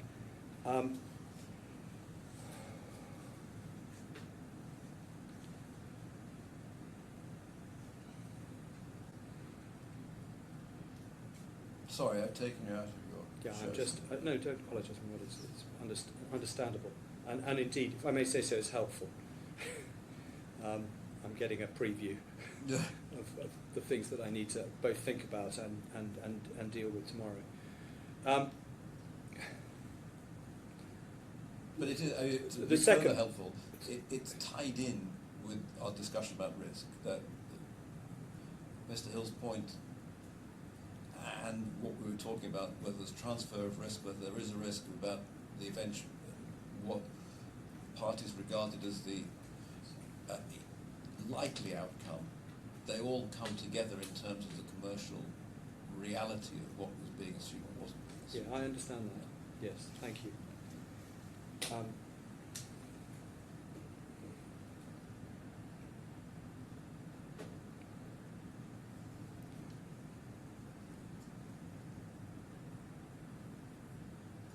Okay, so just to deal with the core points in my learned friend skeleton. The first core point is an agreement being entered into on the 3rd of February was not pleaded. The second point is that the terms now asserted, whether you want to call it strict liability or however you want to refer to it, in addition to not being pleaded, are inconsistent with the pleaded case. And his third core point is that we can't be in a better position than we were before the first instance judge. And if he had gone on to consider the 3F contract case, that's the contract formed on the 3rd of February in closings that had been raised, we say in closing submissions, he would have rejected it as a matter of both procedure and substance. And I observe that is speculative and irrelevant for the present purposes, but nonetheless. Well, is it? I mean, the judge may well have held that any contract made subsequently was also subject to an additional precedent. He may have done, but you can't say with certainty that he would have, otherwise we wouldn't need a retrial. I mean, my learned friend uses that point the other way round, but you have to assess, unless you're going to say that the answer to the procedural point, the pleading point, is that you can be satisfied that the first instance judge would have rejected that case, and therefore we don't need a retrial. Well, you need a retrial to work out whether he would have. I mean, it's circular. Yeah, I'm not sitting as an appeal court here. No. I'm sitting based upon his findings of. I mean, essentially we've got agreed facts, and any findings I make can only stay within the ambit of. But for the purposes of my learned friend's point, the fact that the learned judge may or may not have found against us if he addressed it and turned his mind to it specifically, we say is irrelevant to the preliminary point that I'm now discussing. It may well be that what you read into his judgment and his findings of fact is influential on your decision in the retrial. That's a separate matter. Yes, if I were to revisit, I mean, it is possible that I could revisit the evidence and say, and I could find that the condition precedents still apply to any new contract. You're being invited to do that. Yes, You yes. are. But what I'm saying is that Yeah. that is a finding that's open to me. Yes, it is, and I don't say it isn't. No. We say we have a very good answer to it, Yes. but that's the whole point of a retrial. Yes. Well, you're going to tell me the answer in due course. I hope so.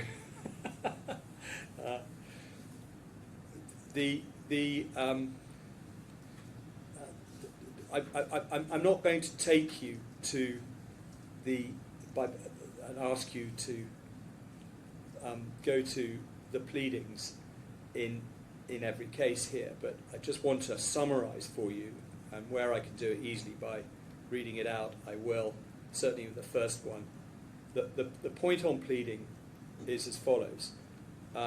Paragraph 13 of the re-amended particulars of claim immediately follows a pleading about the formation of the December agreement and the January agreement.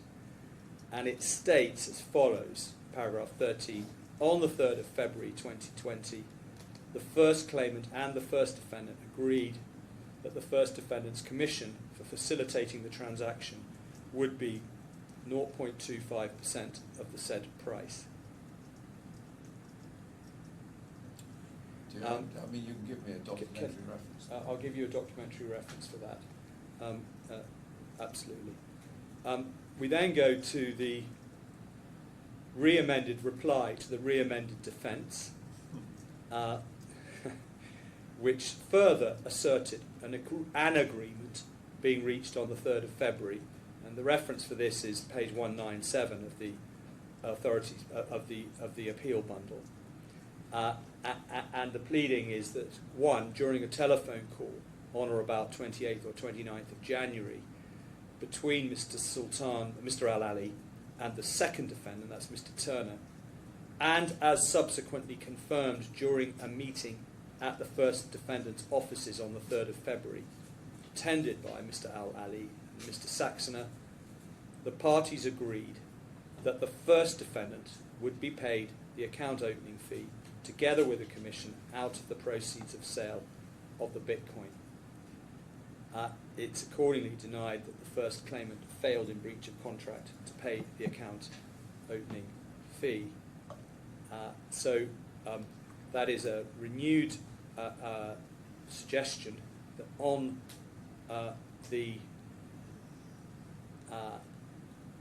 at the defendant's offices there was an agreement not that it would be paid in advance, but it would be paid out of the proceeds of sale. A different position to the one that the judge held applied to the earlier agreement that never incepted. And then at para 23 in the same pleading on authorities bundle 201, para 23 as to para 37.1, the claimant's case is that on or about 28th or 29th January 2020, as subsequently confirmed in a meeting at the first defendant's offices on the 3rd of February, the parties agreed that the account opening fee would be paid from the proceeds of the transaction. Now, as a matter of pleading, if the judge rejected, as he did, that prior to the 3rd of February, the agreement was that the account opening fee would be paid from the proceeds, that pleading raises the question of whether a different agreement was arrived at on the 3rd of February in relation to that particular point, which is a different agreement altogether from the original one in that material respect at least. And the proposition was maintained in a request for information sent to and responded to by Mr. Turner, then the second defendant. That's at Authorities Bundle 227. Request 11. Does the second defendant agree that on the 3rd of February 2020 he reached an agreement as to the commission to be paid in respect of the transaction, whether on his own behalf or on behalf of someone else?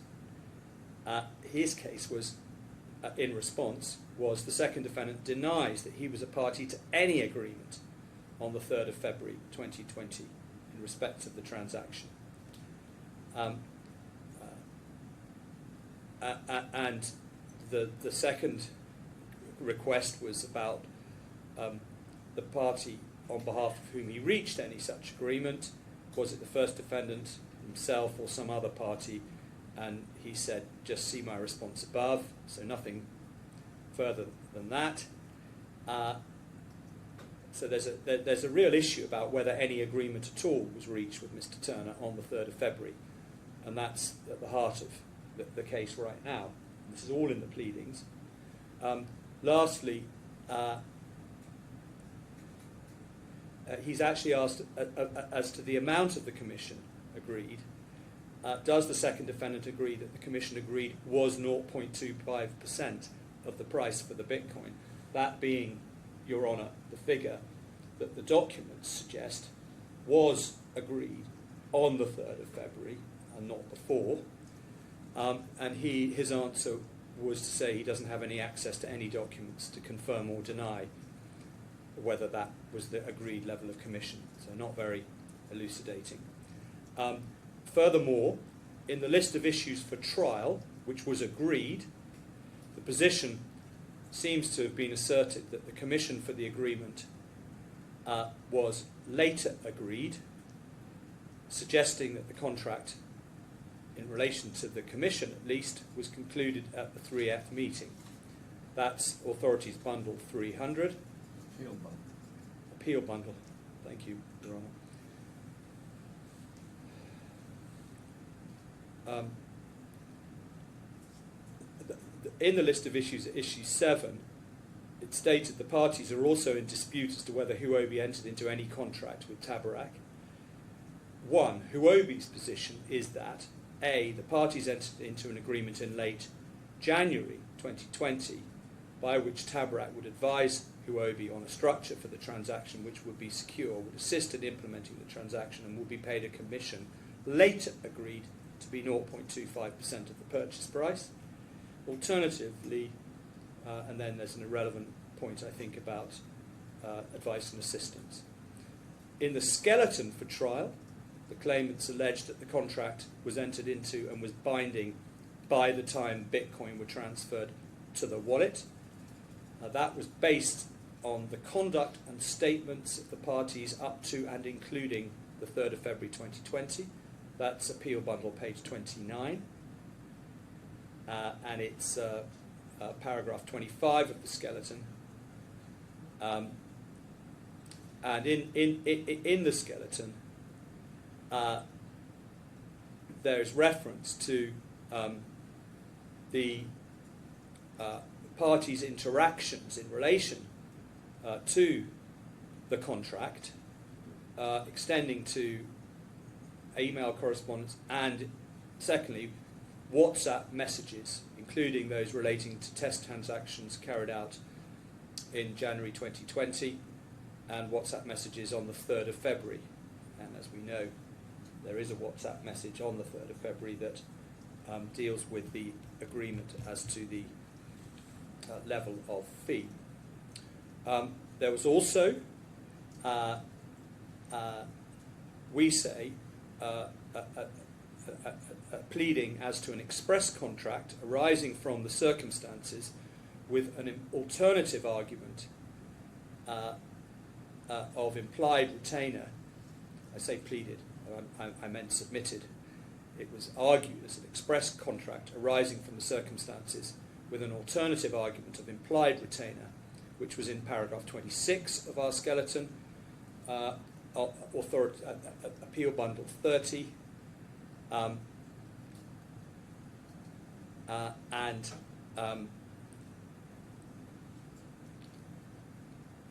that's paragraph, as I said, 26.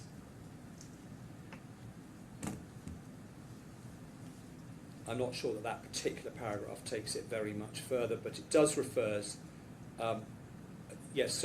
there is evidence of advice being sought by or given to the claimant. There is not least in emails and by reason of the advice given by the defendants on the 3rd of February. Not sure that adds, in fact, hugely to the point I've made about the skeleton previously. But we would say that the pleading that I went through relatively carefully, I hope, the skeleton was enough to put in play the fact that the final terms of the contract were pleaded to have been negotiated and agreed at the 3F meeting. So it raising the question of what was agreed at the 3F meeting, and any assertion that this is just a single line in closing is inaccurate.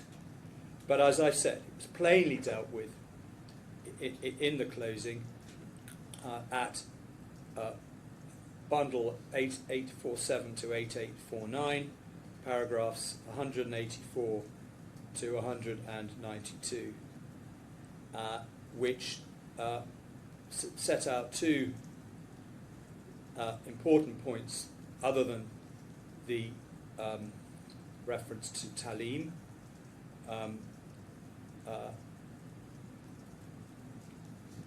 Well, first of all, there's an express reference to Article 59 of the Contract Law, which, as we set out, or as was set out in the closing submission, provides that to the extent that an obligation of a party involves a duty to achieve a specific result, that party is bound to achieve that result. So we were in that territory. We're in the territory of the term that we say pleaded as an alternative term of the contract, and which is the relevant term that we're looking at here.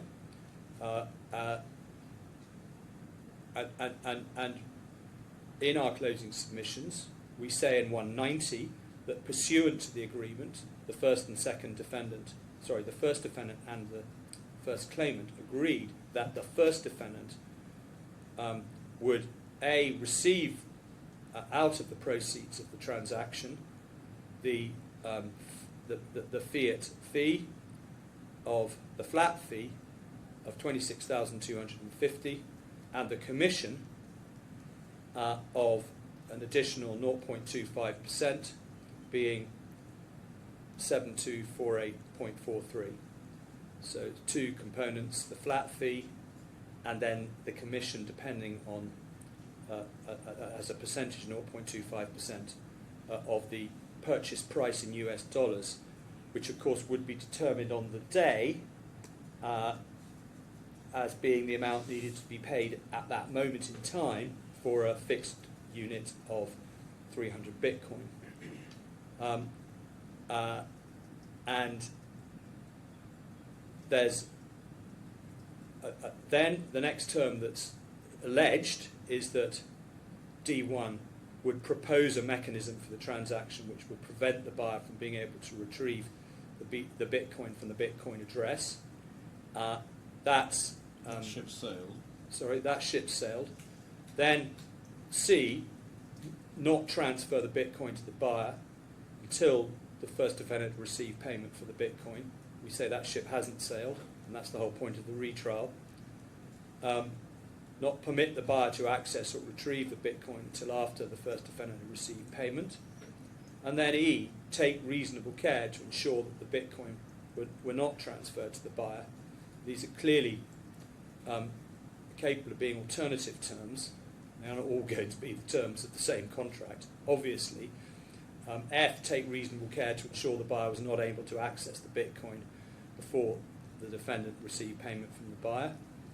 And then G, if the first defendant didn't receive payment, promptly return the 300 Bitcoin to C1, which is perhaps a component of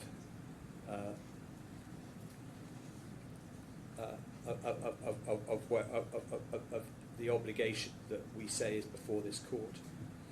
And then concluding in 192, the agreement was entered into in around 29th of January. Alternatively, the agreement was entered into by no later than the time the commission of 0.25% agreed, which was also prior to the transfer. So that's an alternative agreement. It's not the same agreement. And so we say that the case at trial, and also now, is consistent with what was pleaded, raised in the skeleton, and in closing submissions. It's on that basis that we submit that if a pleading point had been taken at the end of trial in response to the closing submissions, it's likely that the judge would have disallowed it. I don't think anybody could submit that, well, on the basis of the information that was presented to the judge, the depth of the evidence, that he wouldn't have been able to reach a conclusion on this. The problem is that he just didn't. We haven't, neither party has called new evidence about what happened on the 3F day. Would that be a convenient moment? Yes, I was thinking that it might be. Okay, let us rise until 22. All rise.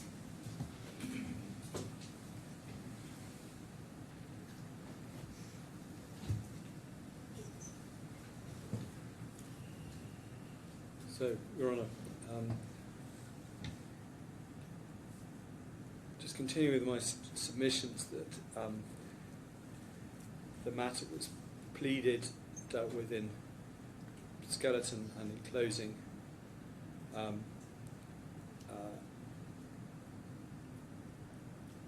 In short, as I said, the claimant's case at trial and now is consistent with what was pleaded. If the point had been raised before the first instance judge, we say he would have agreed that it had been pleaded,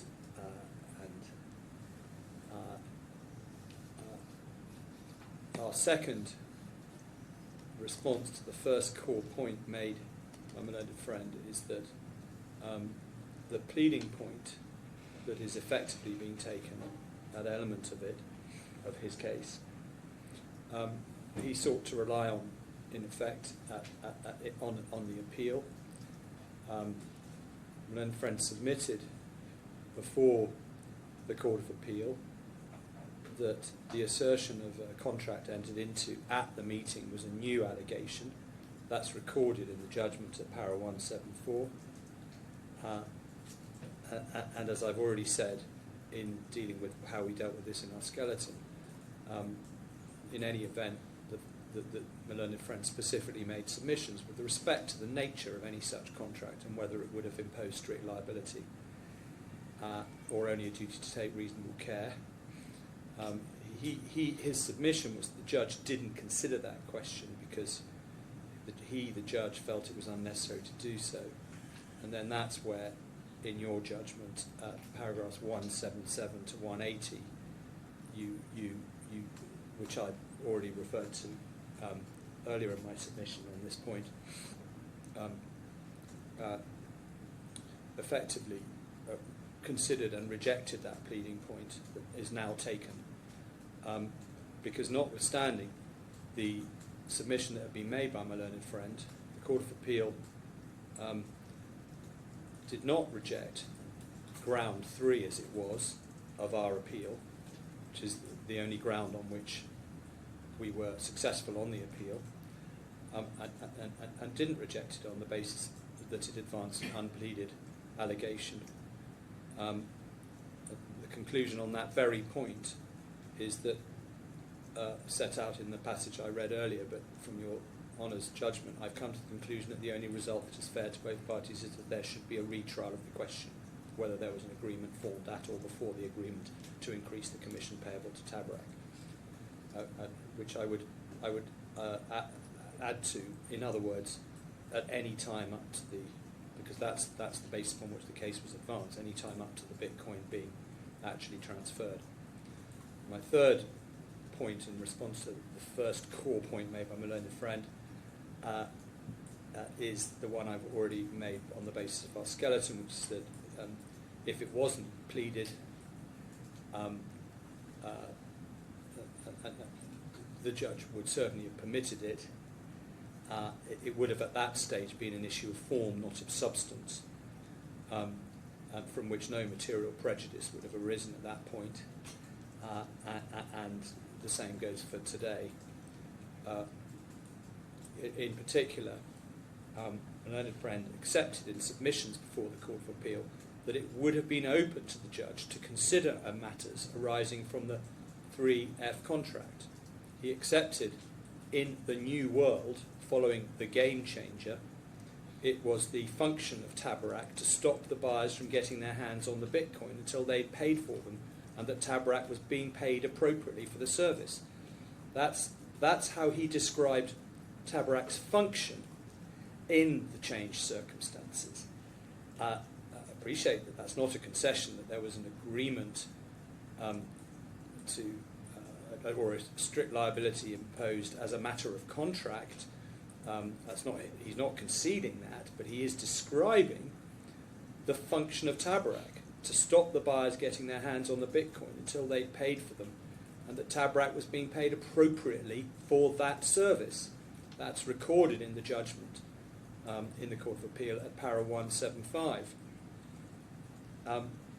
He also made submissions before the Court of Appeal about that contract, i.e. the one that we were saying arose on as a result of events at the meeting, failing for uncertainty. But he acknowledged that the judge never descended into whether the duty under the new contract was strict liability or reasonable care, because he never got that far. And as I say, all of that is recorded in the judgment at 175 to 176. We say that had the judge, at first instance, thought about it, the judge obviously would have considered and allowed the claimant to rely on that case on the basis of his conduct in managing, allowing late new witness statements. I didn't say when I made this point before, but the application to adduce further evidence from Mr. Al-Ali and Mr. Saxner was on the first day of the trial, specifically dealing with events unfolding at the 3F meeting. So he took what he described in his ruling on that application for permission to adduce witness statements, an exceptional course, and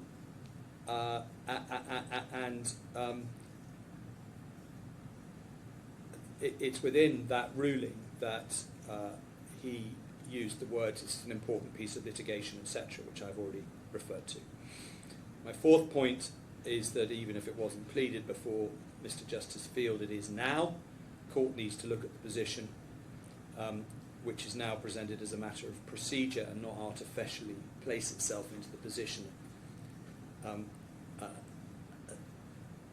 as a matter of substance, and not artificially place itself into the position of the original trial in relation to pleading. Yeah, I'm sorry, I've hashed that submission. Can I restart? In terms of whether the matter is properly pleaded now, which is a matter of procedure and case management, it is pleaded in the memorial, and there is, even if it wasn't before, and that is the medium through which Your Honour has ruled the parties should identify their case. And there's nothing, we say, as a matter of principle, to say that the court can't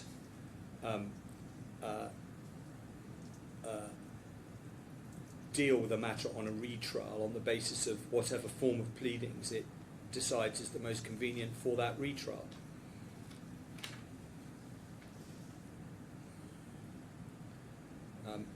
And the fact that the Digital Economy Court is involved, which may have a slightly different approach to pleadings in technical terms and in terms of strictness, is relevant to that course that Your Honour took and to this this preliminary point. We say, fifthly, that as we've heard it put now in opening and as it's in their skeleton, essentially the stance taken by the defendant is unmeritorious and formalistic.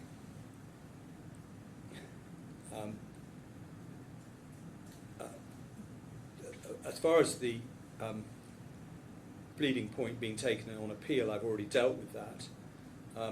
It's been flagged at least at the CMC.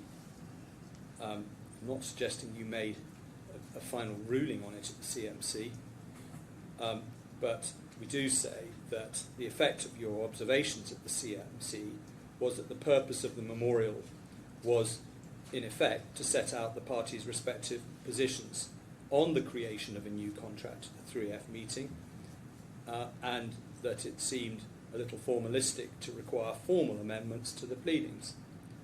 And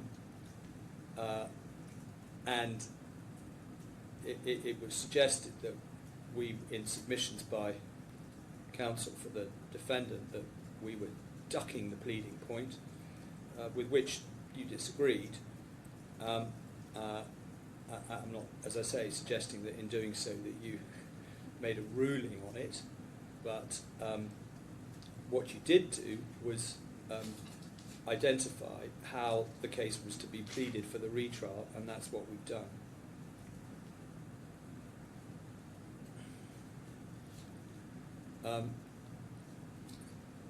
And turning to substance, as to whether or not the case at the first instance trial was inconsistent with the case as we now put it, we say no. That's because the defendants are conflating the terms that were pleaded. We did assert a series of contractual terms, as I've taken you through, but they weren't limited to a duty to exercise reasonable skill and care. I've identified that there was a duty to take reasonable care pleaded.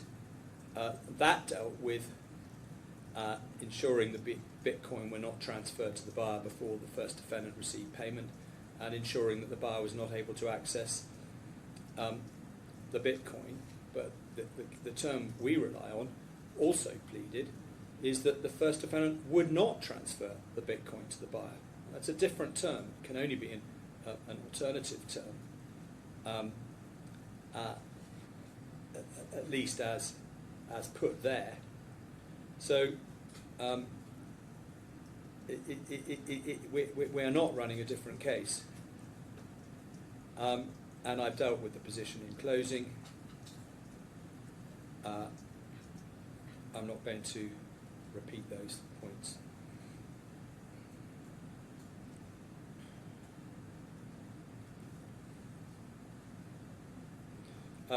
it is worth flagging up that at paragraph 31 of the CFI judgment, the judge summarised the case being put by the claimants and separated out in that paragraph the contractual terms which were a duty to take reasonable care, which were E and F in that paragraph, separately from the term asserting in closing that if TABARAK did not receive payment from the buyer within a reasonable time, it would promptly return the 300 Bitcoin.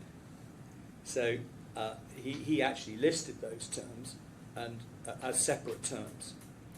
And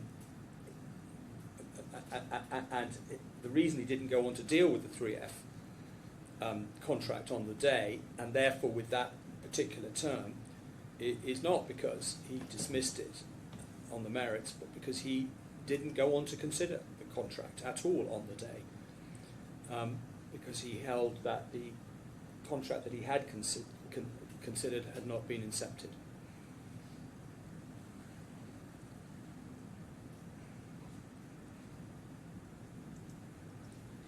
At paragraph 60 of his judgment, he said, I find on the evidence that it was orally agreed between Mr. Al-Ali and Mr. Turner, acting for TABARAK, that in respect of a sale of 300 Bitcoin by HUOBI to Navicon, planned to take place at the TABARAK's offices on the 3rd of February, 1.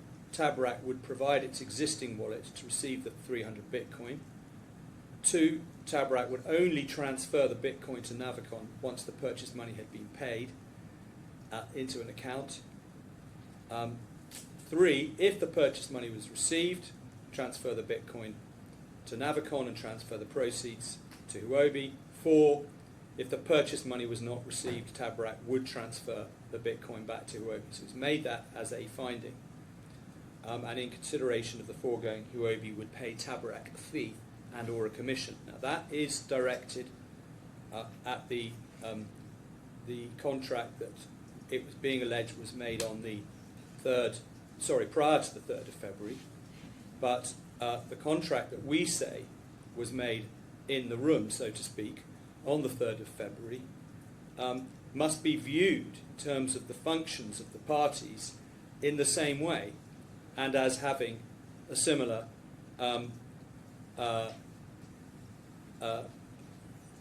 term to transfer the Bitcoin back if the purchase money was not received.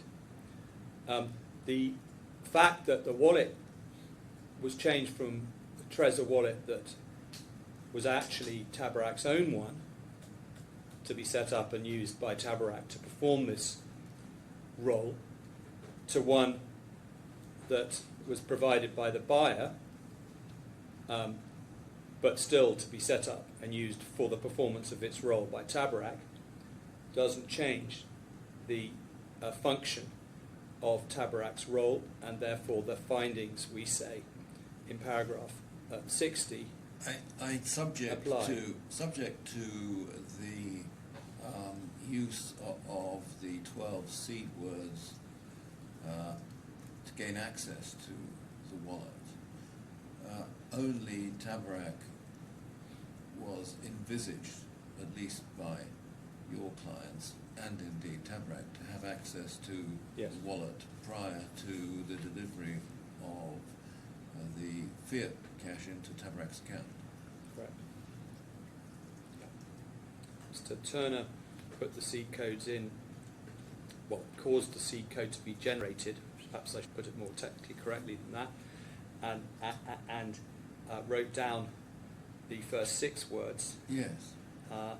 And But he it's also, a disaster recovery. The seed codes, I mean, I'm going over all ground, I know, but the seed code was a disaster recovery. yeah, exactly. Procedure. It wasn't about No. control of the wallet. Control of the wallet was envisaged to be maintained by TABARAK. Yeah, both physical control and through the pin, Yes, exactly. which he had. Yes. That's important.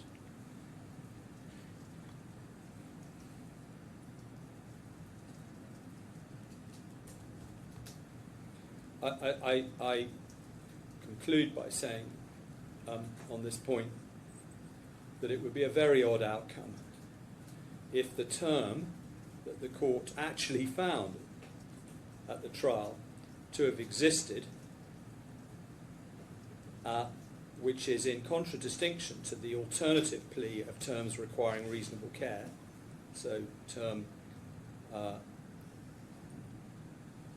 little Roman 4 in paragraph 60 of the judgment, which applied in the pre-meeting scenario, the previous agreement, would not also apply, and certainly it would be a very odd suggestion that we can't argue on this preliminary point at the retrial at all that it applied to the circumstances in the room and to the contract that was arrived at in the room. But those are my submissions, subject to any further questions from Your Honour on that section. I've taken some time on it because it's a very important point. It's a game changer on one view, and also because I always, and I very much mean this, pay close attention to what my learned friend says about how he would like me to consider conducting my case, and he made it clear that he wished me to put in, at this point in my submissions, as much as I could, and not save it all up for reply. So I've done that on this particular point. I'm now turning to the contract. And by reference to our skeleton argument, this is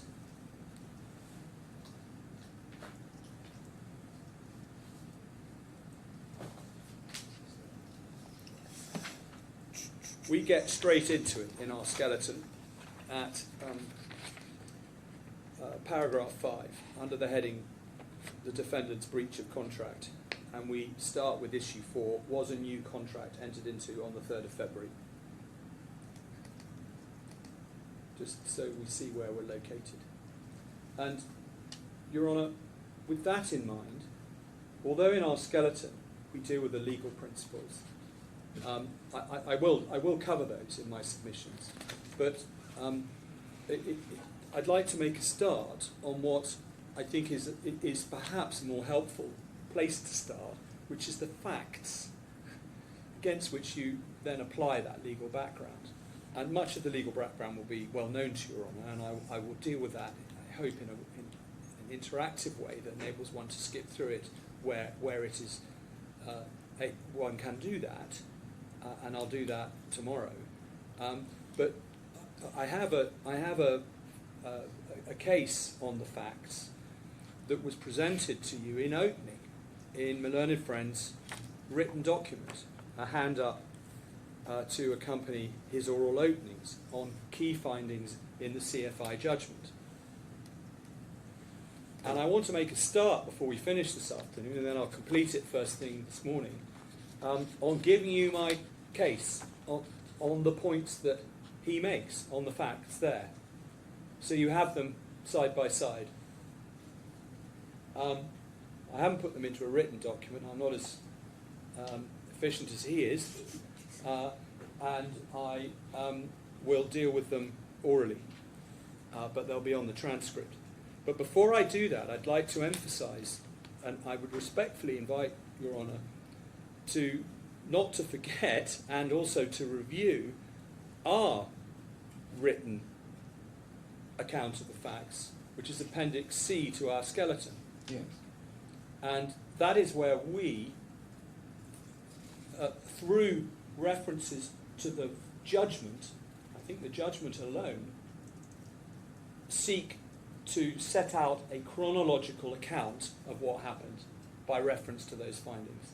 So that's our document, and I'm certainly not taking you through that now. That's why, because you have it and you can read it, should you choose to do so, I'm going to deal directly with my learned friend's submissions. And I'll make a start on that now. His first point, A, the parties in the contract as found by the judge.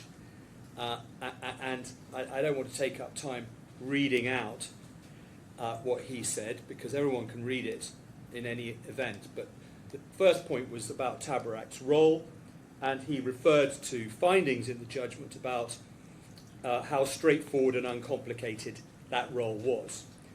And he gave 3 references there. He submitted that those passages assist his case, that the terms which were agreed should not be construed as a duty to achieve a specific result. We say that's a slightly surprising submission, but nonetheless I'm going to deal with it for a number of reasons. First of all, we say that the defendant is now seeking to distance itself from its role in operating the wallet and being responsible for the risk associated with that, or the avoidance of the risks associated with that. You can see from that, we say, from what I must say seems to be, I'm sure unintentional, but nonetheless a selective or incomplete use of some of the extracts at his paragraph 1.1. For example, paragraph 62 in full in the judgment says, the role to be played by TABARAK at the 3F meeting under the agreement was straightforward and uncomplicated. That's where his quote stops, but it goes on to say, and did not require any appreciable knowledge of or experience in the trading of Bitcoin beyond TABARAK being in possession of and knowing how to operate a wallet capable of receiving Bitcoin from HUOBI and sending the coins on to Navicon once the purchase monies had been received. We say that that full context shows you that part of TABARAK's contractual obligation was, 1, taking possession of the Bitcoin. I'm sorry.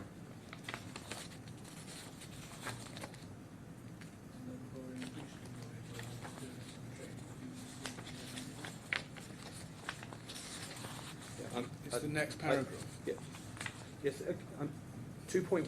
1.2.1 did not require any appreciable Well, knowledge. I'm sorry if I. Yeah, he's quite right. I'm sorry, but I'm going to rely on those words at this point. I'm sorry. It's my error. He did include that. Thank you for correcting me. But in any event, the point is that if one reads the straightforward and uncomplicated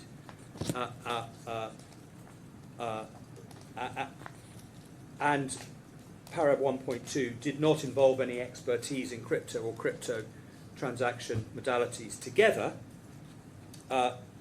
you can see that TABARAK's contractual obligation was 1, taking possession of the Bitcoin, 2, knowing how to operate a wallet capable of receiving Bitcoin, and 3, transferring the coins in line with the modalities agreed.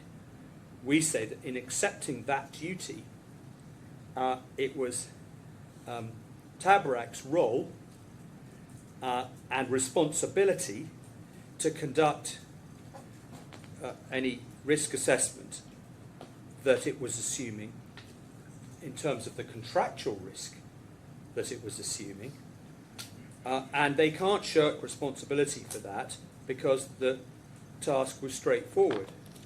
In fact, the fact that the task was straightforward makes it easier to understand why they might do that and take on that responsibility, and indeed why the claimant might have expected them to do that and not be surprised. Because that is indeed what the claimant wanted them to do. In paragraph 63,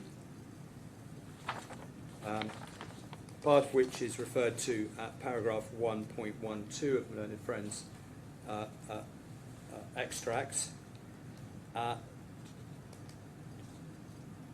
the judge said, as I've said, the role that TABARAK was to play was straightforward, and I find that following Rudolph's suggestion that TABARAK be approached, it was HUOBI and Mr. Morozov who agreed that the sale should involve a trusted third party who would receive the Bitcoin in question, transfer the Bitcoin in question to the buyer only once the purchase monies had been received into an account maintained by the third party. There was therefore no necessity or scope for Mr. Turner to propose the basic modalities of the transfer. They had in effect been set by HUOBI and Mr. Morozov, leaving it to TABARAK to agree, and I would interpose, or not agree, to perform the contemplated function of the middleman once he had made sure that he understood precisely what they required, he being Mr. Turner in that sentence. The key point, we say, on the basis of that finding of fact, is that Mr. Turner, Your Honour, had understood precisely what was required and, vested with that knowledge, decided on behalf of TABARAK to assume the role, and to the extent that there was any risk of taking possession or control of the Bitcoin, as he was being asked to do, for the benefit of both parties. And in paragraph 104 of the judgment, part of which is set out in my learned friend's paragraph 1.13, the learned judge said he, Mr. Turner, agreed to carry out the relatively simple tasks of 1, using TABARAK's wallet to receive the Bitcoin from HUOBI and transfer them to Navicon once the price had been received by TABARAK, 2, opening an account for HUOBI, and that's an account that would enable TABARAK to assume this role, Your Honour, not a bank account as such. What he was obliged to do, going back to the citation, brackets, if only the agreement had been binding and enforceable, close brackets, was to operate TABARAK's own wallet to receive the 300 Bitcoin and to transfer them to Navicon once the purchase money had been received in an account maintained by TABARAK, and then transfer the net sales proceeds to HUOBI. So TABARAK's role, as envisaged by the judge, was to operate the wallet. And we say it can't pass that responsibility, in effect, onto HUOBI. This is entirely separate from any question of the duty to advise HUOBI about the situation and the modalities. We're talking about what TABARAK was assuming within its own role, on the basis of its own assessment of the risk of taking that role on. And TABARAK, we say, was involved precisely because the buyer and HUOBI didn't trust each other to have control over the process and operation of the wallet. The way that my learned friend put it in opening was that TABARAK was simply acting on instructions regarding the operation of the wallet. But we say that's plainly wrong and contradicts the reason that TABARAK was involved. The buyer would not have permitted HUOBI to instruct TABARAK in that way. Ultimately, TABARAK, conducting its own risk assessment, took the view that the transaction was straightforward and carried little risk. And we say that the extracts that my learned friend referred to so far don't support its case on construction. To the contrary, I'm not sure that I understand how a contract, as you say, just to carry out instructions, could not give rise to an obligation to return the Bitcoin if the money didn't come through. how it would not. Yeah, it would not. Well, I think that the submission from a learned friend that I was seeking to deal with is that TABARAK was just there to do what HUOBI said without assuming any responsibility for its actions. I think that's the implication from what my learned That's the friend implication, was but saying. HUOBI may be taken to have said, or may be taken to be absolutely implicit in what was said, that the Bitcoin would be returned if money didn't come through. Yes, sure. So I'm not sure there's an issue. Well, very well, but I'm Whether or not there's an assumption of responsibility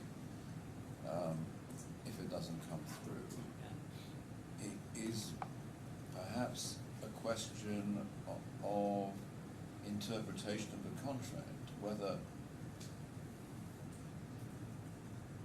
in the and it would have to be interpretation against the commercial background. We come to the point I said before that whether or not there was an assumption of responsibility if that instruction is not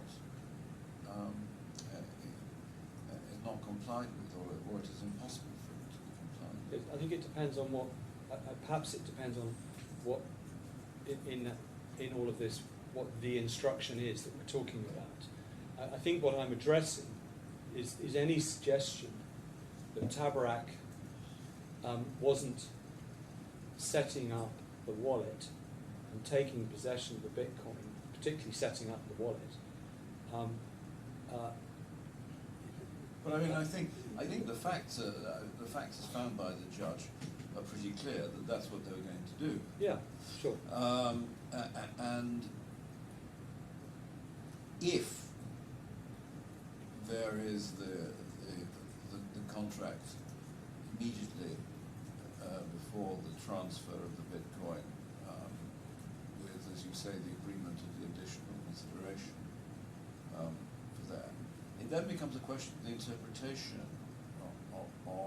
of that contract and whether, against the commercial background, if in the unforeseen circumstances the Bitcoin is lost, then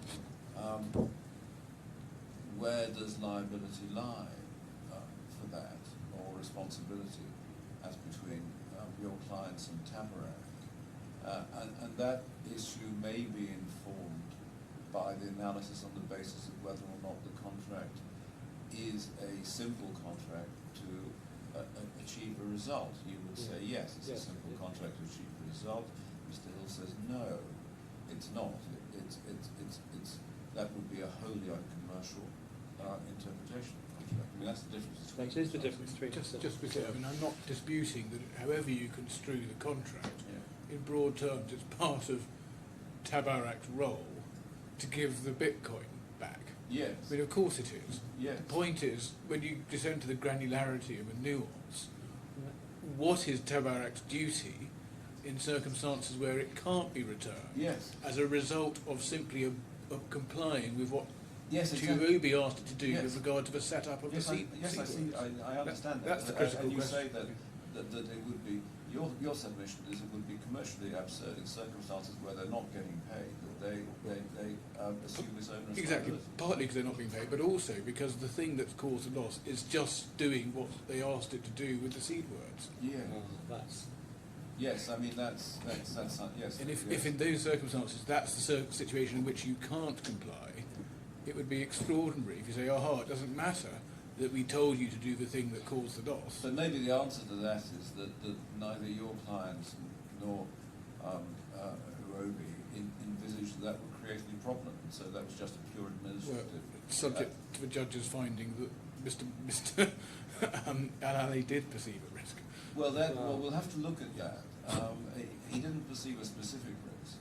Well, he saw. We will have to look at that. Yes. I will have a submission on that. Yes. Well, I know you did raise that. Was it Binance document that talked about The Kraken. Yeah. The Kraken. It was Kraken. It's not just that, but anyway, I don't want to. I've interrupted my learned friend. No, but I'm just trying to. I'm Yes. just trying to analyse out Yes. whether or not, in fact, at the moment, at the end of a long day, Mr. Spink is addressing an issue which may not be the particular issue we're addressing at the moment may not be a contentious. I think the way Your Honour has Yes. characterised it is better. Well, as in identifying the question is better. Yeah. Because you do need to descend to the granularity of what is the obligation on TABARAK. Yeah, I think I'm going to join with Your Honour in expressing the view that we are now having this discussion at the end of a very long day. Yes. And I think that I might suggest would that be a convenient moment. because I can either continue with for another 5 or 10 minutes with the facts, or I can actually think more clearly about the point that Your Honour has actually raised. And I think it might be a time-saving exercise if I was able to do that. I think you're probably right. Yeah. Certainly my head's spinning with all the expert evidence. Yeah, I'm sure we all share that Yeah. feeling, Your Honour. Good. But may I, it has been a long day, and Yes. given everything that has been contained in it, and I'm sure my learned friend will join me in saying we're very grateful for the way you helped to clarify at various points Well, I'm sorry if where we should or are going. No. Well, I'm sorry if I'm unduly. No, there is no apology needed No. with respect. Your assistance has been, at least on our side, viewed as very, very helpful in trying to give some direction to matters. Well, that's very. That's kind of to say so. It was intended that way. Okay, look. Let's finish the mutual admiration and draw stubs, and we'll resume then at 10 o'clock tomorrow morning. Thank you. Okay. All rise.